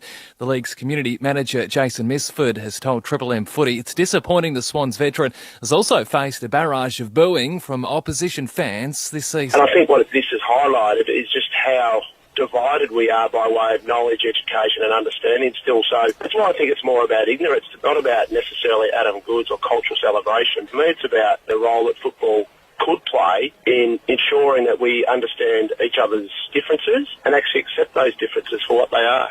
Now, there's no late changes for either the Cats or the Eagles ahead of the Savos clash in Subiaco. With Brant College, the starting sub for West Coast, Matthew Stokes has the green vest for Geelong. In tennis, Tanasi Kokonaka says he'll take plenty of confidence out of the French Open after a straight sets third-round loss to the world's best player, Novak Djokovic. I was just disappointed with how I returned a little bit. Wasn't quite getting it deep enough. Couple balls I dropped a little bit too short, but off the ground rallying I felt fine and couldn't quite string together points on his return games. Nick Kyrgios is also turning his attention towards Wimbledon after a flare-up of an elbow injury in his 6-3, 6-2, 6-3 loss to Andy Murray. Premier League champions Chelsea have arrived in the country, with manager Jose Mourinho promising to play a full-strength side in Tuesday night's clash against Sydney FC. The English season officially wrapped up overnight, with Arsenal claiming a record 12th FA Cup title with a 4-0 victory over Aston Villa. Aussie golfer Stephen Bowditch has vowed to keep attacking as he takes a 2-shot lead into the final round of the USPGA's weather-affected Byron Nelson Championship. 2-shot lead, really. It's one hole, or just keep playing golf the way I've been playing, and you can just give yourself some chances on the back nine, and hopefully I can roll in a few putts. The Aussies are holding their first training session at Windsor Park in Dominica ahead of their opening test against the West Indies starting Wednesday night. And Ducati rider Andrea Iannone has upstaged his big-name rivals to snare pole position for tonight's Italian MotoGP at Mugello. The Hyundai i30 SE run-out sale is on. From just $22,990 drive away, get the i30 SE Automatic with $2,000 worth of extra features. But hurry, stock is limited. The Triple M Footy Gamecast, partly cloudy, 13 degrees at the MCG. Thanks to Master Builders, unbeatable leaders of the building industry. For details, go to mbav.com.au. Coming up, the second half from the Magpies and Kangaroos for McDonald's Triple M Rocks Football. This halftime break was brought to you by IGA Liquor, giving you great deals every day on your favourite brands. The McDonald's McCafe. Triple M Rocks Football. For your weekday fix of footy, look no further than Triple M's Rush Hour. That's your footy rep for the day. Bringing you all the biggest names in the game. From down back. Michael Hurley, star of the Bombers. Hey, Sam Fisher's been good enough to join us. Thanks, guys. To the middle. Dane Swanee joins us right now. Hello, Swanee. Hey, boys. Bernie Vince joins us. G'day, guys. And the big forwards. Look at big Tommy Hawkins. Hey, Hawk. How are you, champ? All right, you're looking magnificent as usual. Aren't I, Billy? I'm looking fabulous. JB and Billy, the Rush Hour. For Buy Property Direct. Weekdays from 3. Triple M. Yep, the best Trident ever has landed, with a 5-star ANCAP safety rating and a bigger, quieter, more comfortable cabin. It's perfect for when you need to bail out a mate. Like Jimbo here, whose wife has dragged him to an amateur production of Grease. I've got chills just thinking about it. It's a Mitzi. Sure is, mate. Let's go. Oh, sweet as. Drop into your Mitsubishi dealer and test drive the best Trident ever today. It's that time of year again. It's Hard Yakka Workwear Centre's winter sale. So make sure you head to your local Hard Yakka Workwear Centre and pick up a ripper bargain. Get 25% off selected Hard Yakka jackets, jumpers and hoodies. And 25% off all women's Hard Yakka clothing and footwear.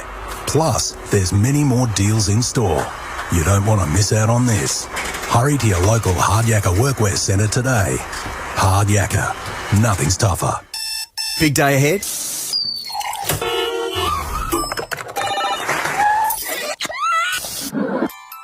Start your day with Barocca Performance. It has a high dose of B vitamins and vitamin C, calcium, magnesium and zinc to help improve mental sharpness and physical energy throughout the day. Try the new Barocca Performance Mango and Orange 45s. It's just $17.99 at Chemist Warehouse. Big days start with Barocca. Always read the label. Use only as directed. Chemist Warehouse. Lowest prices guaranteed.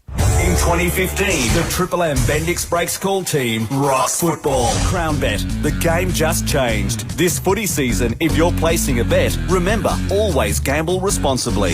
Vero Business Insurance. When the moment comes, choose Vero Business Insurance. Talk to your broker today. DeWalt, runtime that cannot be beaten. DeWalt, guaranteed tough and available at Bunnings Warehouse. In 2015, Triple M rocks football. Over $60 million in laptops, desktops, all-in-one computers and tablets must go. Harvey Norman's $60 million computer clearance. Android tablets from $48. Laptops from just $275. Intel Core laptops from just $494. All-in-one computers from $396. And quad-core desktops from just $348. Over $60 million worth of computers must go. Harvey Norman computer clearance. Do not miss out. Go! Store it, save it, move it, keep it, store it with Storage King. In online business, your perfect partner is Storage King. We no longer need to be chained to a desk, nor do we need a whole lot of office furniture, or even a shop front. If you distribute, buy or sell online, storing with Storage King can be just like your own warehouse, without the overheads. Call 1-800-STORAGE today and let Storage King give you back some space. Store it with Storage King. Shut up! The foot is on the radio. The McDonald's McCafe. Triple M rocks football. This quarter is brought to you by Kubota Excavators. The winners are the boys who scored 1.99% finance on selected Kubota excavators. Hurry to become a Master of Engineering. Finance offer ends June 30. MCG on a Sunday afternoon. North getting it done over the Pies at the moment by 39 points. That's the half-time margin as it lies at the moment. Ash, today's Vero Business Insurance instant trivia question was? Yeah, BT, how many consecutive prelim finals did North play in under Dennis Pagan? And the answer was 7. And well done to Nicholas James at Nicholas James X. He goes in the running for 2 tickets to this year's AFL Grand Final. I seem to remember from that era, Ash, and you'd know this, that Adam Simpson, including his junior football, played in about 6 grand finals or premierships in a row or something? Played in the reserves premiership teams for North Melbourne in 94-95 by memory as well, BT. Yeah, he was. Pettis star performance, Spud. Best on ground opportunities here. Who's done reasonably well so far, do you think? Well, the guy Swatter interviewed pre-game, BT. I think Brent Harvey's been one of the better players on the ground. He's had 17 disposals. He's going at 89%. He's had 11 handball receives, and that's an indictment on the Collingwood back half because the easiest thing to do is stop handball receives. He's had 14 of those uncontested, two inside 50s, a couple of scoring assists as well. I think Cunnington's been in and under for North Melbourne. Waite's been dangerous with 6 or 7 marks, 3 of those contested. I think Drew Petrie's been terrific as well. And Gibson, he's the type of player that keeps getting under people's guards, Gibson. For Collingwood, look, Swan's at 17 but going 14%. 14 kicks at 14% is just not good enough. So he's hit the target twice out of his 14 kicks. Sidebottom's tried hard, but again, he's going at 40%. Adams is the only one that's hitting targets at 100%.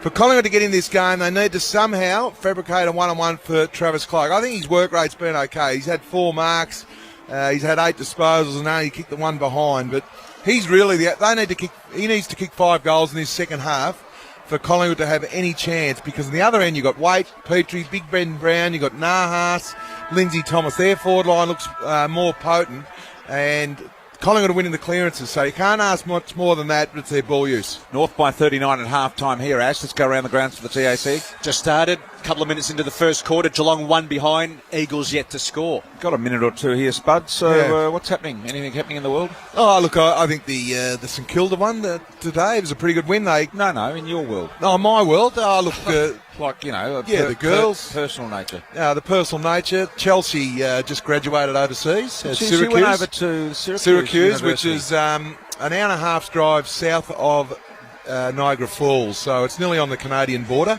She's got a degree in a Bachelor of Science majoring in communications, in honours. Yeah. She's now, at the moment, down at Princeton University competing to seat race for the Australian team. So To what?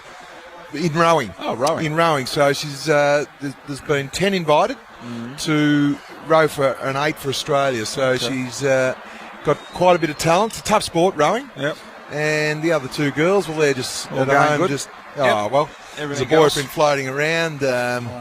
Have you read him the riot act on arrival at the Frawley cul-de-sac house? And, well, Josh is look, listen, he's a good Josh. lad, but he knows where the boundaries are. Keep it all above board, mate. All The boundaries are just sit in the kitchen chair and don't even venture up the stairs to the bedroom. If you want to stay over, mate, there's just no chance. Well, he can, but it's down in the theatre underneath. Of course, no soon walking as into you, the bedroom because I got a 14-year-old daughter, Brian. Yeah. You've got to set the example. You've got to set the right example, and unfortunately, I'm driven mad by girls, Brian. They're just everywhere, so I just can't get away from them. So that's why I love coming to work with you guys. Swatter and I have been to the junior footy today. We love the junior footy. How'd don't you we, go, Swatter? boys? Swatter, did you? Kids won. How'd the boys go? Gisborne Juniors and the girl. Oh, that's right. You're Yeah. saying your daughter Yeah, loves the footy as Centre well. half back. Well, the there's good golden fist. spalling. Yeah. There's now a pathway for girls. There It is. used to stop at about under 15s or Yeah. something, and they couldn't play any further.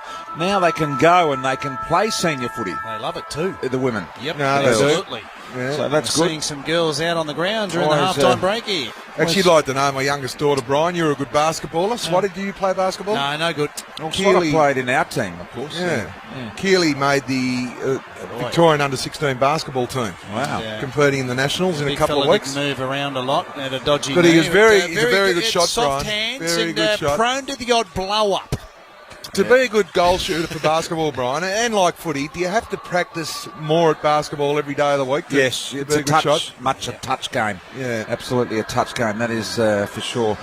Well, that's the personal nature of what's going on in life. Let's get down to Howie, who's downstairs for us. Howie, for Bob Jane T-March. Want to add boring, anything? really. Yeah, I won't be getting involved in any of this sort of off-field type of stuff. The good news is the rain has cleared away. We thought there was going to be a bit of a struggle, but I think we might be right for the second half.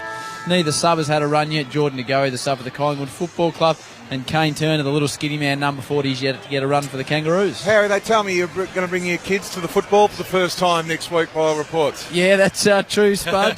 Never easy to organise with a roster, but the Hawks Saints next Sunday. Yeah, by all reports, you said it was going to be a good live kill, so that's why you're going to bring the kids along. So I didn't say a live kill, I said an easy kill, Spud. Okay, I just want to get that on the record. For, No, you just play don't. You don't want to take your kids to the first game and come up against Fremantle. You want to give them a chance to get a win for the Hawks. I'll just keep that on tape for Rui and Joe Montagna when you see them. Part of the show you do a wonderful job with Wayne Carey, who's absent today on a Saturday morning. So we'll try and get that on tape for us. Howie? All right, we're just about ready to go here at the G. The players resuming their positions. Coaches are already back in the box here, and as Howie mentioned, neither sub has been activated as we speak. So the full scores here as we're about to resume the third quarter. 10-6-66 to Collingwood 4-3-27. I'm not sure whether Howie can see it from down low, but there is a big dark cloud coming from the south. Yeah. And I can see it, Brian. Just because I'm sitting down here, I can see the thing above my head about to burst. Yeah, my tip is you won't be enjoying it down there for too much longer. That's the way it looks to me. Here's Wayne Swass on Triple M Football. For McDonald's Triple M Rocks Football, Magpies have to get it going and get it going early. Bastanak, he was held, had it for a long time. Just got boot to ball, Tuvey. Got a handball off to Williams, 5-1 off to Varco, and he chisels the ball out wide to Pendlebury. Found a bit of room, hasn't seen much of it. Kick critical, Wits, it's not a good kick. Into the path, bouncing ball, out of bounds, throw in, deep inside the Magpies, forward 50, early stages, third term. So that's the social club end, which Collingwood are kicking, the city end of the ground here in this third quarter. They need to get it done, and they needed to get it done early here in the third. Otherwise, North Melbourne are going to walk away with this game here. What have they got? Hugh Pendlebury got taken high, and he did go down. No, it's not a duck. So the umpire's saying it's not a duck. He got hit high, and he'll get a free here, Pendlebury. So It's allowed to do that. this is exactly what they wanted. Triple M Chemist Warehouse replay screen. Yep. Looked like Grundy got one early. I think he got a flick in the eye there. 15 seconds. And then Goldie did go high with the arms. So the free kick was there. Grundy was probably stiff not to get one as well. So a really important kick here for Scott Penrith. It's only a kick at 25 metres. It's on a 45-degree angle, but he needs to nail the guy to give the goal, to give him some momentum. He's got it. He's curled it just in the nick of time here, Scotty Penrith. So Collingwood early on the scoreboard here. 10-6-66 North Melbourne.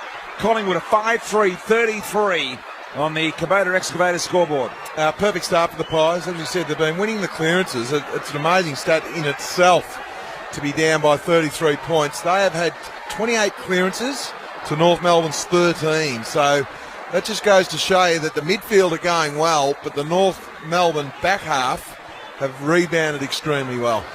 For the TAC, Geelong 1-1-7, leading the Eagles 1 behind, 8 minutes into the first quarter. Earlier today, St Kilda too good for the Lions by 22. 33-point margin here. Pendlebury with the opening goal of the second half for McDonald's. Triple M Rocks football. Still looking for back-to-back goals this afternoon. The Pies tumbling ball to half forward. Goldsack charges after it. Got a shepherd from Brown. Didn't give the handball off to Seedsman. Brown comes along the boundary line. Numbers, this is better for Collingwood. Yeah. Promising build-up. Not a good kick from side bottom. Down low to Jesse White. Couldn't control the slippery ball, and we'll have it tossed in right in front of the Pies bench. He sometimes doesn't lift the vision, still side bottom. Yep. He's so attuned to short, little, nifty, tricky stuff. Just need to lift the vision there a little. Get some yardage. Yeah. Boundary throw in centre wing. Front of the interchange area. Crisp. Handball to Pendlebury under enormous pressure. Zeeble wrapped him up in a tackle that got him high in the end. It was a late call, BT. It was a late call. I think it slipped up, and he was wondering, like I was it or wasn't it? Zeeble not happy, but Pendlebury too early freeze here in the third quarter. This one on centre wing. This will kick wide to Grundy. I'm not sure that it's as good in his hands. Grundy now goes long and deep without a lot of thought and kicks it straight to Thompson. Yeah. He's the extra for North. And now look at the runners. Harvey, Ferrito, chain of handballs with Cunnington. Coming after him was Cloak, almost had him. Just about dropped the Dax. Might have been a little ball tickler. Ball is spilled free out of half forward flank. Good pressure from Collingwood. They stop the exit. Now they'll have it reset. Throw up half forward, out of side. 33-point lead to the Kangaroos.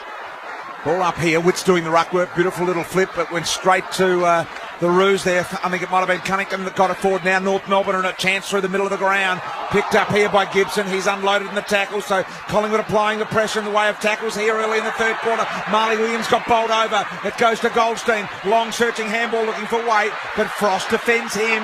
Did well, kept the ball in front. Grundy's got to do something now. Squeeze the trigger with a little handball to Frost. Back to Grundy. Grundy clean hands, picked it up, gave it to Barco. Barco bangs it on the boot, but he was under pressure. Went straight down the throat and right at half back. He'll reload, go towards Goldstein. Sack coming late, but good mark. They've got men everywhere. Nahas is loose inside 50. Long is Brown. Ball into the path of Gibson. It eludes him, goes to Brown. He's got support. He ties it up, and that allows a couple of Pies to come in and wrap him up.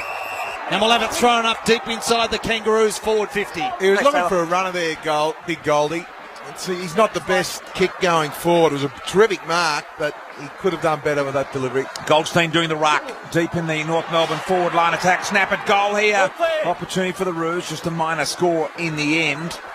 Off the boot of Higgins. What's he had for hard yakko, Higgins, Chu? Yeah, 10 disposals, 1 goal, 1. 67 plays 33.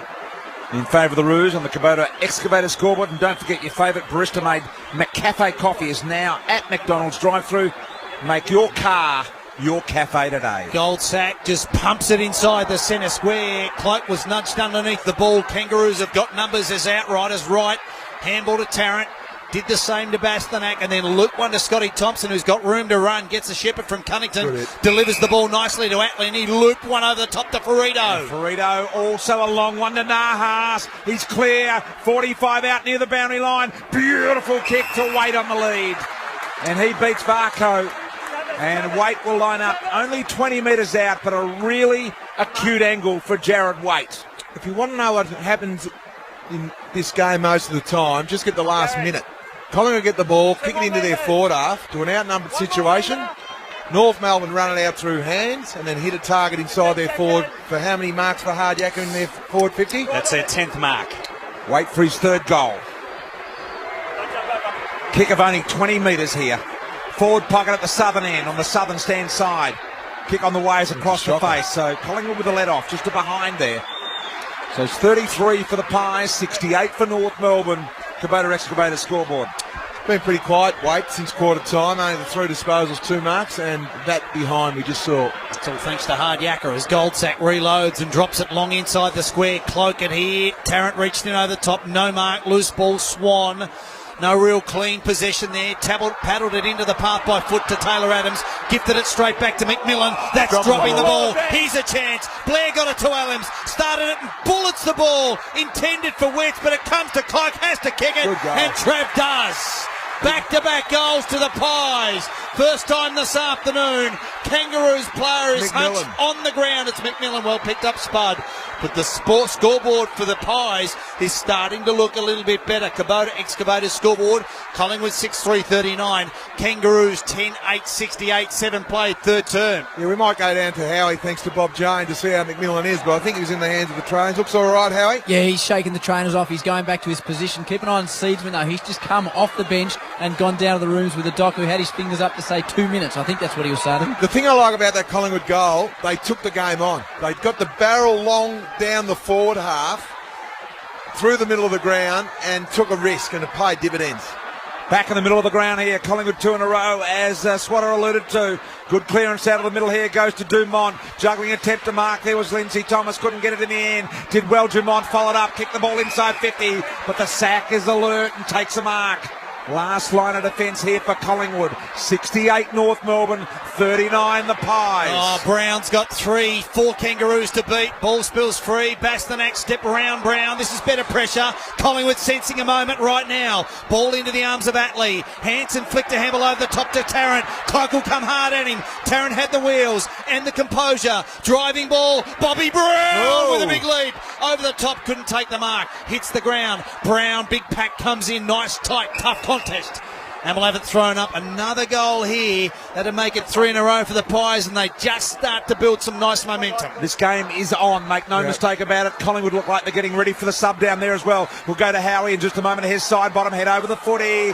Got him in the tackle, ball pinned. What do you reckon, Howie? Yeah, Seasman's back on deck. I think they're going to try and give him a run out there. DeGoey is the sub for Collingwood. North Melbourne haven't pulled the trigger yet. Turner is their sub. Bob Jane T-March, Mark Howard ground level, ball up here. Almost attacking 50 for the Roos. Grundy just slammed her on the boot out of the ruck. Here's Elliott, attacks the footy. It was knocked out of his hands by Wright. the man! Didn't take possession! And yes, didn't take possession, so it'll be an Elliott free half back. So things are starting to roll Collingwood's way. First of all, the footy, now 3 or 2. And a goal or 2 as well. Cloak marks. Forward of centre wing, backward of centre wing. What are the numbers telling you, two-man, in this quarter for Hard Yakka? Collingwood's pressure. Clangers 6-2 North Melbourne's way. Cloak with a high ball. White. Nice use of the body. Takes the mark. He's got Fasolo long and deep. Goes to the pocket. Kicks on its way. Chipping ball sits up for Pendlebury. Good spoil Zeeble, but he's paid a mark. Well, did he have it long enough? It was the same as the Cloak one. Be consistent, umpires, please. Triple M Chemist Warehouse replay screen. Pendlebury paid the mark. Tell us, take us through it again, Spud. Well, he had it in his hands, and it was a shot with the arm, so I think it could have been a free kick in the end. Swatter. Well, big players step up when the moment's right there. And here's a moment for the skipper for the Magpies. They've kicked the opening 2 goals. Tough kick, though. It is a big kick. He's on the right side for a left footer. He doesn't go for goal. He chips the ball. They've got a couple. Easy. Blair's there. Elliott's there, and he takes the mark. Elliott directly in front, 15 out, and this to really ignite him. Well, Brad Scott looks in the Triple M Chemist Warehouse replay screen, looks around his defensive coach and say, any danger? Someone could get in the most dangerous spot on the ground, 30 metres out, directly in front. Pendlebury's on fire the start of this third quarter. How many, Ash? 5 Hard Yakkers and 1 major. Couldn't get any continuity or momentum going in the opening half, and the Magpies have gone bang, bang, bang. No. Bang. 3 crisp jabs on the chin of the Kangaroos. They've got the opening 3 goals of the term, and it is game on now. Scoreboard reads 7-3-45. Kangaroos 10-8-68. 10.5 gone. Kubota Excavator scoreboard. Collingwood couldn't buy a goal early. They've been inside the forward 50 3 times for 3 goals. Perfect football at the moment, led by their skipper Pendlebury. Grundy's been terrific around the clearance. Adams, Varco and Cloak getting into the game. 23-point margin now. Yep. So they are officially back in this. 3 Collingwood goals in a row. They hadn't kicked consecutive goals in a row prior to this 3. Back in the middle, which went early. Holstein stayed down. Little handball comes in the way here of the middle, intercepted by Zeeble. Went and got it, Cunnington. Handball back to Zeeble. Zeeble in the centre circle, fed out the handball to Harvey. Harvey's neat little kick finds Lindsay Thomas, running on the wrong side for a left footer. So he's marked it on the point of the square at half forward. 65 metres from the punt road goal. Thomas now puts it up in the air. Here comes Frost. All the big boys there. Knocked off hands, side bottom. Through traffic, got it to Langdon. Langdon with a clearing kick out of defence, but it may well come back. Into the path of Tarrant. Nice gather. Wobbles it back inside 50. Goldsack over the back was Harvey with a big leap. Loose ball back in the pack. Gibson got it off to Harvey by handball. Looks to get rid of Witts. Handball's along the ground, just like KB used to do a long time ago. Ball comes to Goldstein. Flicked the handball back. Cunnington. Kick was smothered by Swan.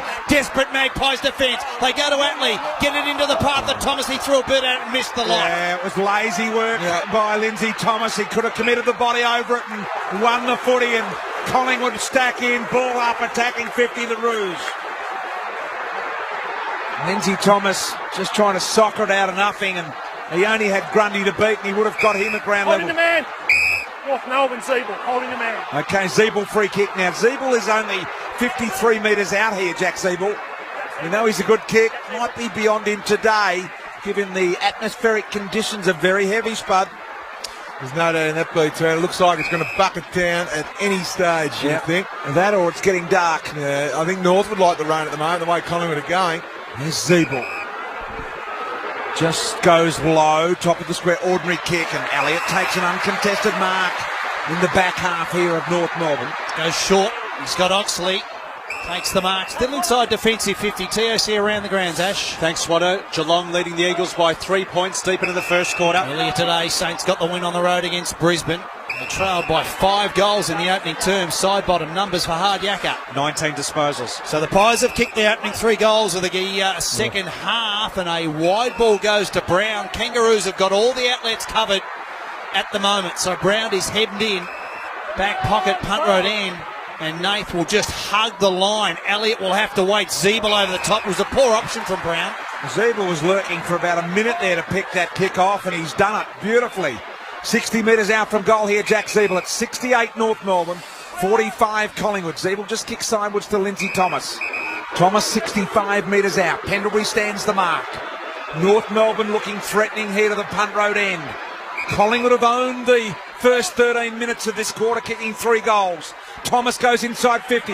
Got to stand in the way there, Elliott, and he did well for Collingwood, fisting it to the boundary line, and we'll have a boundary throw in the attacking 50 for the Roos. 10-16 to go. Might go down to Howie. Some sub-action for the Magpies. Bob Jane T-Marks. Yeah, Jordan to go. He's got the green vest off. He's ready to come on. They haven't made the move yet, so they haven't handed out the red one. All right, well done, Howie. Thanks to Bob Jane T-Marks. To go, he is ready to go. Ball at half forward, Kangaroos. Handball ends with McMillan. Quickly round the corner. Blair stood the ground. The little man plugged the hole. Took a gutsy mark. Moves the ball quickly. He's got Jesse White. He looks up and got nothing. Nothing, so he has to wait 50 metres. What a bad blue, because he had nothing. Straight over the mark. As Swatter said, he had absolutely nothing. And now he's kicking from forward of the centre circle, almost at centre half forward. So from the back 50 to the front 50, just with a 50. A lot of 50s in there. White up high, couldn't hold the mark. Fasolo there. Zeeble bullocking his way through. Caught in the Fasolo tackle. Knocks it out. Atley trying to fake the high tackle. Not on. Picked up Fasolo. He made no contact.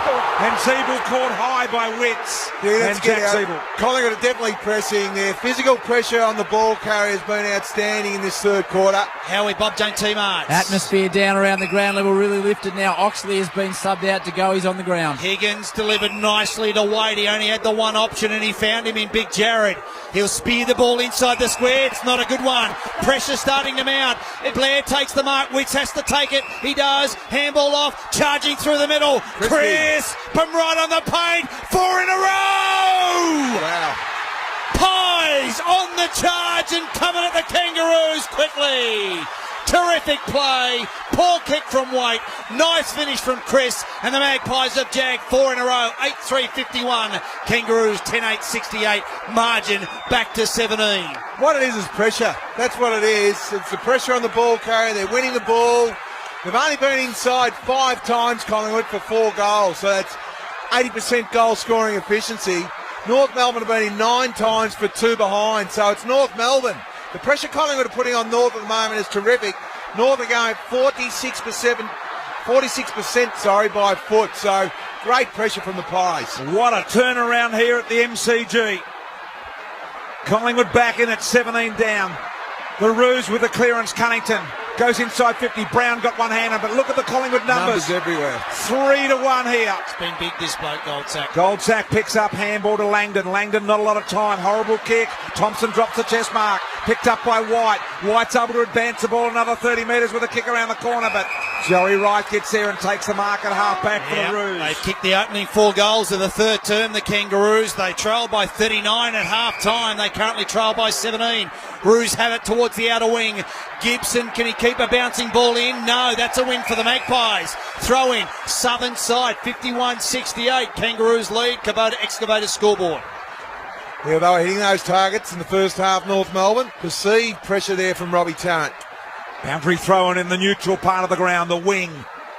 Neither ruckman making contact with the footy. Demont put his head in there and won the footy. Kicked out, found Brown on the lead, fortuitous. Brown, Ben, 60 metres out, turns around, chiselling ball to Higgins. Higgins on the lead in front of the sack marks. Then he'll line up 48 metres out on a real difficult angle. Yeah. But he is a class player. I was just about to say, Brian, if you want one player in the North team to kick the ball from this angle, it is this guy, Higgins. He's a beautiful set shot. Higgins lines up. Now he's starting his approach from the southern flank. He's at the punt road end. He'll take his best. It needs to be a 48-metre kick. Couple of metres inside the boundary line. Taking every bit of his 30 tick-tocks. Real important goal here for the Roos. Stops some Pies momentum. Higgins on the way, has missed. It's a little left and through for a behind in the end. So 69 plays 51 in favour of the Roos on the Kubota Excavator scoreboard. 7:19 to go on the Commander clock. Commander.com.au, the small business phone experts. Pies have kicked their only 4 goals of the term. Goldsack chisels the ball low to Williams. What a Tyson Goldsack's numbers, Two-Man, especially this term. Yeah, he's had 7 disposals for the game, but in this term he's had 3 possessions, all contested. Williams will try to get around Petrie and has gifted it back. Zeeble pushed off the line by Varco, goes back. Good tackle on him by Crisp. Williams tries to butter up, does. Goes to Tagoe. Nahas clamped him down. Tagoe did well. They lift again. They go and charge and they give it back to Crisp. Goes down the line. Grundy into the path of side bottom. Side bottom gets it near the boundary line. Thought about, kept going. Little kick back to Fasolo. He'll want to go long. He's got Blair in a one-on-one if he wants. He ignores that. The umpire calls play on. He gets around right. Fasolo belts it from 60 out. High ball. Long ball. There is Grundy. Couldn't hold the mark. Hanson almost got him high. Ball over the line and out of bounds. Pies fans are angry, but I think it was the right call in not making a call. Yeah, just have a look at the Triple M Chemist Warehouse replay screen. No free kick there. I think Grundy's a better option for than Wetts at the moment. 18-point lead. Magpies 4 in a row. Kangaroos goalless. Good tackle. Crisp. He's lifted. Strong tackle on Cunnington. Not coming out. Throw up. 30 out from the Pies goal. Now it's a win for Collingwood holding the ball there. Danger here for the Roos. Ball up in front of the Collingwood goal mouth. They're scrambling. Fast hand Swan. Intercepted right. A free kick to Collingwood here, Brian. And I think it'll go to Swan. Yep. Swan's got a free kick 30 metres out, directly in front. Can you believe it? I think it's against Luke McDonald. Let's have a look. In the back. In the back. Forward, yeah, he took a great decision here from the umpire. Ford 50 tackles, Collingwood 15, North Melbourne 2. They've really lifted in this area of the game, Collingwood. For 5 goals in 20 minutes. Good. For 5 straight goals. And to get it back to a 2-goal game. Swan, 25 out, directly in front. Bang. Kicks the goal. Collingwood are within 12 points. 5.5 minutes remaining. Third quarter. Kubota Excavator scoreboard. This is an amazing quarter of football.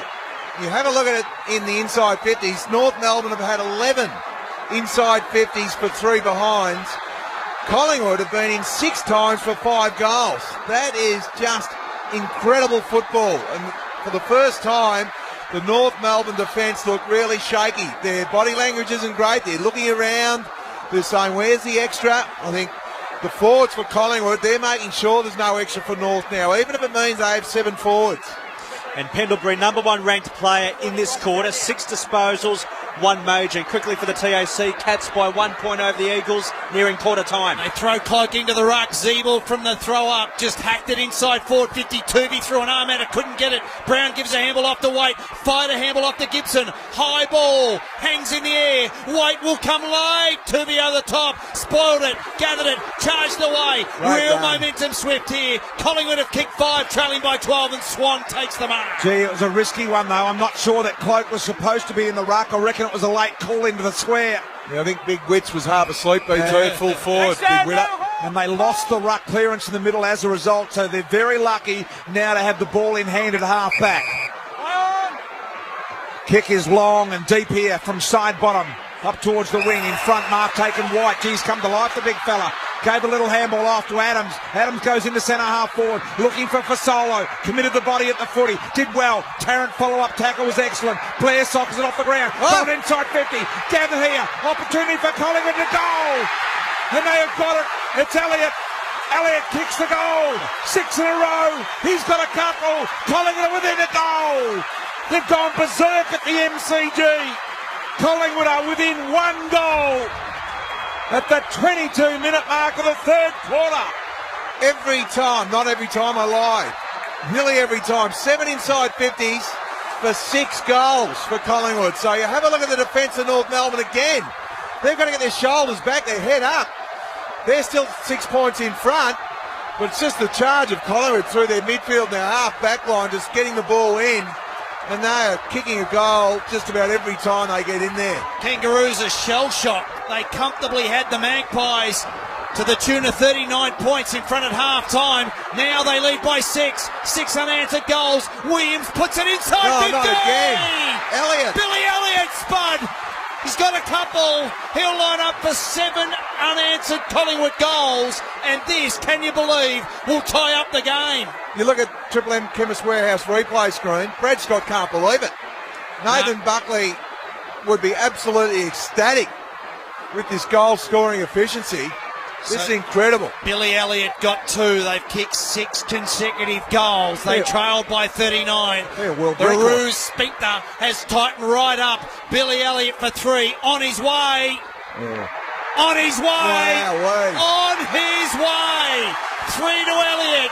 Kangaroos are stunned. 7 consecutive goals, and it is game on. 11-3, 69, 10-9, 69, 24 plays, Spud. Kubota Excavator scoreboard. Not sure what the record is, Astua, for goal scoring efficiency, but at the moment, I'm not sure what your calculations are like, but they've been in 8 times for 7 goals. So it's nearly 90%, I would have thought, but it's led by side bottom, Swan. The run off half back, Marley Williams.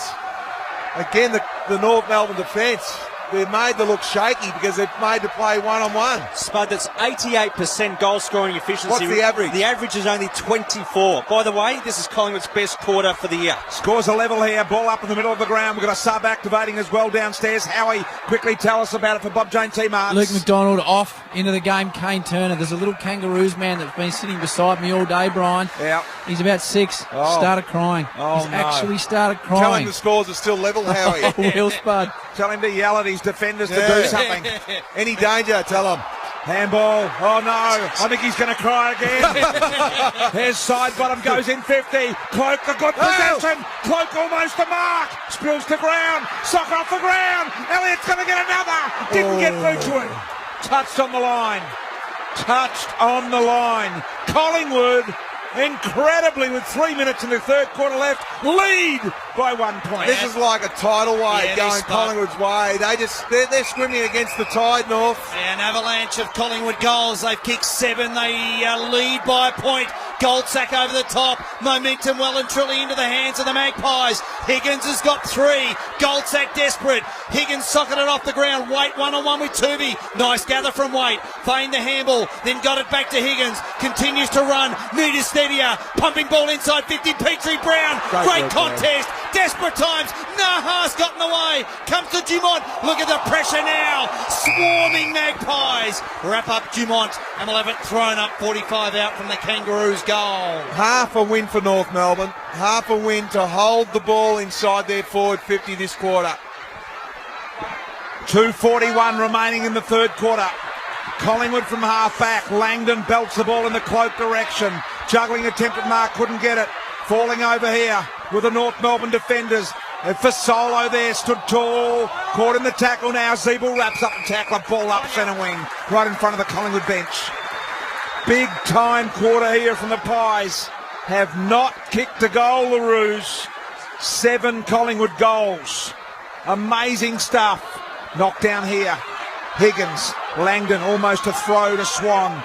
Swan handball around the corner, got it to DeGoey. The sub who's been activated kicks up to half forward. Right off the ground, picked it up cleanly. Look at Pendlebury this way, that away. Eventually found Fasolo on the boundary line, 55 metres out. Bottom. Fasolo goes to side bottom in the square. He's got a mark. He is. Side bottom marks. Turns around and goals. Oh, what a quarter. Got his first.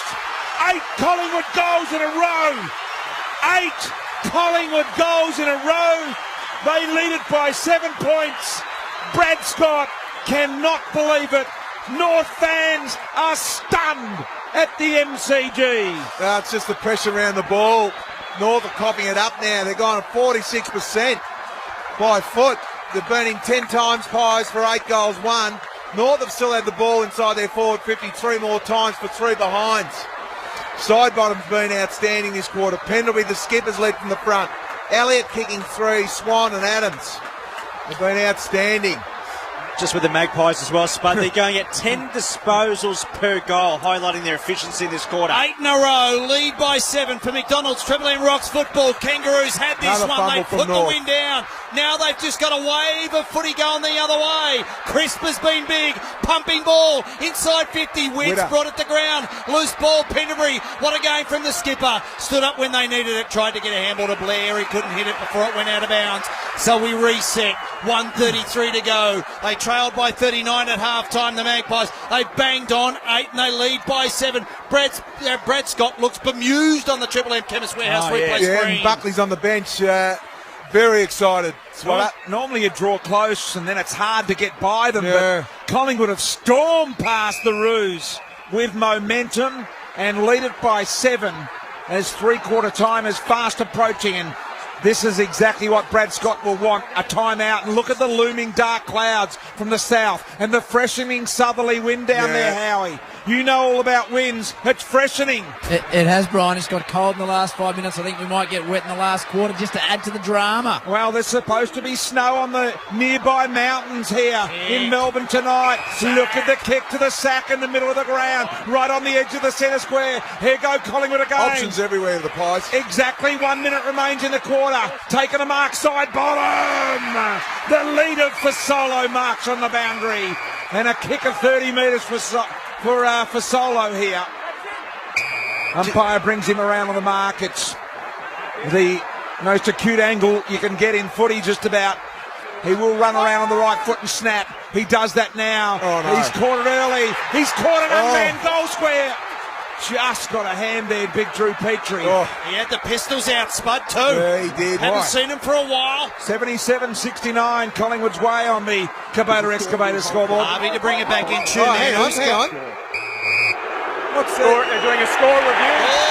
The umpire or the goal umpire didn't call for it. No, but they don't have to, because what happens is they review every score. Oh, it's a goal. And then they let the umpires know, but that's a goal. The six-shooter's coming out. That'll be a for Solo goal. The score is a goal. So you've got to annul the point first. Collingwood have kicked another one. A goal for Solo kicks it. Decision was changed by the men upstairs without the authority of the umpires, which is okay. They're allowed to do that. And Collingwood now 82, North Melbourne 69. Well done, BT. Well done from the third umpire as well. 9 goals, 12 inside 50s. This has just been extraordinary. It's just turned on its head. I'd love to know what Nathan Buckley said to his charges at half-time. It's a different team.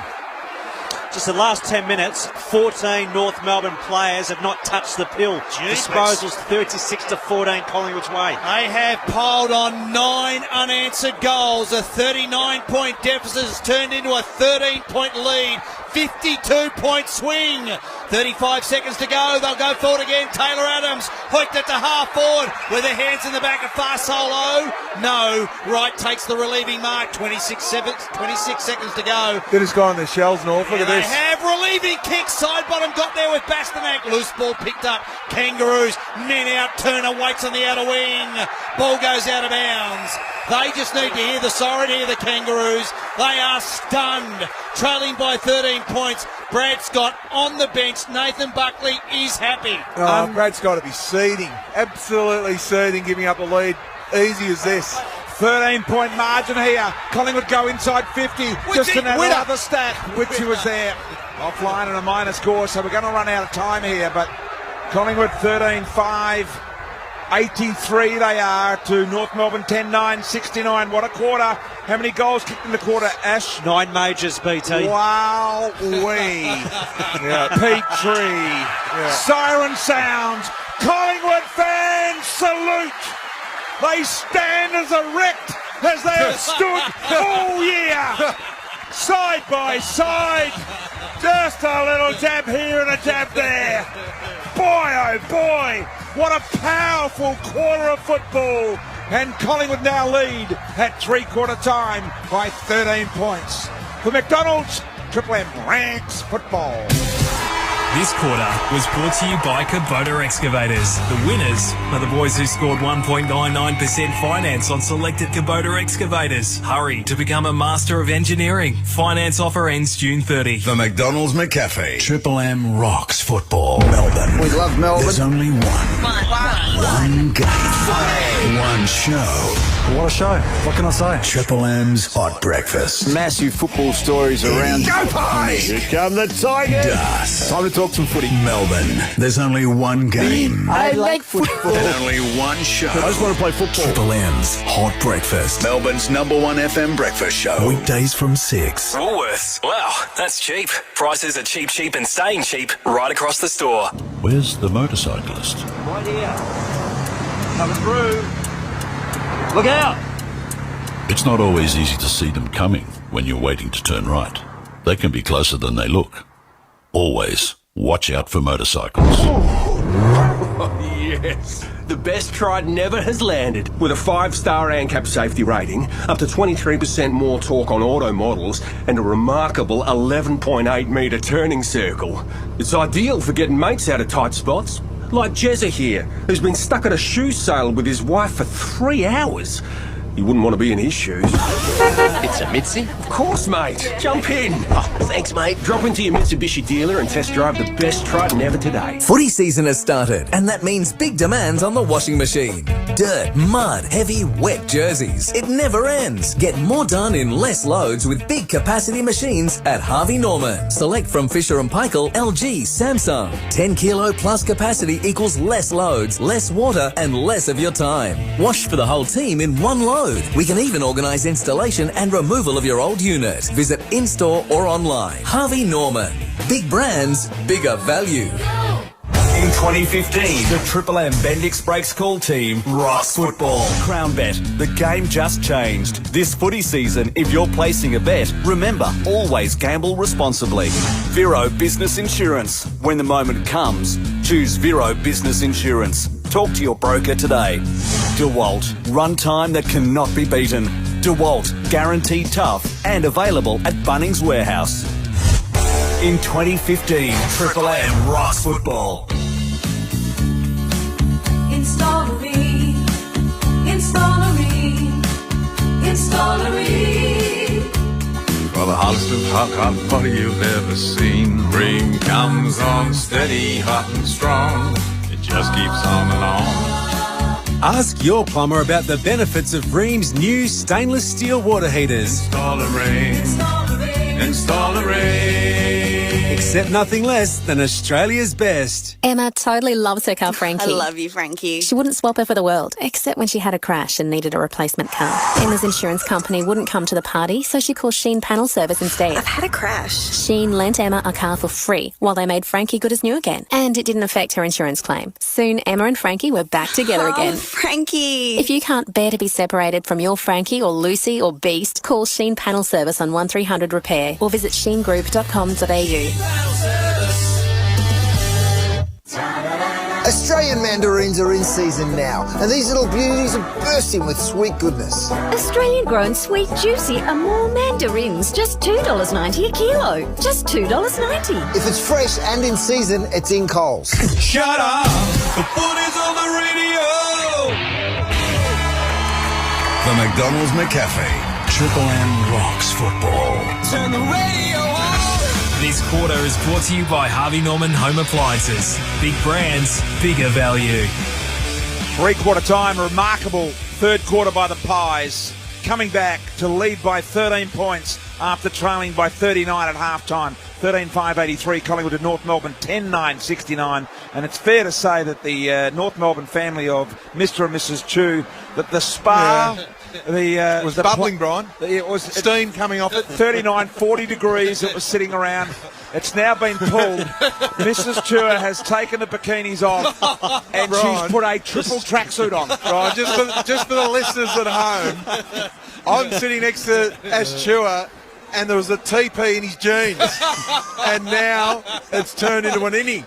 There's nothing there at all, Brian. It's just deflated like the North Melbourne team at the moment. Give us some hard yakkers there, Chu. BT, it was Collingwood's best third quarter against North Melbourne since round 13, 1989, posting 9 goals, 256. Wow. Well, it's amazing. We shouldn't be stunned. We are stunned in that third goal. It was outstanding from Collingwood. But the goal scoring efficiency against North Melbourne, allowing opposition teams to score, is at 26%.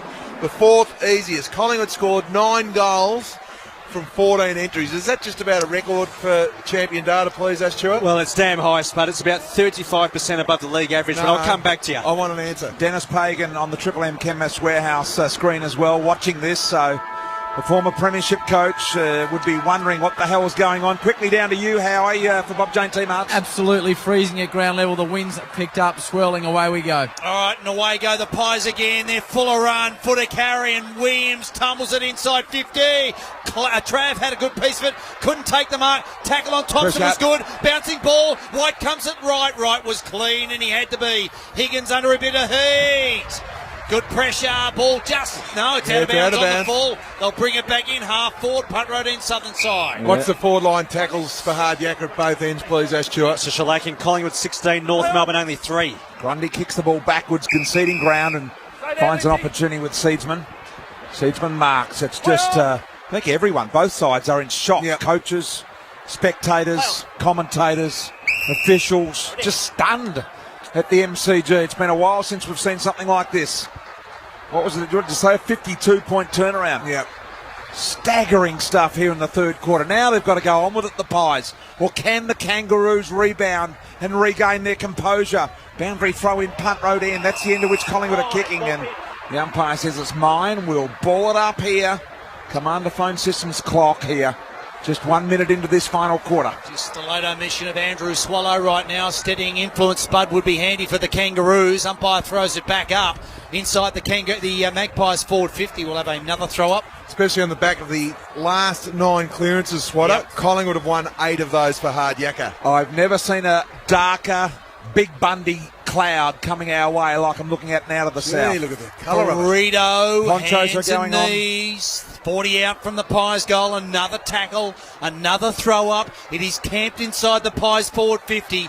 9 unanswered goals in that third term to stun the Kangaroos. Gonna snow soon, Howie. Yeah, no doubt. It's gonna snow, Howie.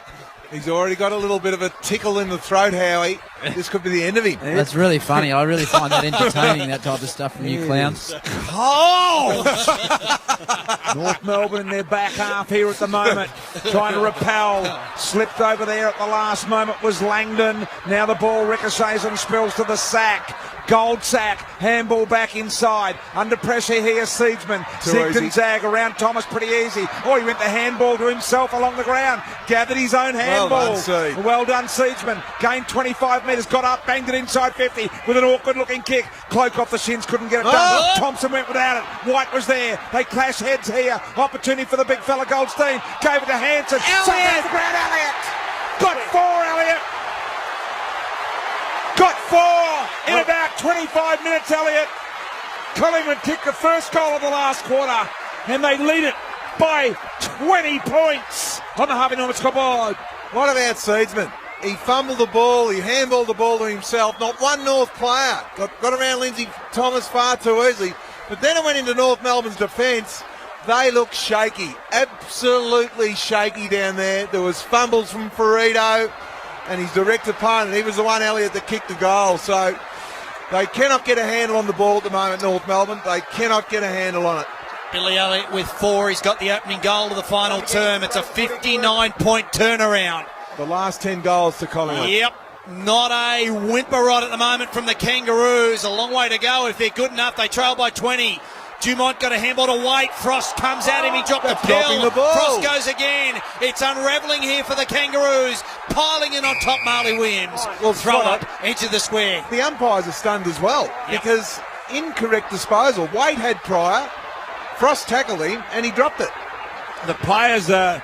Well, they're zombies at the moment. They're shell-shocked, BT. They are. I thought in the three-quarter time break they could regain composure. I'm not sure I was right with that. Cloak, little palm down, looking for Adams. Had to go and get it himself. Good tackle there by Tarrant.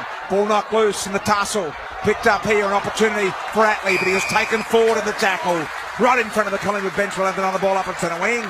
They need a heartbeat, North Melbourne. They need a couple of players that haven't even got a pulse. They need someone to take the game on. Just get it in there somehow. Grundy and the Steiner. Steiner knocked it out the back door to Higgins. Quick one high. Seabrams free. He could be the one. Just surge it forward, Jackie. He's the one that can get North going. Who's drifted out of the game for the Kangaroos too. There's been plenty. It's since that last 20 minutes of actual game time, Swatter. At one stage we had 14 North Melbourne players didn't touch the pill. A little bit quicker, please. Ash Goldstein takes the mark, driving ball. Nahas! A desperately needed goal from the wee man. Got 3. And maybe, just maybe, that gets them going again. On the Triple M Harvey Norman scoreboard, the Kangaroos 11-9-75, trailing Collingwood 14-5-89. 5 played final term, Spud. Have a look at the body language, Swatter, as the North Melbourne defence are walking back. They've got their heads down. They have just kicked a goal. They've just kicked a goal to keep them in the game, but I'm saying the body language from North at the moment is just non-existent. I know that was against the flow, but that should have got them going, that goal. But to me, the body language is all Collingwood. Great mark from Goldie. Plenty of time. They're already 14 down here, the Roos. Plenty of time. Back in the middle of the ground. An opportunity here for a clearance and an entry inside 50 as Jamont battles for the footy and will pull it up again. Umpire Andrew Mitchell. Goldstein's there. Woods is there. The two ruckmen. 0-all draw there. Comes to Cunnington. Thomas, fast hands, Wait, Goldstein over the top to Bastanak. Missed the ball, Langdon went and got it. Gave a handball here to Brown, who was under immediate North Melbourne tackle pressure. Gibson got it out onto Thomas. Left foot snap by Thomas. I think he's kicked the goal. He has, BT. Now does this motivate them? Yes. There's a little bit of jiggle in the giggle. And Thomas is goal. 2 in a row for the Roos. And it's back to an 8-point ball game here now on the Harvey Norman scoreboard. Centre clearance is super important. I tell you, the players had impact in both goals, is Big Goldie. Yep. He's the one that got the ball going. He's the one that took the mark to allow Nahas to kick the first goal. Big Goldstein. So Big Witty, I'd be getting Grundy straight on the ball. Get Witts forward, but get Grundy on the ball. Just since the halfway mark of the third quarter, the low numbers for North Melbourne. Harvey 2, Gibson 2, Cunnington 1, Atley Statless. So the Kangaroos land a couple of goals themselves. Back to an 8-point ball game for McDonald's Triple M Rocks football. They're off the line. Turner, Big Goldstein, feeding handball. Dumont, put it on the ball. Probing ball. Benny Brown, one-on-one with Tooby. Back of the pole. White, 3 in a row. Acrobatic goal like Daniel Wells in WA years ago. He's got 3 White. and the Kangaroos are back within 2 points. Unbelievable start to the fourth quarter. 89-87, Harvey Norman scoreboard. Spud, make sense of this. I apologise, Swatter, for stepping in there, but I'm too excited. But the facts are, they've got to get Wits off the ground. Goldstein again had impact at the centre bounce. Grundy at the moment is warming the seat on the bench. Goldstein's the one that single-handedly got North Melbourne back into this game. Have a look at the Triple M Chemist Warehouse replay screen. He cleared the pack. He cleared the pack by 20 metres with that tap. 3 goals in 2 minutes and 20 seconds here. Again, Goldie. For North Melbourne, Goldstein knocks down a Cunnington. He advanced it to centre half forward. What about that? 3 goals in 2 minutes and 20 seconds. Boy, that's pretty good. They're down by just 2 now in the North. Varco, sizzling kick from half-back. Jesse White tried to keep it moving over the top here. Didn't have the footy in a free kick. Will go Taylor Adams' way here between wing and half-forward. So lucky here, the Pies. He was very lucky there, Taylor Adams. Did he take control of the ball? What are his numbers for Hardyak, Achu? Yeah, he's picked up 19 disposals. Yeah, he's been pretty important. So is this kid, Billy Elliott, got 4.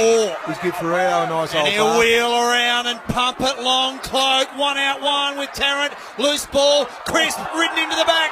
Taken high. No P. Umpire put it away. It's deep inside the Pies forward 50. Desperate times now. Trying to barge through was DeGoey. He's wrapped up and a stopping tackle will have it thrown up. Just about put a saddle on him, BT, Sean Higgins. And got him high. Anyway, the players get on with it. Ball up here, 20 metres out from Collingwood's goal.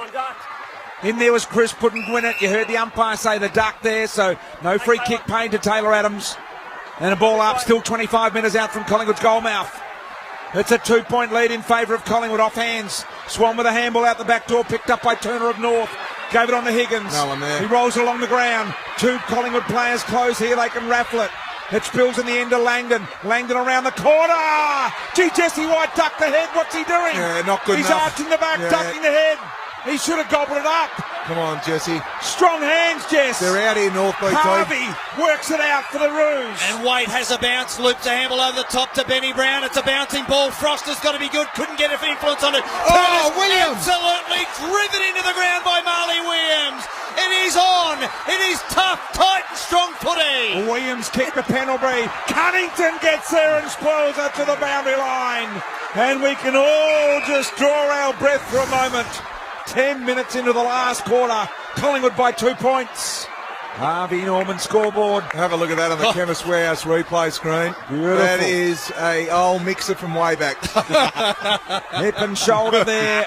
Goldstein dominating here in this last quarter. Knocks it to the boundary and we'll do it all again right in front of the interchange area and we sit directly above it. Just a great game of footy, Spud. No, it is, and that's why the bump's still in. Yep. That's a legal bump. It was well done from Marley Williams. Beautifully delivered. Turner's back into it. Dumont like to look at this kid. He put it on the boot quickly. Varco in Nahas. Varco paddled it into the path of side bottom. Puts it on the left boot. High ball. Zeeble with wits. Made a contest big winner. Had a good piece of it, but then just dropped it. Spud. Yeah, I don't know where Grundy is, seriously. He must be... Nathan Buckley be warming him up for the last 15 minutes of the game. But Goldie's been on fire. What are the hit-outs for Hardyak, please? 44 to Goldstein, only 19 to Grundy. Taylor Adams from the stoppage here. Kicked it over the shoulder. Opportunity to go, I think it was. Perfect tackle from McMillan. Yeah, and McMillan wins the free. Kick backwards to Tarrant. Tarrant manned up immediately by Elliott. And Tarrant goes back, a genuine halfback to take his kick here. 14-5-89 Collingwood, North Melbourne 13-9-87. Kick into the square, and that's why it was dangerous. It's been cut off by Blair. Now Tooby gives the handball back inside to Langdon. Now Langdon goes inside 50. Cloak there! Juggling attempt, couldn't hold the mark. Off hands. Collingwood have still got a chance out the back with Elliott. Got rid of the handball. Here's White. 1 tackle, 2 tackles. Little kick along the ground. Elliott's got it now. North Melbourne wrap him up. And there's no doubt now that North Melbourne have regained their composure. No, they have, BT, but on that occasion, McMillan should have went long down the line instead of kicking the ball backwards. It played into Collingwood's hands. 2-point lead to the Pies. Spud's got the move. Grundy into the ruck. Elliott's got 4. 5 on offer. Bouncing ball towards Cloak. Can he trap it? No. Tarrant walks it over. 3-point lead to the Pies. 14-6 13-9, 12 played. Harvey Norman scoreboard. Head around the grounds for the TAC, Chew. Thanks a lot, Swatter. We've got the Eagles leading Geelong by 7 points, 22 into the second. Thank you, Chua. Macmillan kicks in from fullback. He was trying to get excited with the BT. Plays to Mark Cunnington. Just flat. Oh, the spar's just been empty. Thomas used the body. Mark kick inside 50. This is amazing, boys. Petrie in the Jukes. 50 metres out. Plays on around the corner. Gibson is marked. 40 out correctly in front for North Melbourne. And has kicked one today. Yeah, this is amazing. We saw the third quarter. It was all Collingwood. This quarter, North Melbourne and Collingwood. North have lifted the pressure. Collingwood are turning the ball over, going 38% by foot. So the pressure stakes couldn't be higher at the moment for Hardyacker. This to put the Roos in front and make it a 4-goal to 1 quarter. And he's pulled it left or right. 13 minutes have expired. And it's 88-90. Collingwood by 2 points. Harvey Norman scoreboard. Harvey Norman Home Appliances, big brands, bigger value. Plenty of time on the commander clock, 12 and a half to play, final term. It was a 39-point lead to the Kangaroos at half-time. Pies kicked 9 unanswered in that third term. Easy. And the kick finds Swan. Is that his first touch in this term, too? It is for Hardyacker, Swatter. Not as much for Hardyacker, nicely done. Swan's got it, just chips the ball to side bottom, and that's very short ball. Well, I don't like this, Swatter. I think this plays into North Melbourne's hands by just playing this chippy game. There's still 12 minutes left on the clock. They're 2 points up, but they're just playing possession-style game. Just take the game on like they did in the third quarter. Swan and Varco share it around. Tattooed Swan kicks the ball wide. He's got Langdon. Kick will need to be good. Grundy on a nice lead. Good presentation. Have a look at that winner. That's what you've got to do. Nice big jukes there from Grundy. He's between wing and half-back. Goes down the line. Disciplined kick for Solo. Good jukes overhead in front of Atley. Turns around, completes the mark. Plays on, long ball winner. Oh boy, winner. Over the top goes Hanson. Terrence Series double team, fair enough. Winner's recovered. He tries to get out the handball. Got a mini kick towards his own goal here. Picked up by Gibson last on a defence. Farmed the handball off to Cunnington. Cornered the tackle there. Tagawi was the man that got him. And he had to concede the behind. 1 more minute, please. 3-point lead, Collingwood here. I tell you what, Cunnington did extremely well to get ball on the boot. That would have been a great tackle. Well, it was a good tackle, but it could have resulted in a goal for Collingwood through to Goey. 11 and change to go. Final term. It's there. Whoever's good enough. Harvey pumps it inside the square. Hanson can't get there before Swan does. Got a handball to Grundy. Handball back to Swan. Goldstein wrapped him up. Dropping Strong tackle. Advantage. Thomas goes. Thomas now short kick. Finds an opportunity here. Nahas. Nahas is marked. He's 40 out. Settle, mate. He's kicked 3. We're only 40 metres out. You're capable of kicking the goal. And this is a big-time kick here for Nahas. What about sorry, BT. Yeah, the turnover in the middle forced by your man Goldstein. His last quarter's been outstanding. Big goalie. Nahas for 4 North Melbourne goals in a row. And for his 4th, just a tiny bit of angle at the city end. A kick of 45 metres, he's pulled it left. And it stays left. 89 North Melbourne, 91 Collingwood. Harvey Norman scoreboard. What are the set shots for Hardyacker, please, Ash? Yeah, Collingwood 8 goals 1, North Melbourne 6 goals 8. Around the grounds for the TAC. Eagles by 9 points over Geelong deep into the second quarter. And they say goal scoring is not important. These conditioning staff, seriously. Yep, Tooby got around his lunging, tackling opponent, which was Thomas, and spots up Adams. So a couple of big misses for the Kangaroos, including Nahas's last shot. Could cost them the game, Swatter. Could do, Spud. Bad kicking, bad footy, chipping ball. Fasolo takes the mark. What are his numbers, Ash? Alex Fasolo for Hardyacker, 12 disposals, 2 majors. So we got a 2-point ball game. Pies trailed by 39 points at half-time. Banged on 9, lead by 2 points right now. Fasolo forced to kick into the contest, and winning that contest at the back against White was Thompson. Thompson marks at half-back. 91 Collingwood, 89 North Melbourne here. Harvey Norman scoreboard. Thompson short kick. Finds Goldstein, the man of the moment here. Marks the ball. Still at half-back for North Melbourne. His left foot kick goes to half-forward. Wade out in front. Nice Jukish mark. And he marks in front of Tuvey. Half-forward little chip kick over the top is also good. Now Higgins marks in front of Langdon. They've worked it within 75 metres of the North Melbourne City end goal. Now Higgins unloads. A long ball. Ben Brown couldn't get it, but Petrie's taken a ripper. 20 metres out. Tough angle though for Big Drew, and he hasn't kicked it with a set shot well today. Just one goal. How's that? You had Goldstein marking the ball, you had Waite, you had Higgins, then you had Petrie. That is too easy. Collingwood had to put more pressure on the marking player. Look at Nathan Buckley. Howie, is that wet stuff falling? They're coming in sideways at the moment, Brian. I think it's nearly snow. Look at how it's coming down as Petrie goes in and he kicks the goal. Petrie has put North Melbourne back in front. He's got a couple. North lead by 4 points as it starts to absolutely pour at the MCG. North have been in 6 times this quarter for 4 goals, 2. I'm not sure what's going on at that end of the ground, the Melbourne end, but every time North have been in this quarter, they've scored. Goldstein's the man. He's the number 1 ranked player on the ground this quarter. He has single-handedly got his team back in front, Big Goldie. Steenbergler is into the middle, and they roll Witsy back in their spot as the rain is tumbling down. I don't like it with Witter in there. I'll be getting Grundy in. 4-point lead to the Roos. They've kicked 4. They've responded for McDonald's. Triple M Rocks football. Dumont got it on the boot. Hard ball. Half forward. Tuvey. Desperate. Funneled the handball into the path of Adams. Desperate times for the Pies now. 8.5 to play. They get it to half forward. Swan handball to himself. Got it to Searsman. Can't get away from McMillan. Handball towards Blair. It goes out of bounds, or does it? No. Clyde got a cheeky little handball to Blair. Tumbled it on the boot for Solo. To Trav, dropped the pill from the boundary towards the top of the goal square mark. Needs to be taken. Drop. Side bottom. Can he get Boots a ball? No, he left it for White. Can he get Boots a ball? He can, but he couldn't get it through the big sticks, and it's lunged through by Ferrito. Game on. What a fantastic game of football.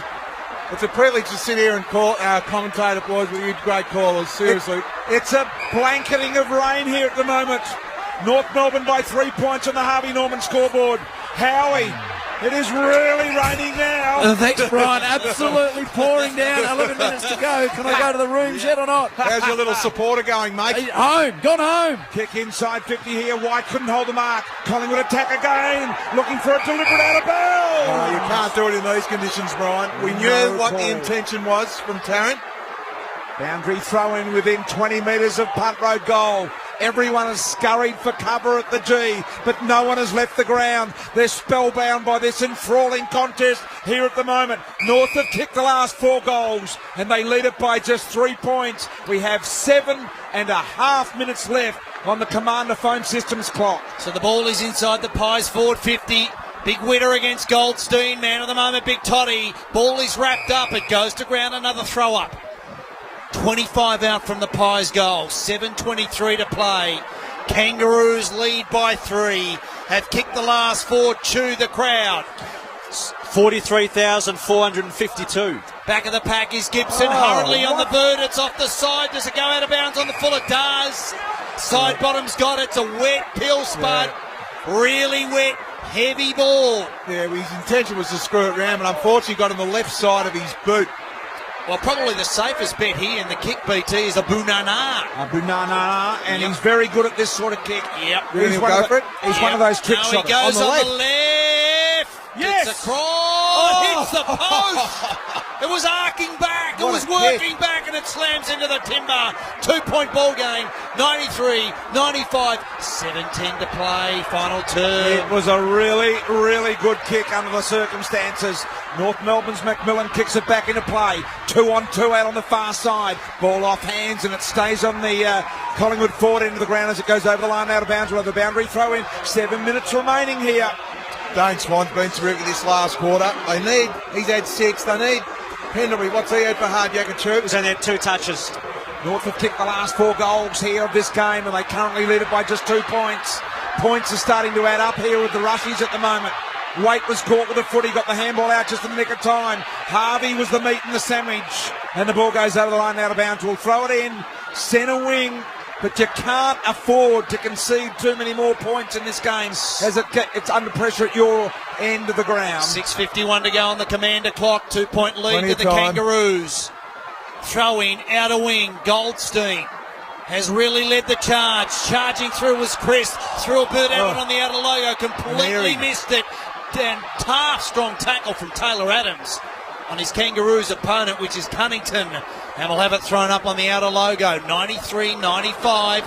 Kangaroos lead, 6:38 to go. It may well be won in single points from here on in, and that's why I'm saying you can't afford to concede, because in these conditions you might not kick another goal. No, correct weight, BT. You'd have to ask where North Melbourne's tackling pressure was in the third quarter, because this quarter they've had 23 tackles already, North Melbourne, for Hardyacker. 6:33 remaining on the clock. North Melbourne by 2 points. Ball in centre wing. Chris got the kick from wing to half forward. Cloak give the handball off to Elliott. Elliott runs to 50 near the boundary line. Centering ball. Swan 1-on-1. Oh, Swan! It's pissing down, and Swan marked it as clean as a whistle, directly in front of goal. 15 metres out to put Collingwood in front. How do you mark a ball when it's absolutely pelting rain like it is at the moment? Well, it's amazing. Going disposal number 7 in this quarter, Brian. To hit the front, he's kicked it. Swan's got 2. Collingwood lead by 3 points. 5 minutes, 50 seconds remaining. Harvey Norman scoreboard. What a magnificent kick from Elliott. You could have excused him, as you said, BT, to blaze away in these conditions. But he looked inboard and he saw Swan. Swan had the plumb position. McMillan went too much for the body. If McMillan had a thought about halving a contest and just put the fist in the air and belted backwards, it would have been halved. But all McMillan wanted to do was find some body, and that was enough for Swan to take a beautiful contested mark. They wrestle the lead back. The Magpies up by 3. 4 points, I think it is. 4 points. Is that scoreboard right, Ash? That's 4 points, spot on, BT. Thank you very much. And the rain is getting heavier. Howie carrying underneath the seat, the only man down there behind the bench. Pendlebury slapped it on the boot. Foot race now. Langdon with Higgins. Higgins just in front. Goes to ground. Langdon over the top. Absorbing the tackle was Thompson. He was taken high. 5:36 to go. Final term. 4-point lead to the Pies. Swan gives away the free kick. Got to go for yardage, Thompson. And he does that down the line. Thompson kicks it to Zeeble through the hands. Really slippery, soapy ball now. Really hard to mark the ball. That's why we were stunned when Dane Swan was able to cleanly take that mark at the other end. Ball up, centre wing. How good was he too when he kicked the goal? Like, he hasn't got a heartbeat at times, Dane Swan. He's a fantastic player. He's got 28 disposals for Hardyacker. Here he is now coming into this stoppage. Kick around the corner from Zeeble. You can hear the wind. I tell you what, look at the rain. Big droplets. It's going to snow soon. Unbelievable things happening to the team. I'm telling you it will. You're right, Brian. We're going home to the Macedon Rangers, Swatter. It'll be snowing there. Here's an opportunity for Pendlebury. Got the handle out the winner. Double-handed knockdown volleyball style. Back to Pendlebury. Or is it Taylor Adams? Little 360 by Adams. High ball. Terrence comes up. He dropped an easy one. Soccer off the ground. Spills to Fasolo. Got rid of one. Round the corner. Inside 50. Blair takes the mark. Yeah, Robbie Tarrant. 4:40 to go, Spud. I'll set it up for you. He's 45 metres out. Slight angle. They lead at the moment by 4. Robbie Tarrant got side onto the footy. You have a look on the Chemist Warehouse replay screen. He tried to mark it on his left shoulder. He had to let the ball hit the middle of his chest, and then the arms come up. But he too cute in these conditions, Robbie Tarrant. It's a wet pill. He kicks to the punt road end. Bugger all people behind it. This to have it out to a 10-point lead. Oh. That may be the telling blow. Yeah. Back-to-back goals to Swan and Blair.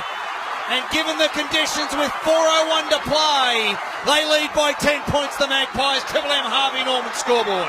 Yeah, Robbie Tarrant would love to have that disposal again. In these conditions, you let the ball get outside the middle of your body, it's always going to slide to that side. And what he did to help the ball slip was turn side onto it. So a little bit of a brain fade. Really good mark from Blair.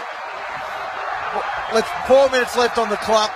They need to get a goal in the next minute, North, to have any chance, because what Nathan Buckley will do soon, he'll be asking his coaches in the box, is it time to pull the trigger with 3 extra behind the ball, because you cannot hit an uncontested mark. And in the wet, you do that earlier than you do it in the dry, I'd imagine, Spud. Spot on, BT.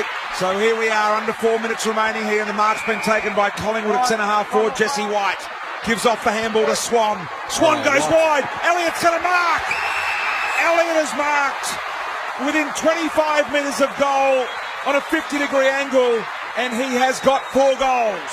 Michael Ferrito is looking around. He was on Elliott. Michael Ferrito didn't leave the goal square. I can't work that one out. This to win the game. 3.5 minutes and ticking. He's 2 straight from set shots. Elliott for his 4th. Collingwood for their 3rd in a row. For his 5th goal, in fact, it is, and he misses. He misses, so North Melbourne breathe a sigh of relief here.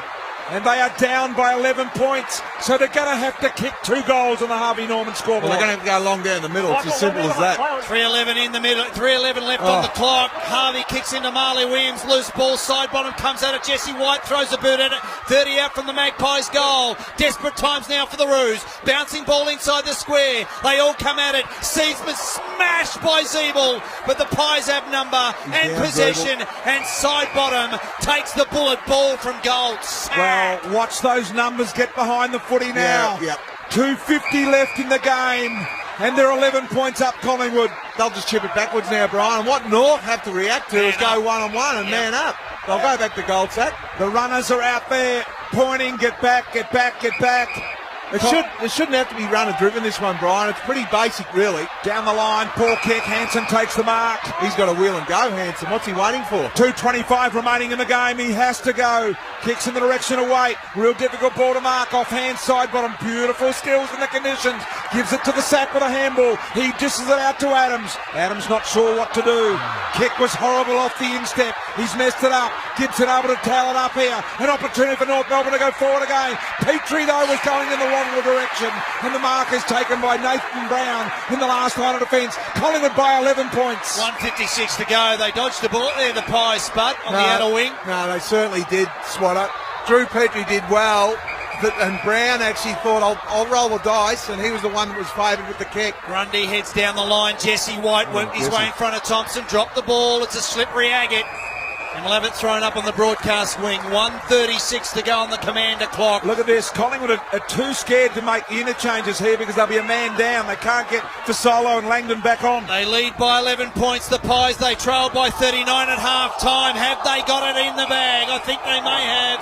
Throw up broadcast wing. Fasolo can't get on the ground. Wicks can't get on the ground. That's a bad thing, Brian. I was waiting for that spot. Here's Collingwood. 1 minute 25 remaining. Collingwood by 11 points here. Opportunity for Adams. Slipped out of right hand. Desperate was Grundy. Blair, spinning pirouette. Don't try and do too much, young man. He did. So he's stripped of the footy. Now they redeem it back. And a free kick will go the way of North Melbourne against Adams here.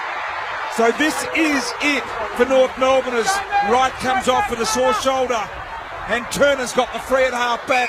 North with a minute to go, trail by 11 points. Yep, Kane Turner will go towards Benny Brown and Goldstein. He got up big, Goldie back in the pack was Tuvey. Couldn't find a handball target. Seedsman, Marley Williams has been important. Handball down the line. Crisp has been solid all afternoon. Chipping ball, Billy Elliott thumped it over the back of his head.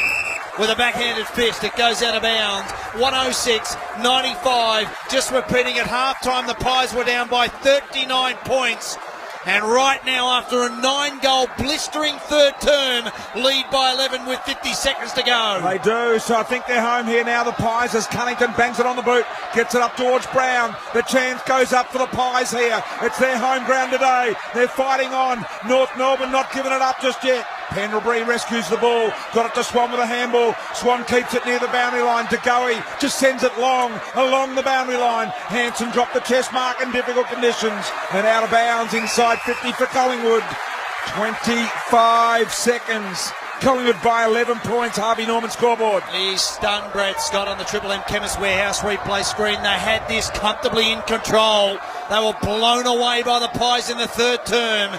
And it looks as though they'll go down with 19 seconds to play. Pendlebury, one more time. Billy Elliott in front of his man Hansen. What a game. And this is justification for a big game from Elliott Spud. He'll line up for a handful directly in front. 30 out, punt road in. Are they all after half time, these ones, Swatter? They are. They are. Yeah, what a half of football. Yeah, it's been huge. Here it the is. Magpies were given a standing count at half-time. The Salts came out, they woke up, they piled on 9 in the third term, and Billy Elliott to put the finishing touch.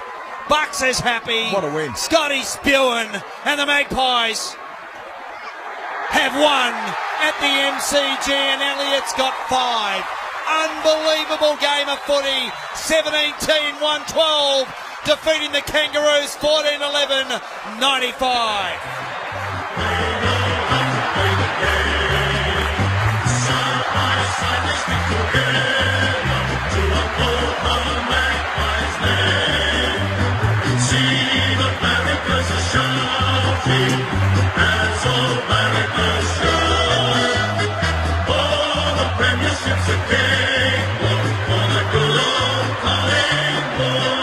Absolutely unbelievable game of football. A 56-point turnaround. Let's have a listen to Jamie Elliott, courtesy of Channel 7. We have it on our terms and we get the win. And what about your own form, mate? You had a quiet first half, but obviously desperate to make an impact in that second half. Yeah, I think last week as well, I had a poor first half, and I think for me the biggest thing is just staying in the moment, like exactly what I just said. Don't worry about what I've done previously, because I know it'll come, just like I did tonight. When the ball's coming in like that, it gives the defenders no chance, so it's just credit to everyone. Well done, mate. Great effort. 5 goals to Jamie Elliott, who kicked 5 goals into this game today. A massive 56-point turnaround for Collingwood. Ash, the biggest margin they trailed by was half-time, 39 points? 39 points, BT. Spot on. Remarkable stuff, and they kicked 10 goals in a row in that third quarter. It was an unbelievable comeback in a game that was dominated by North Melbourne in the first half here. Big-time stuff. And Danny Frawley, what did you make of it? Just a magnificent game of football, BT. It was just how far north at half-time. Well done to Nathan Buckley and his coaching staff. Not sure what was said at half-time, but they just come out, and that's the best quarter of football I've seen this year. 9 goals from 14 entries was just absolutely superb. The want and desire. You see North Melbourne walking off the ground, that's one that's got away. Because their last quarter effort was outstanding, but the third quarter, they were just listless. They were non-existent. There was no pressure on the ball. But that's taking nothing away from Collingwood's third quarter. It's the best quarter of footy I've seen in slippery conditions. And Elliott's second half, he turned the game on its head with 5. So Swan was terrific. Side bottom Adams. Goldstein, he was brave for North Melbourne. Brent Harvey's first half was terrific. He's a little bit quieter in the second half. Gibson was good. But you have a look at Nahas kicking 3.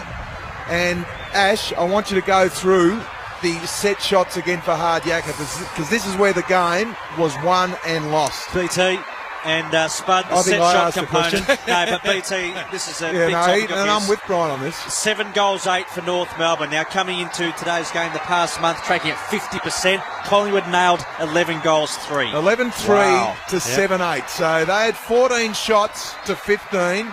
Yet North could only kick 7. So any conditioning staff or sports science are listening to Triple M at the moment, give the players a chance to kick for goal. Yeah.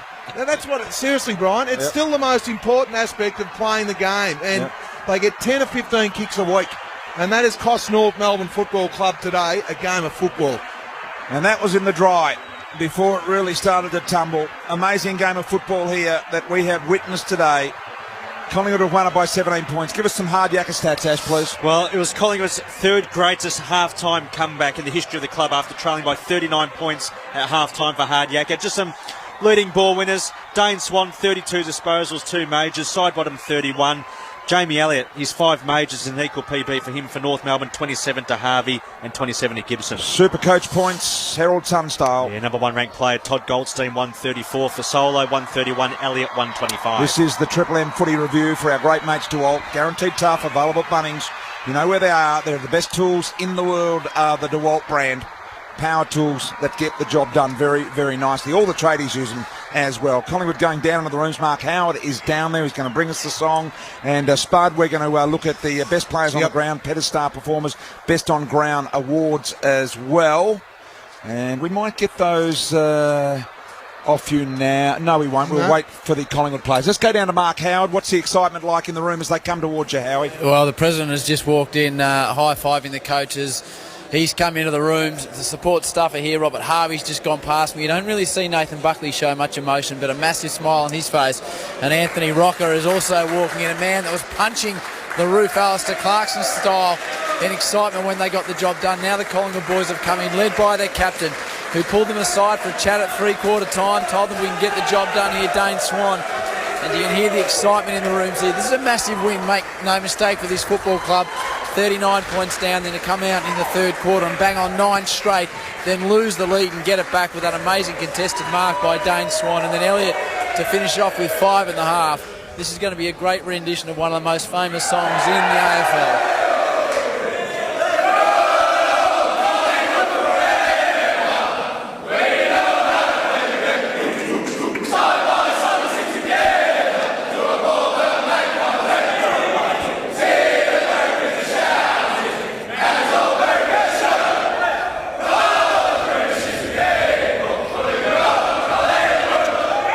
Good old Collingwood indeed. We'll be speaking to Dane Swan shortly on Triple M Footy. A fantastic rendition and some very excited footballers down here. Let's get the 3-2-1. The good votes there, Spud, for the Petters star performer, best on ground.